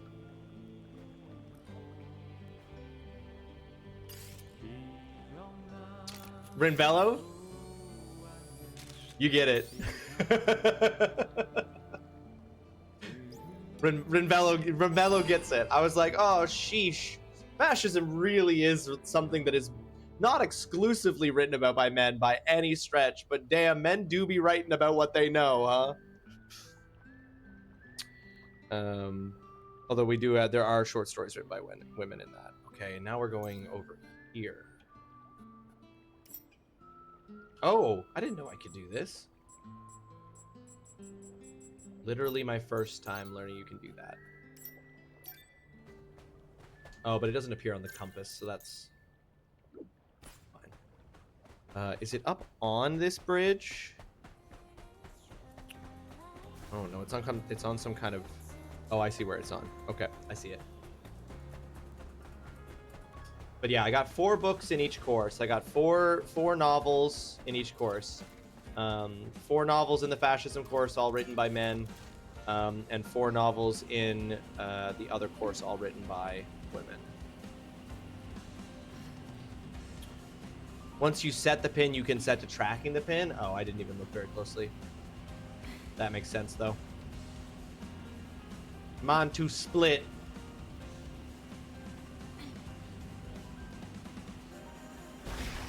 Oh, fuck off. God, I will never not hate them.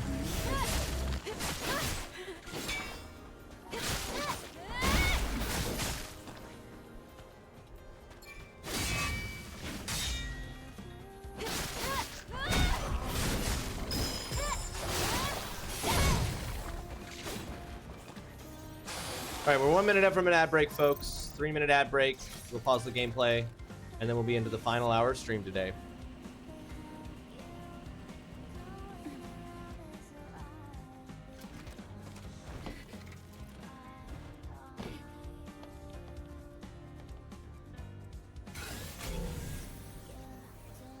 I feel like that's gonna... No, I'm not jumping high enough. Here we go.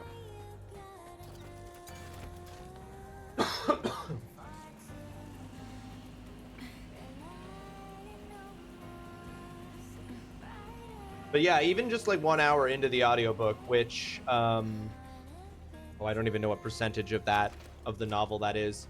But already 1 hour, and I was already planning on getting it, but and having it be the next read. But thank you, Mama, for the recommendation of Bury Our Bones. I can already tell I'm really going to enjoy it. So thank you for the suggestion. I sure hope that lid being open doesn't block the selfie.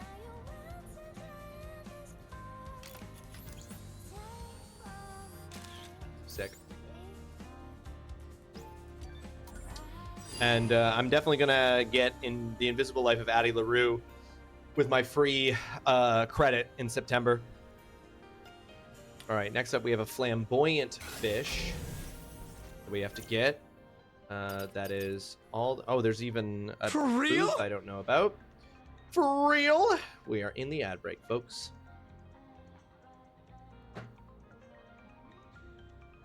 I mean, I didn't really suggest it. I just mentioned something that was already on your list, but sure. No, Mama, you're getting credit. Sorry. I already was motivated, and you increased that motivation. Take the credit.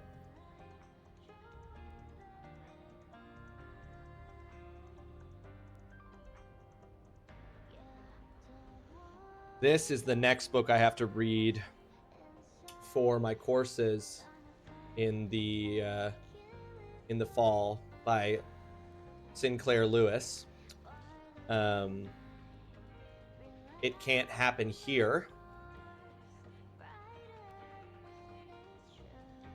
A cautionary tale about the fragility of democracy. It is an alarming, eerily timeless look at how fascism could take hold in America. Written during the Great Depression, when the country was largely oblivious to Hitler's aggression, it juxtaposes sharp political satire with the chillingly realistic rise of a president who becomes a dictator to save the nation from welfare cheats, sex, crime, and a liberal press. Called A Message to Thinking Americans, when it was published in 1935, It Can't Happen Here is a shockingly prescient novel that remains as fresh and contemporary as today's news. But this book has been having a huge resurgence since, you know,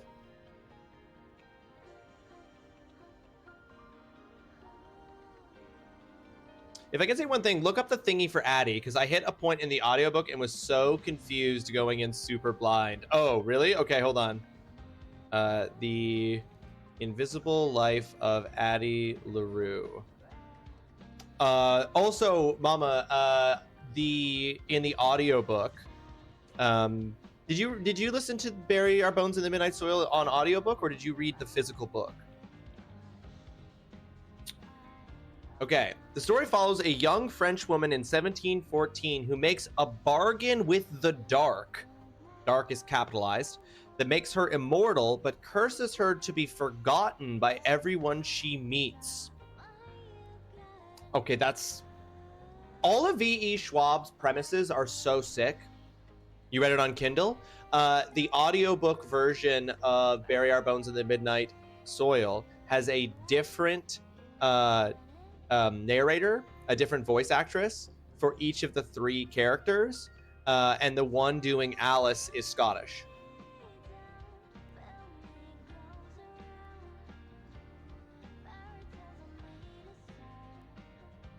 Yeah, it gives each of the narrations like its own flair, right? Like the Maria one is Spanish, the Alice one is Scottish, and then the Lottie one is British or English. Yeah, I just I'm like, that's really cool. Like they got like different, rather than getting one VA to just like go between the accents, they got VAs who naturally have the accent. Hunter Souls, welcome to the stream. I hope you're having yourself a fantastic Thursday. Thank you so much for joining us. How you doing today, Hunter? Hope you're well. Anyway, I thought you would think that was cool.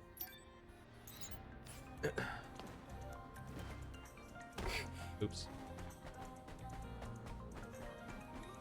It made the part at the very beginning of Alice's introduction where she comments on how the other people in her building at the university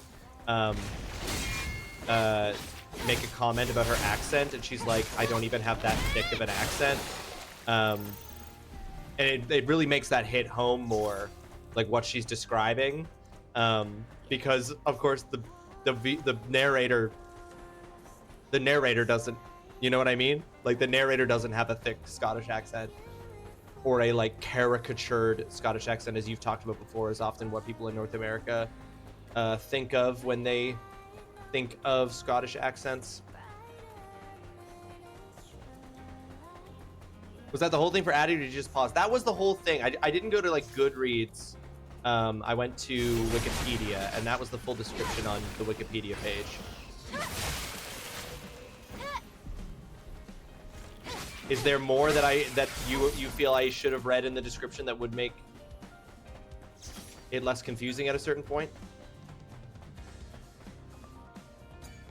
Doing great, Hunter. Doing fantastic. It's my wife's birthday today. We got big plans for the next few days to celebrate her birthday. So I'm doing fantastic. Okay, so it's like over. Jesus. It's over. Oh, it might even involve these drones.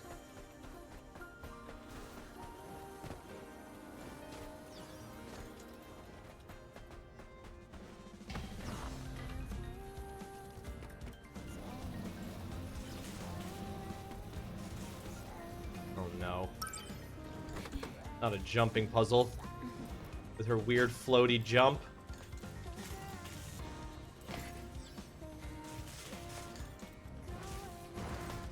Oh god. Okay, there's a character called Henry, and like Bury Our Bones is mainly focused on Maria Addie, obviously focuses on Addie for a long time. Then there's a random short chapter as an introduction for Henry, and it threw me. Oh, okay, you were just like, who the fuck is Henry? Gotcha.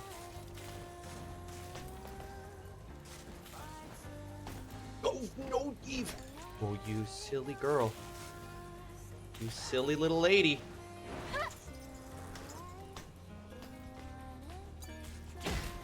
You thought there was a mistake in your audiobook? You're just like, who the fuck's Henry?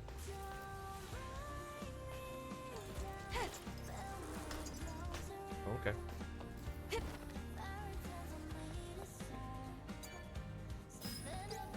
I hate this world. No one admires me anymore. I, Galaxy Allen, do not think this world deserves to exist. I put my last safe in the Oasis. I have nothing left. My fame, my wealth, nothing. But I have no regrets. Ooh, excellent. Passcode for the safe in the Oasis. Love that for us.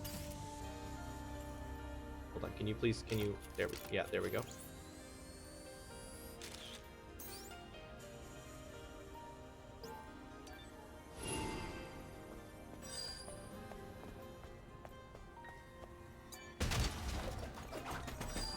I can get that though, like being like a significant portion of the way through a book and you're just like, I understand this story is all from this character's perspective, and then all of a sudden there's just some guy named Henry and you're like, the fuck are you about, Henry? I had a message to a friend like, hey, I'm listening to Addie and I just had a random chapter for a guy called Henry. Was that meant to be there? That's very funny. Who the fuck is Henry? Why is he busting in on Addie's life? All right, we got the next one right up there next to... Oh, you son... Her taking out her sword is the only warning that I get.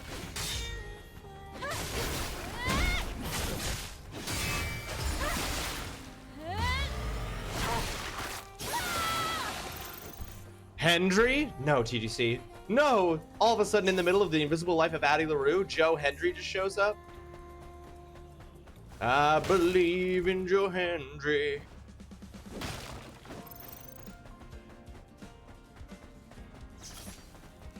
The audiobook is suddenly nothing but claps.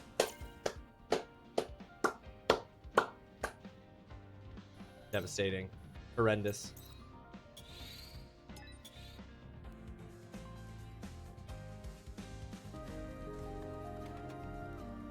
I believe in Joe Hendry. All right, I think it's actually on the opposite side of the tube. Or no, it's near the front of the tube.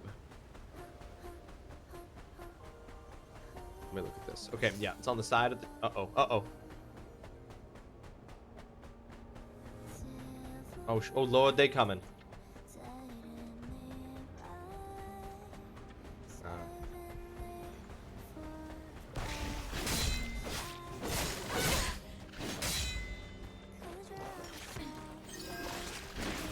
All right.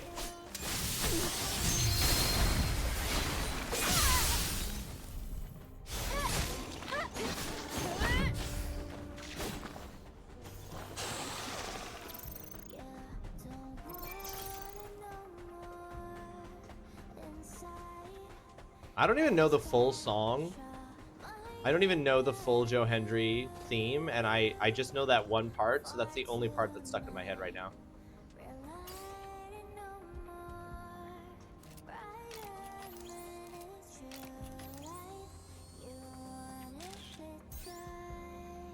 Photograph a cute fish.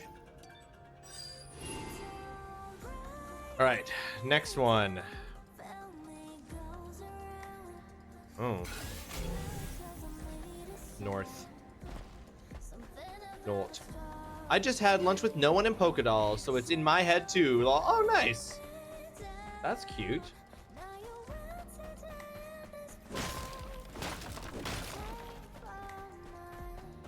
Hope you all had a great lunch. Lovely. All right, it's over here by the freaking... by where that turret that was busting our balls was. Busting our blades, sorry.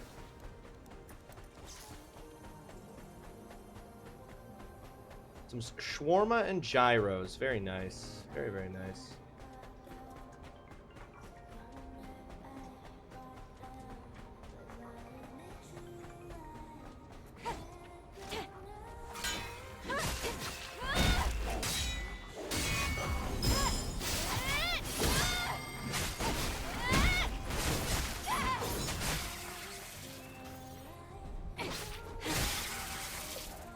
Oh, don't face entirely the wrong way a little bit, Eve. A natural 8 p.m. lunch.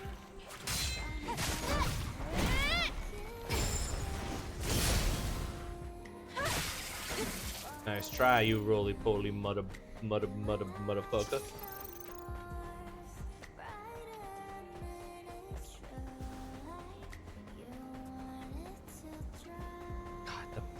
The wedgie on this girl. Why do y'all keep insisting on making me have Eve wear these costumes that give her such terrible wedgie when we're having her do a lot of running around?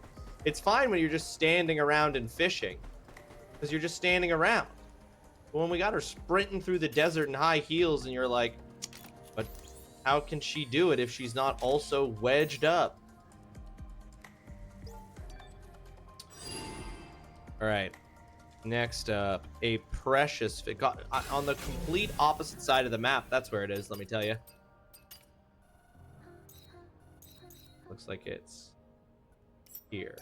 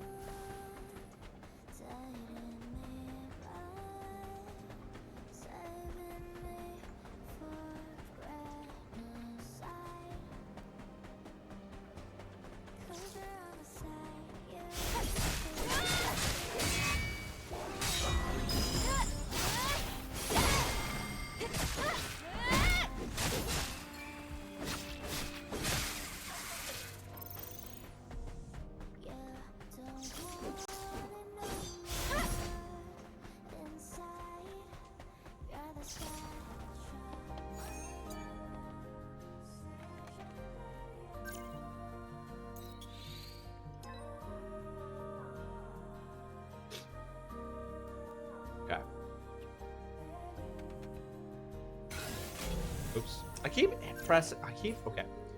tapping the touchpad instead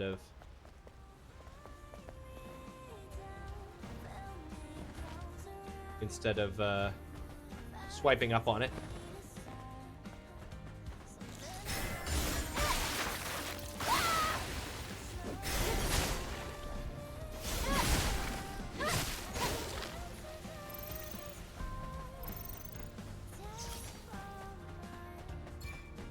Okay, let's see what we're looking for here. This looks like it's inside of a cave, but that can't be right.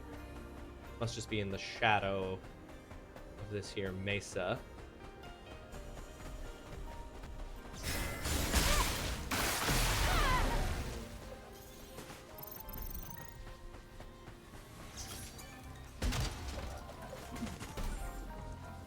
Training gear increases SB experience gain. I feel like because we're doing all of these side quests, we're having absolutely no problems with SP experience gain.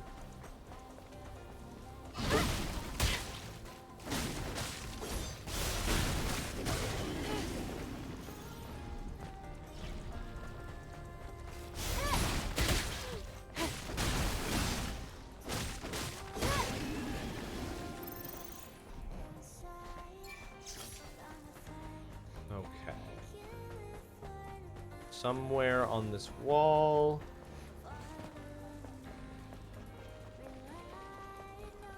Cool, found this. 5. Oh. 1, 2,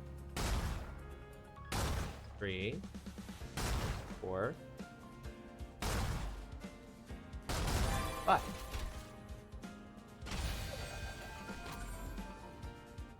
Nice.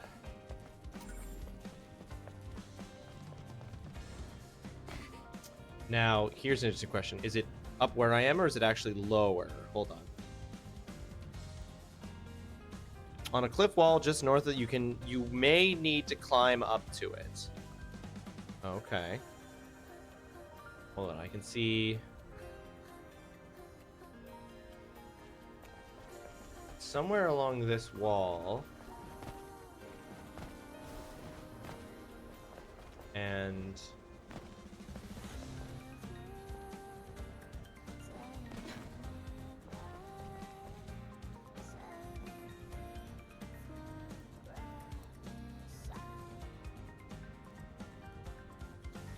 in the picture that's provided, it looks like there's a bit of a ruin in the background that you can make out. So it's...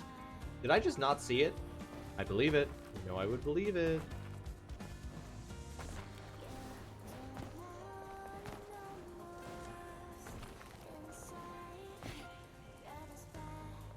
Because it kind of looks like it's that building that's in the background.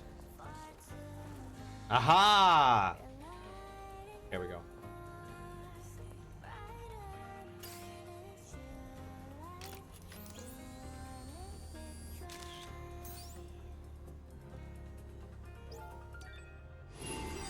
All right, next up is a joyful fish.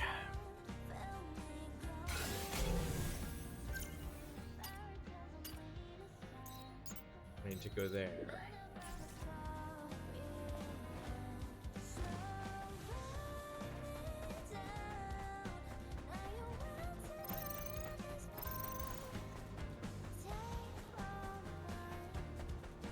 What outfit do we get from this? This is the one. This is the quest that we get the war dress outfit from, which is not the one that Mama disliked. That's the teddy bear one that Mama disliked.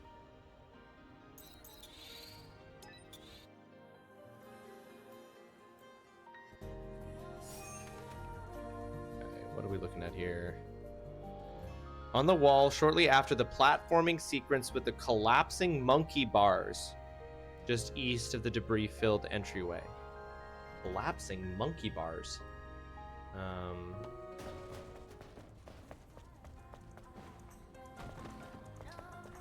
Okay.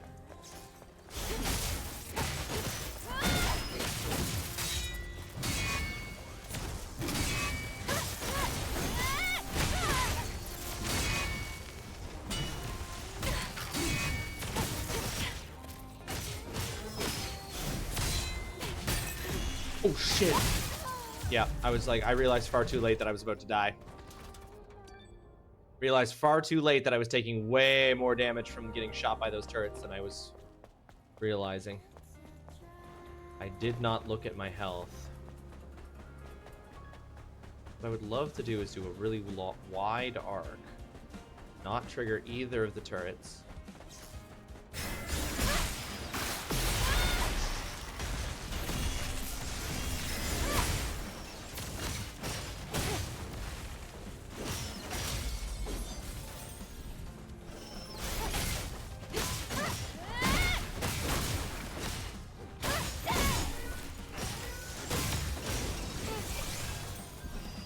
Oh shit.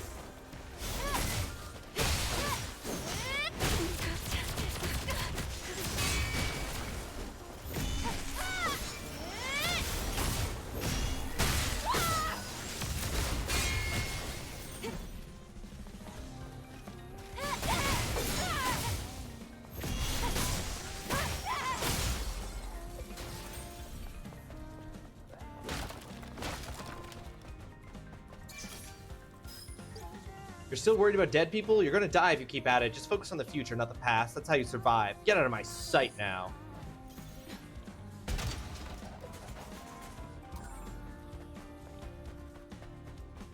Alright.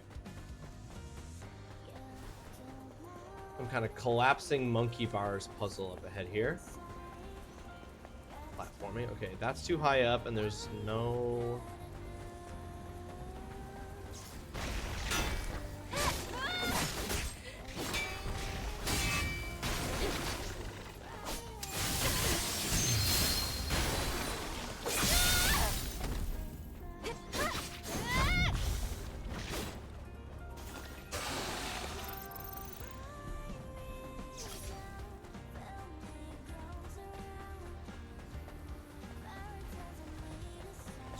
Oh, fuck.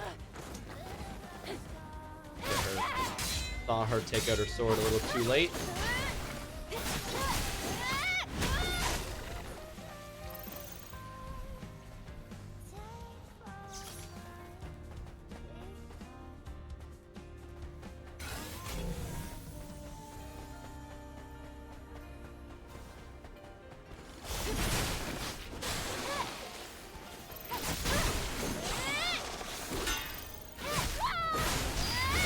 Oh, that was cool.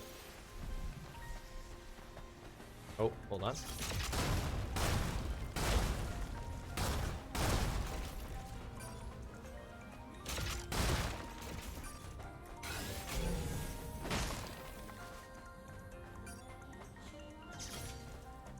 Object over there. Oh gosh, do I need to push that object all the way through this, like, maze?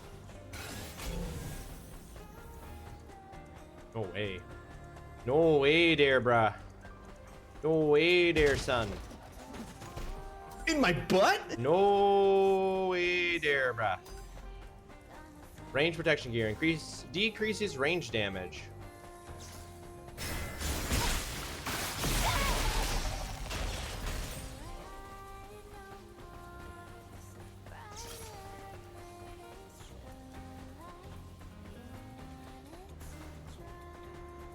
Oops. Moving too fast. Okay. But it kind of... Okay, here we go. I think we just need to move it over here. Because I can't get it off the roof. That's good.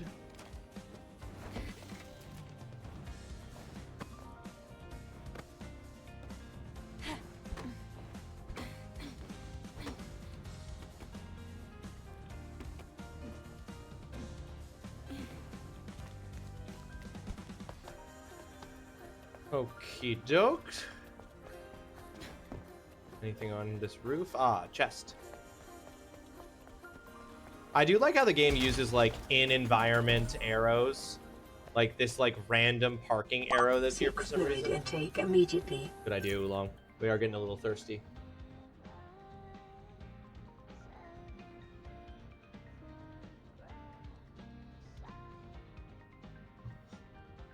Not been drinking enough water today. Oh, Jesus.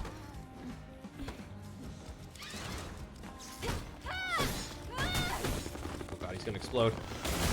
Okay, you can't guard against an explosion. That's crazy, but I guess that makes sense. Thirsty, eh? Yeah, I'm just thirsty. There's so much blading, you know? We've got so much blading going on. It tuckers you out. Makes you a little thirsty.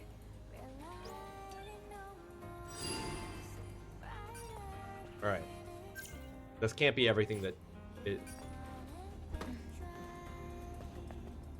Okay. And now that seems like that's too far away. I don't think I'm gonna make that jump. That looks like that's too far away. Okay. Nope, I made it.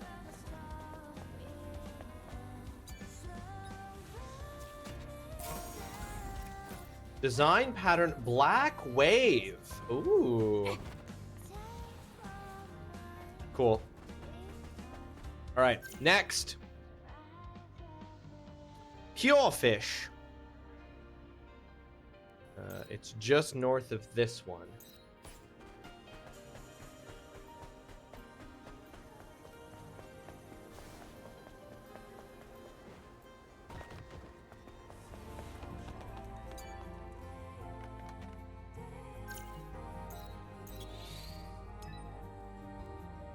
Just north of that outpost or supply camp. That's what.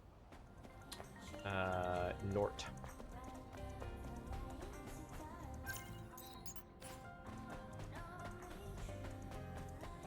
Oh no. Oh. Oh no. Oh no. How about no? Bye bye. Bye bye. No, I don't want. Bye bye. No, please. No, thank you. No want. No, thank you. No want.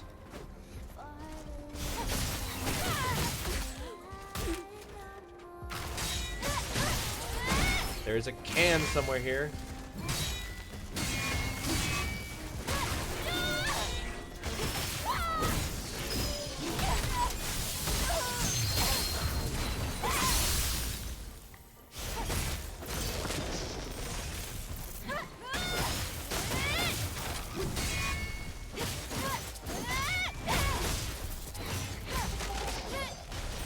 Okay, there's supposed to be a can here.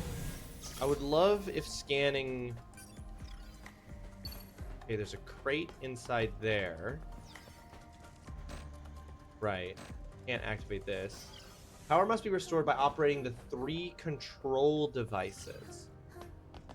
Right. I think we... Yes. No, we did see a thing about that, didn't we? Oh!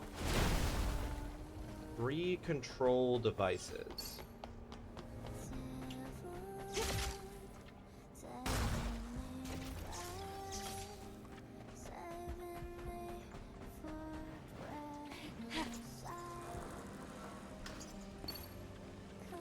Here's one.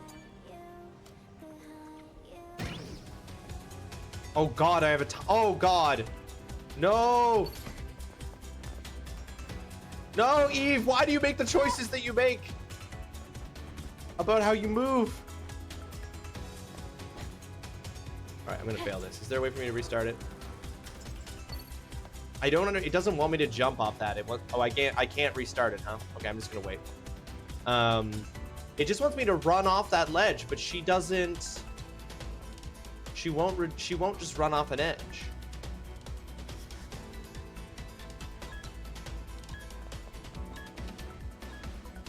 Hello, how's it going? Useless Emperoru, welcome to the stream. I hope you're having yourself a fantastic Thursday. Thanks for joining us. Things are going great here. Having a good time, having a good stream. I hope your day is going well. With my penis. No. Why would you do that? Why would you put that idea into Useless Emperor's head? Oh my god. For a second I thought Eve was going to be like, no, joke's on you. Okay. Grab it. Oh my god. I for a second thought she was for sure not going to grab it. Did it. Oh, I almost ran off the edge without going to check this guy. No one can keep history in darkness. I have finally found out. I secretly accessed the network and found out the secret of Mother Sphere. We are doppelgangers. Organic human... Yep. Organic humans were wiped out. We are robot doppelgangers. I've suspected it for a while, folks. Cryo the Malt. The world's best beer. Hell yeah. 28! Now, even though I may have said this earlier, now I'm only 2 away. Tay had issues with this because of Eve not grabbing that last ledge. She didn't quite get the height. The one thing that could have used more polish in this game is the platforming stuff, which is my biggest thing that I hope is improved in Stellar Blade 2 when it comes out. Because yeah, the platforming is by far the worst part of this game, and which is to say, it's not unplayable, but like you just get really silly moments where it doesn't feel good. Like you feel like you should be able to do the thing you're doing and you're not, and then you're like, is it just that I'm somehow fucking up, or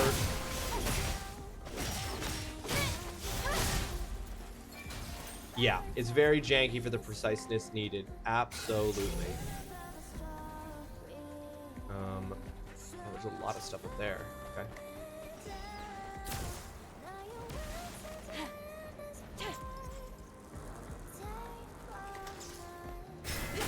Oh, what? I had the option to ambush, but I didn't ambush. Oh, God.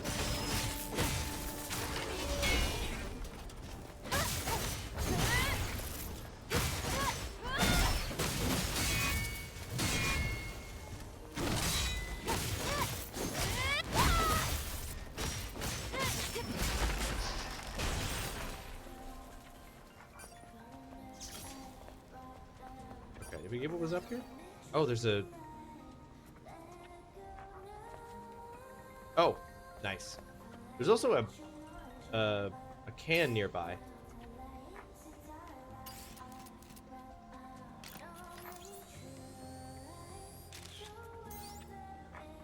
Photographed a pure fish.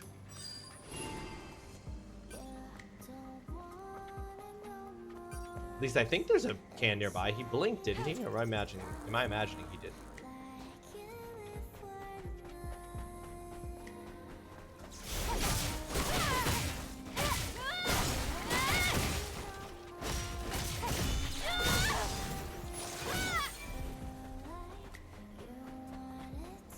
Oh God. Oh no. No, no, no, no. Oh, I fucked up. Oh no, Eve, I fucked up and it's my fault. No. I didn't look at the ground. I didn't see the quicksand. Oh God, how far away is that? Oh, it's fine. There's a can there, but whatever. Okay, now where am I going? We're going to the mysterious fish, which is located near this, it looks like. Wait. Oh, there's like a full ass camp near this one that I didn't get before. Weird. It's surprising how easy it can be sometimes to miss camps and how like close together some of the big camps can be. Because this guy on his map doesn't have the camp that I'm currently teleporting to, but I don't have the camp near this image.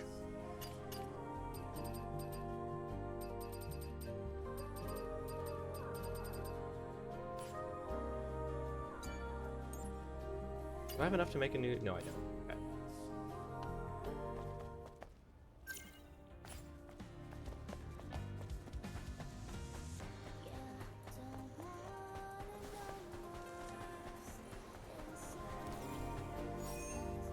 Okay. Okay. So this is saying that there's like a whole ass supply camp. Like right around this corner or something?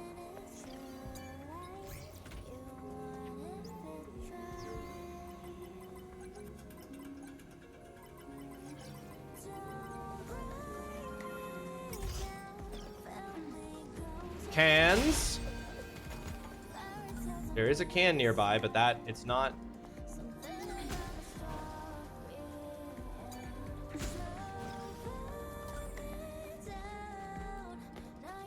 There's a can nearby, though.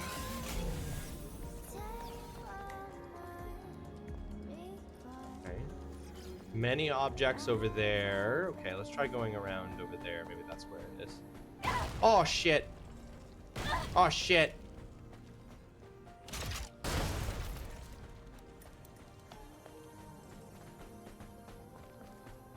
I think some of those objects, though, were just the camp that I never discovered.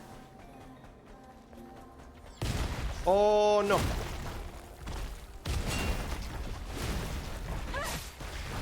Oh, you absolute monster.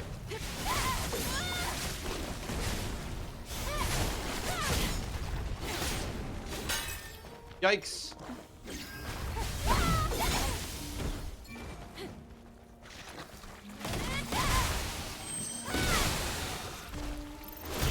Fuck. I've become too much of an expert fisherman. I've become too much of an expert angler. I'm no longer good at guarding.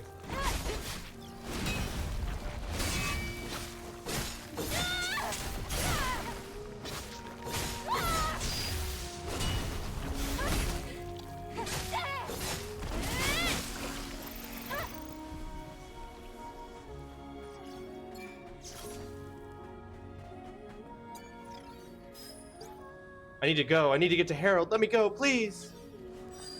I don't think he got to Harold.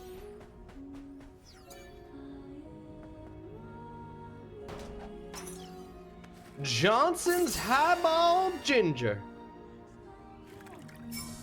29 cans. One more can, and that's a side quest completed, folks.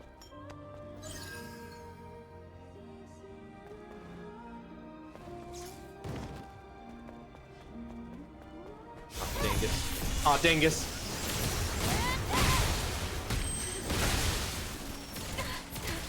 Aw, dingus.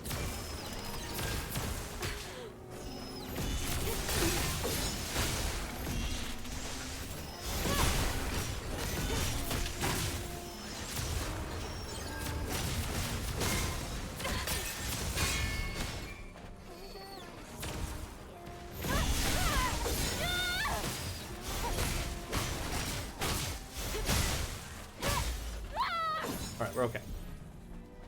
I keep forgetting I can charge up the last hit in a combo. Wait, is that the last hit? Yeah, I keep forgetting if I hold the last hit in a combo, I charge it up. Okay. Oh, no. Why? Oh, boy. Okay, hold on.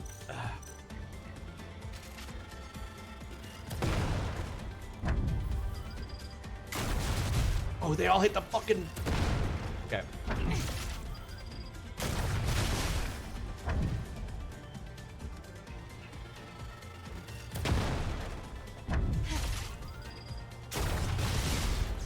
Whew. As soon as there was a turret, I was scared. Okay. We've got two things with pads. Pressure pads. We've got a thing. There's got to be closed until noon. These we can't move. These are stationary. Oh, there's multiple of them.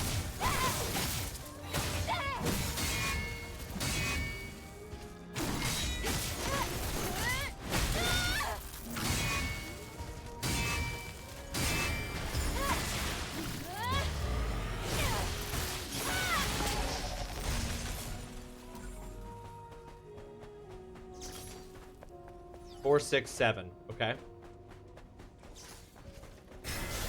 Oh, what? Oh, whoops, I didn't do an ambush. Making this unnecessarily hard for myself. What am I playing this like Foxhound?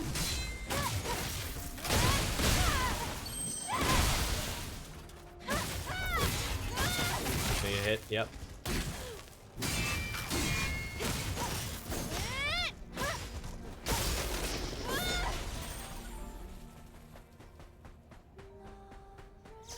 Oh, here we go. Here's one.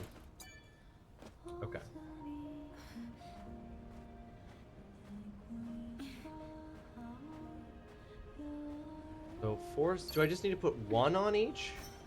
Find movable objects and place them on the appropriate locations. Make sure their weight is adequate. Okay. But there's more. There's multiple ones. Do I just have to put it on one or both?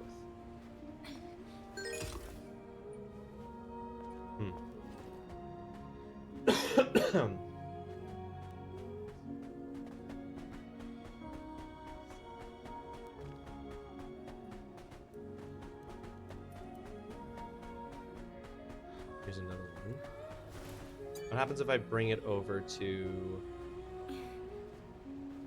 Now, why does that one...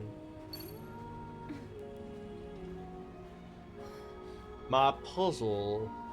He puzzled and puzzled till his puzzler was sore.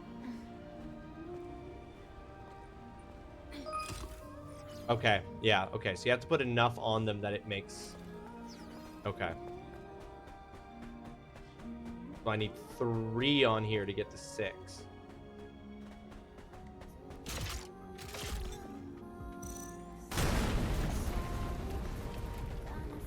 Oh, Jesus. Oh, no. Oh, no. Things are exploding. Things are exploding.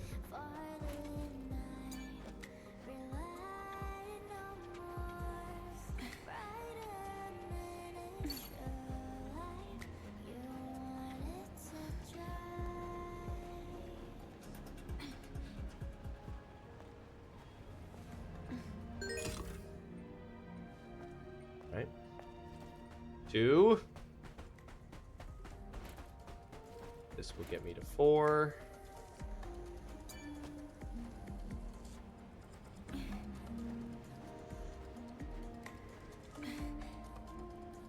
And if we solve this puzzle,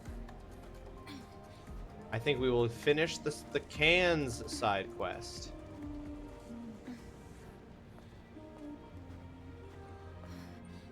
Because it was reacting, saying it was a can do it, right? 5. Okay, I'm not gonna question it. I have so many questions. I'm not gonna question it.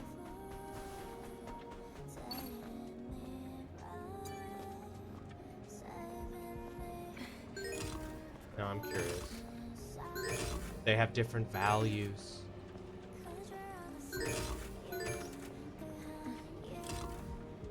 Interesting.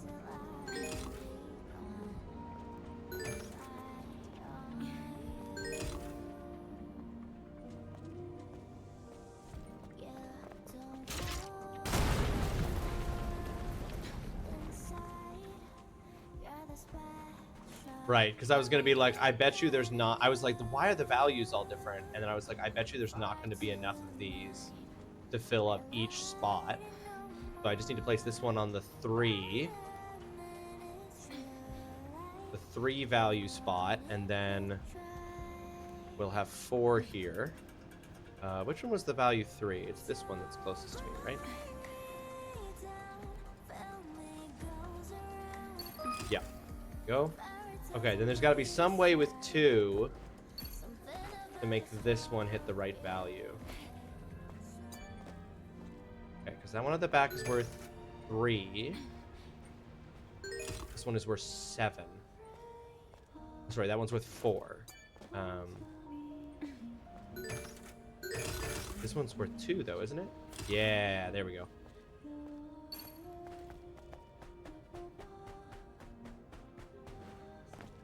4, 6, 7.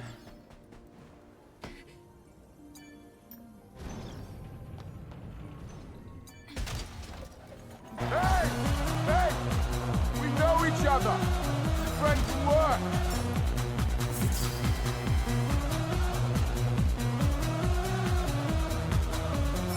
Scorponaught, welcome to the stream! Hello again, good sir. Hello again, Scorponaught! Welcome into the stream. Thank you for coming in from Escape Simulator. How was escaping with your, with the folks today? Were you solving puzzles? We're solving puzzles too, so it's almost like we're playing the same game. Welcome into the stream, folks. Scorponaught. You're only keeping it neck and neck with Evil the Chaos Mama there because you're now both at 4 raids for the month of August. Whilst you were fishing, I was escaping Mayan ruins. Ah, well, I studied the rod. You studied the remains, I see. Solving them Mayan ruin puzzles. And we glimpsed that it would be what it would be like to be a wizard, and it sucks. Oh, what did you learn was the worst part about being a wizard? I've always assumed it's the fact that your body and your voice would be labeled as a weapon because you can create ungodly power. You actually have incredible timing there, Scorpionaut, because with that last puzzle we just saw and with that can that we just got, we just completed a side quest. Specifically, we completed the side quest that I was given to collect 30 pop cans in Stellar Blade. I can now happily say that that is complete, and we might as well take this opportunity to see how close I am to the other side quest I have to do, which is to have 30 outfits. So far, I have 1, 2, 3, 4, 5, 6, 7, 8, 9, 10, 11, 12, 13, 14, 15, 16, 17, 18, 19, 20, 21, 22, 23, 24, 25, 26, 27, 27. So we only need 3 more outfits, and we complete that one too. There are invisible things that require a special lantern from a special place with special requirements of the special nature. It gets, you're just like, the worst part about being a wizard is how much they're like requiring of you in terms of this, of really emphasizing how quote unquote special you are. Yeah, I can see that being annoying. I can see that being annoying as time goes on.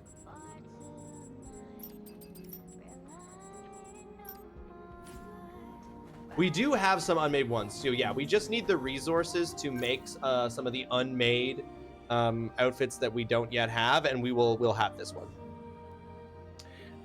Okay, I'm looking for this photo of a fish, which is just south of.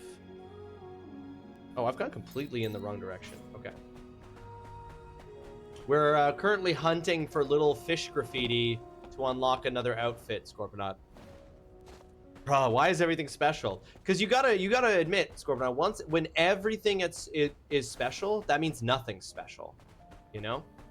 If it's all special, then it's just the standard. It's just the normal expectation.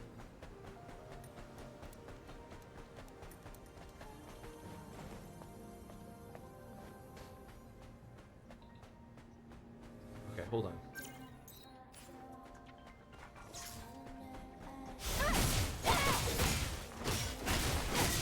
Well, I'm sorry that it got so complicated being a wizard in the Mayan ruins, but I'm glad that you had a good time solving puzzles there. I hope you had a fantastic stream. I hope everybody who was hanging out with Scorpionaut and came along with the raid, I hope you're having yourself a fantastic Thursday.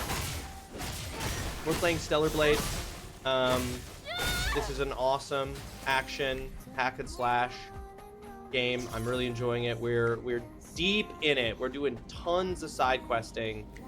Doing all the side quests. We spent with my penis 3 streams fishing.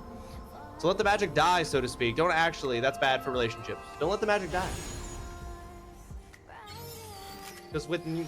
But in that case, when you're with that special someone, then it's always special because you're constantly confronted by all the unspecial people in your life who help make sure that that remains special. There, I saved it, Scorpionaut. Okay. North of the buried ruins. It is on the other side of this building behind me, but to my left and around the corner is where I should find the other camp. Except for the ruins. Oh, that's interesting. I got an ambush on that creature that was underground. That's cool.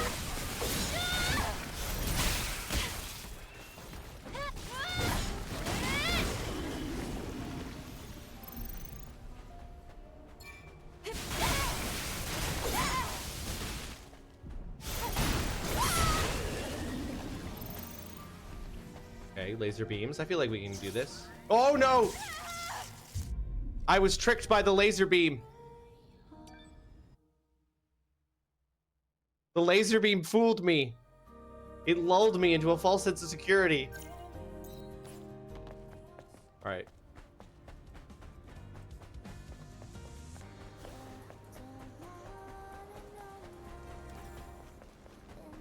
My God. I'm gonna have to fight y'all again.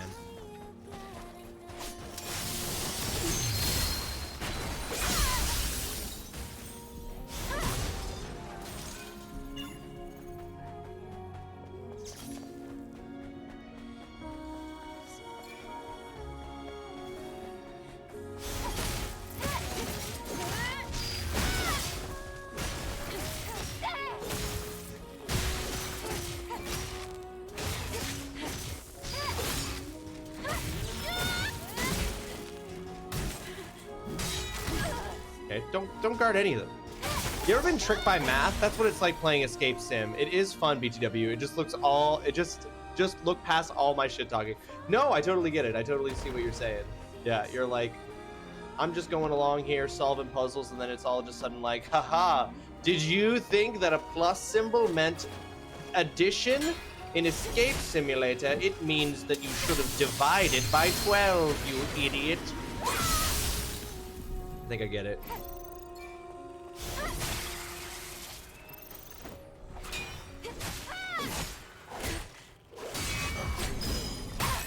What? Oh, I got hit by this fucker from behind.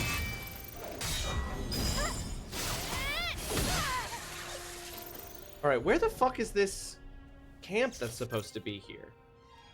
It's to my left? Is it? Hold on. Is the map showing me the way I'm facing or the way I'm looking?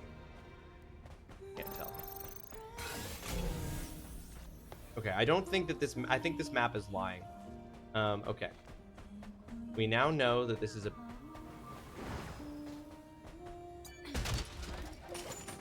That wasn't a plus symbol. That was a cross, you fool. Now you gotta run this puzzle all over again. Is it that punitive? Like, if you fuck up puzzles, does it make you, like, redo them? Oh, you kidding me? The double jump made her leg tickle the laser beams? Unbelievable. I think that this map I'm looking at online has this camp in the wrong place. Yeah, for the most part. See, if that is how an actual escape room was designed, think about how pissed you'd be.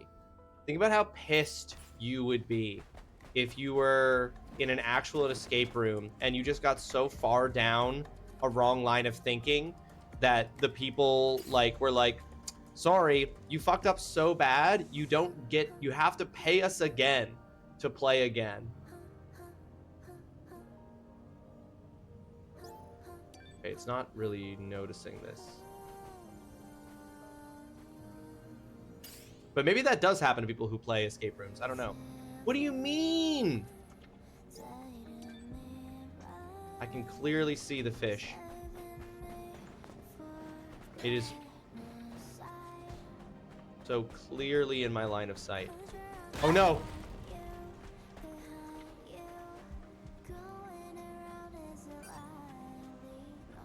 Oh my god, I'm standing too close to the wall. I can't take out my camera. Puzzles usually have 3 to 6 segments, and if you fail one of them, you usually have to retry it, unless it's an unlock code. I usually brute force my way through those after a quick look-see around the room. Do you have a time restriction in some of the, like, because if you're doing an escape room IRL, you typically tend to have a time limit. Do you have a time limit in games of Escape Simulator, or do you have unlimited time?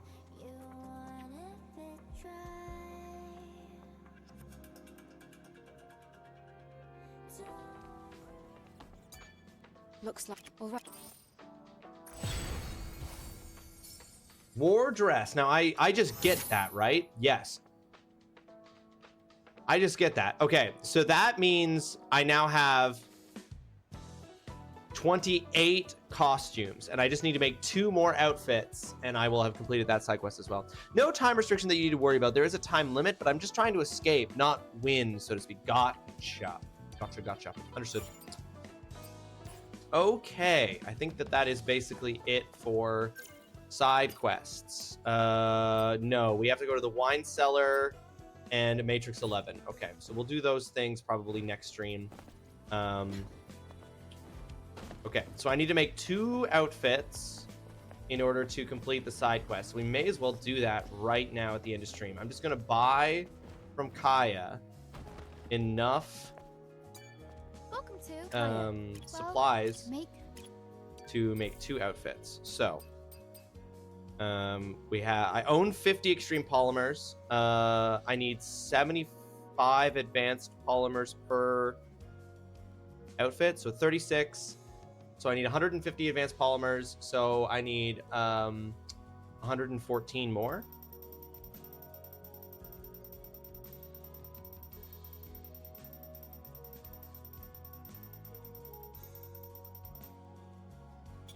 $99 and then 15. Okay. Yeah, because it's 25 advanced, 25 extreme, 75 advanced, and then I can't remember how much it was for polymers, regular polymers, but I'll get 4 more because I know it's not actually crazy. Put on the war dress. It's very tactical. Okay. Well, we actually have a few different outfits that are new that we haven't put on. But where's the war dress? So tactical. So tactical. So tactical.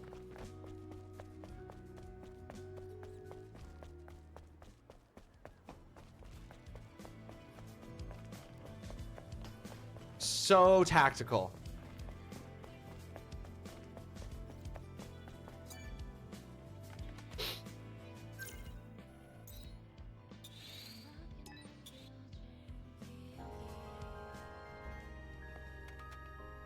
So tactical. No, yeah, no, so tactical. No, I see how tactical it is. I see how tactical it is. The third, of course, find it. Okay. What do we got we can make? Black Wave. Still have Cyber Magician, Cybernetic Dress, Daily Denim, Holiday Rabbit, Planet Diving Suit 2nd Edition, Racer's High. Okay, so we've got... let's do Black Wave. Not going to put that. Planet Diving Suit 2nd Edition. Which just actually looks like a slick as fuck, like, outfit. And with that... I hope I didn't do that prematurely. If my math is wrong, I'll be so mad. 1, 2, 3, 4, 5, 6, 7, 8, 9, 10, 11, 12, 13, 14, 15, 16, 17, 18, 19, 20, 21, 22, 23, 24, 25, 26, 27, 28, 29, 30. 30 outfits unlocked in Stellar Blade. That is both of the side quests completed. That is dope. And our max number of pulse grenades has gone up as a result. All right. Well, we've got our outfit picked out for next stream. Can you imagine? Next stream we only have like 2 side quests to do, and then we'll actually do more main story stuff. That's wild. Imagine living in a world like that. All right, folks. That is going to be it for stream today, though. Oh, wow. I know. It's over. There's a main story. I think that's what we've been doing. The main story is about Eve's adventure to get all of the cute, sexy fashion, right? All the blades and hoods. Well, I know. If only there was more stream. But there will be more stream next week on Tuesday. Starting on Tuesday at 11 a.m. And catch all the fish. That's true. Catching all the fish is also a big important part of it. Folks, I am not streaming on Saturday. I will be celebrating my wife's birthday, and I don't apologize for it. But I will be back on Tuesday at 11 a.m. For even more Stellar Blade. We will keep playing. I'm having a great time. I'm just genuinely enjoying every moment of playing Stellar Blade. It's a really fun game, and I'm having a lot of fun with it. Next time on TrulyRawesome stream. Yeah, I'm just having a blast. I will pass along the happy birthdays from all of y'all to my darling wife as we celebrate stuff. Let's go ahead my penis. and...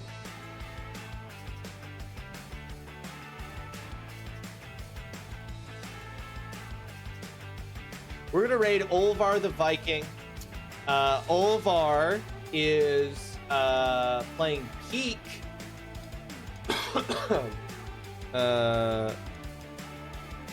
Is doing a community Peak stream. They're playing some Peak. Let's go over there. Olvar the Viking. We're going to bring this energy their way. His way. And I will see you guys next week. It's going to be a bit of a... We're going to have 4 days without seeing each other. But I'll stay strong if you stay strong. And we will meet up again on Tuesday next week for more of that good Stiller stuff. Good job. I'm dipping to sort more stuff anyway. That's true. You got some busy sorting to do for the next little while there, mama. Folks, grab that top message if you are a subscriber. Grab the bottom message if you're a follower. Spam that when we get in there. Drop a follow for Olvar if you're not already following. It's free. It costs you nothing. It makes you a better person. Looks like they're having some goofs and some gimmicks and some Why some did good you times name over this there, so I hope you'll enjoy it chest as well. mush cum? Like, that's truly the most upsetting thing you could have possibly named it. Like, what the fuck?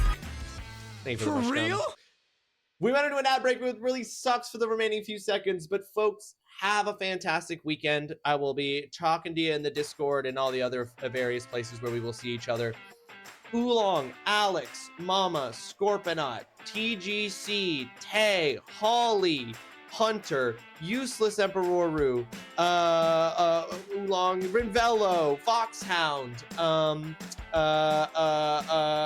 Mr. Wisepork, Zeinstein, everybody who's been hanging out today. Totally Cal, thank you. Appreciate you all. Have a blessed weekend. See you soon.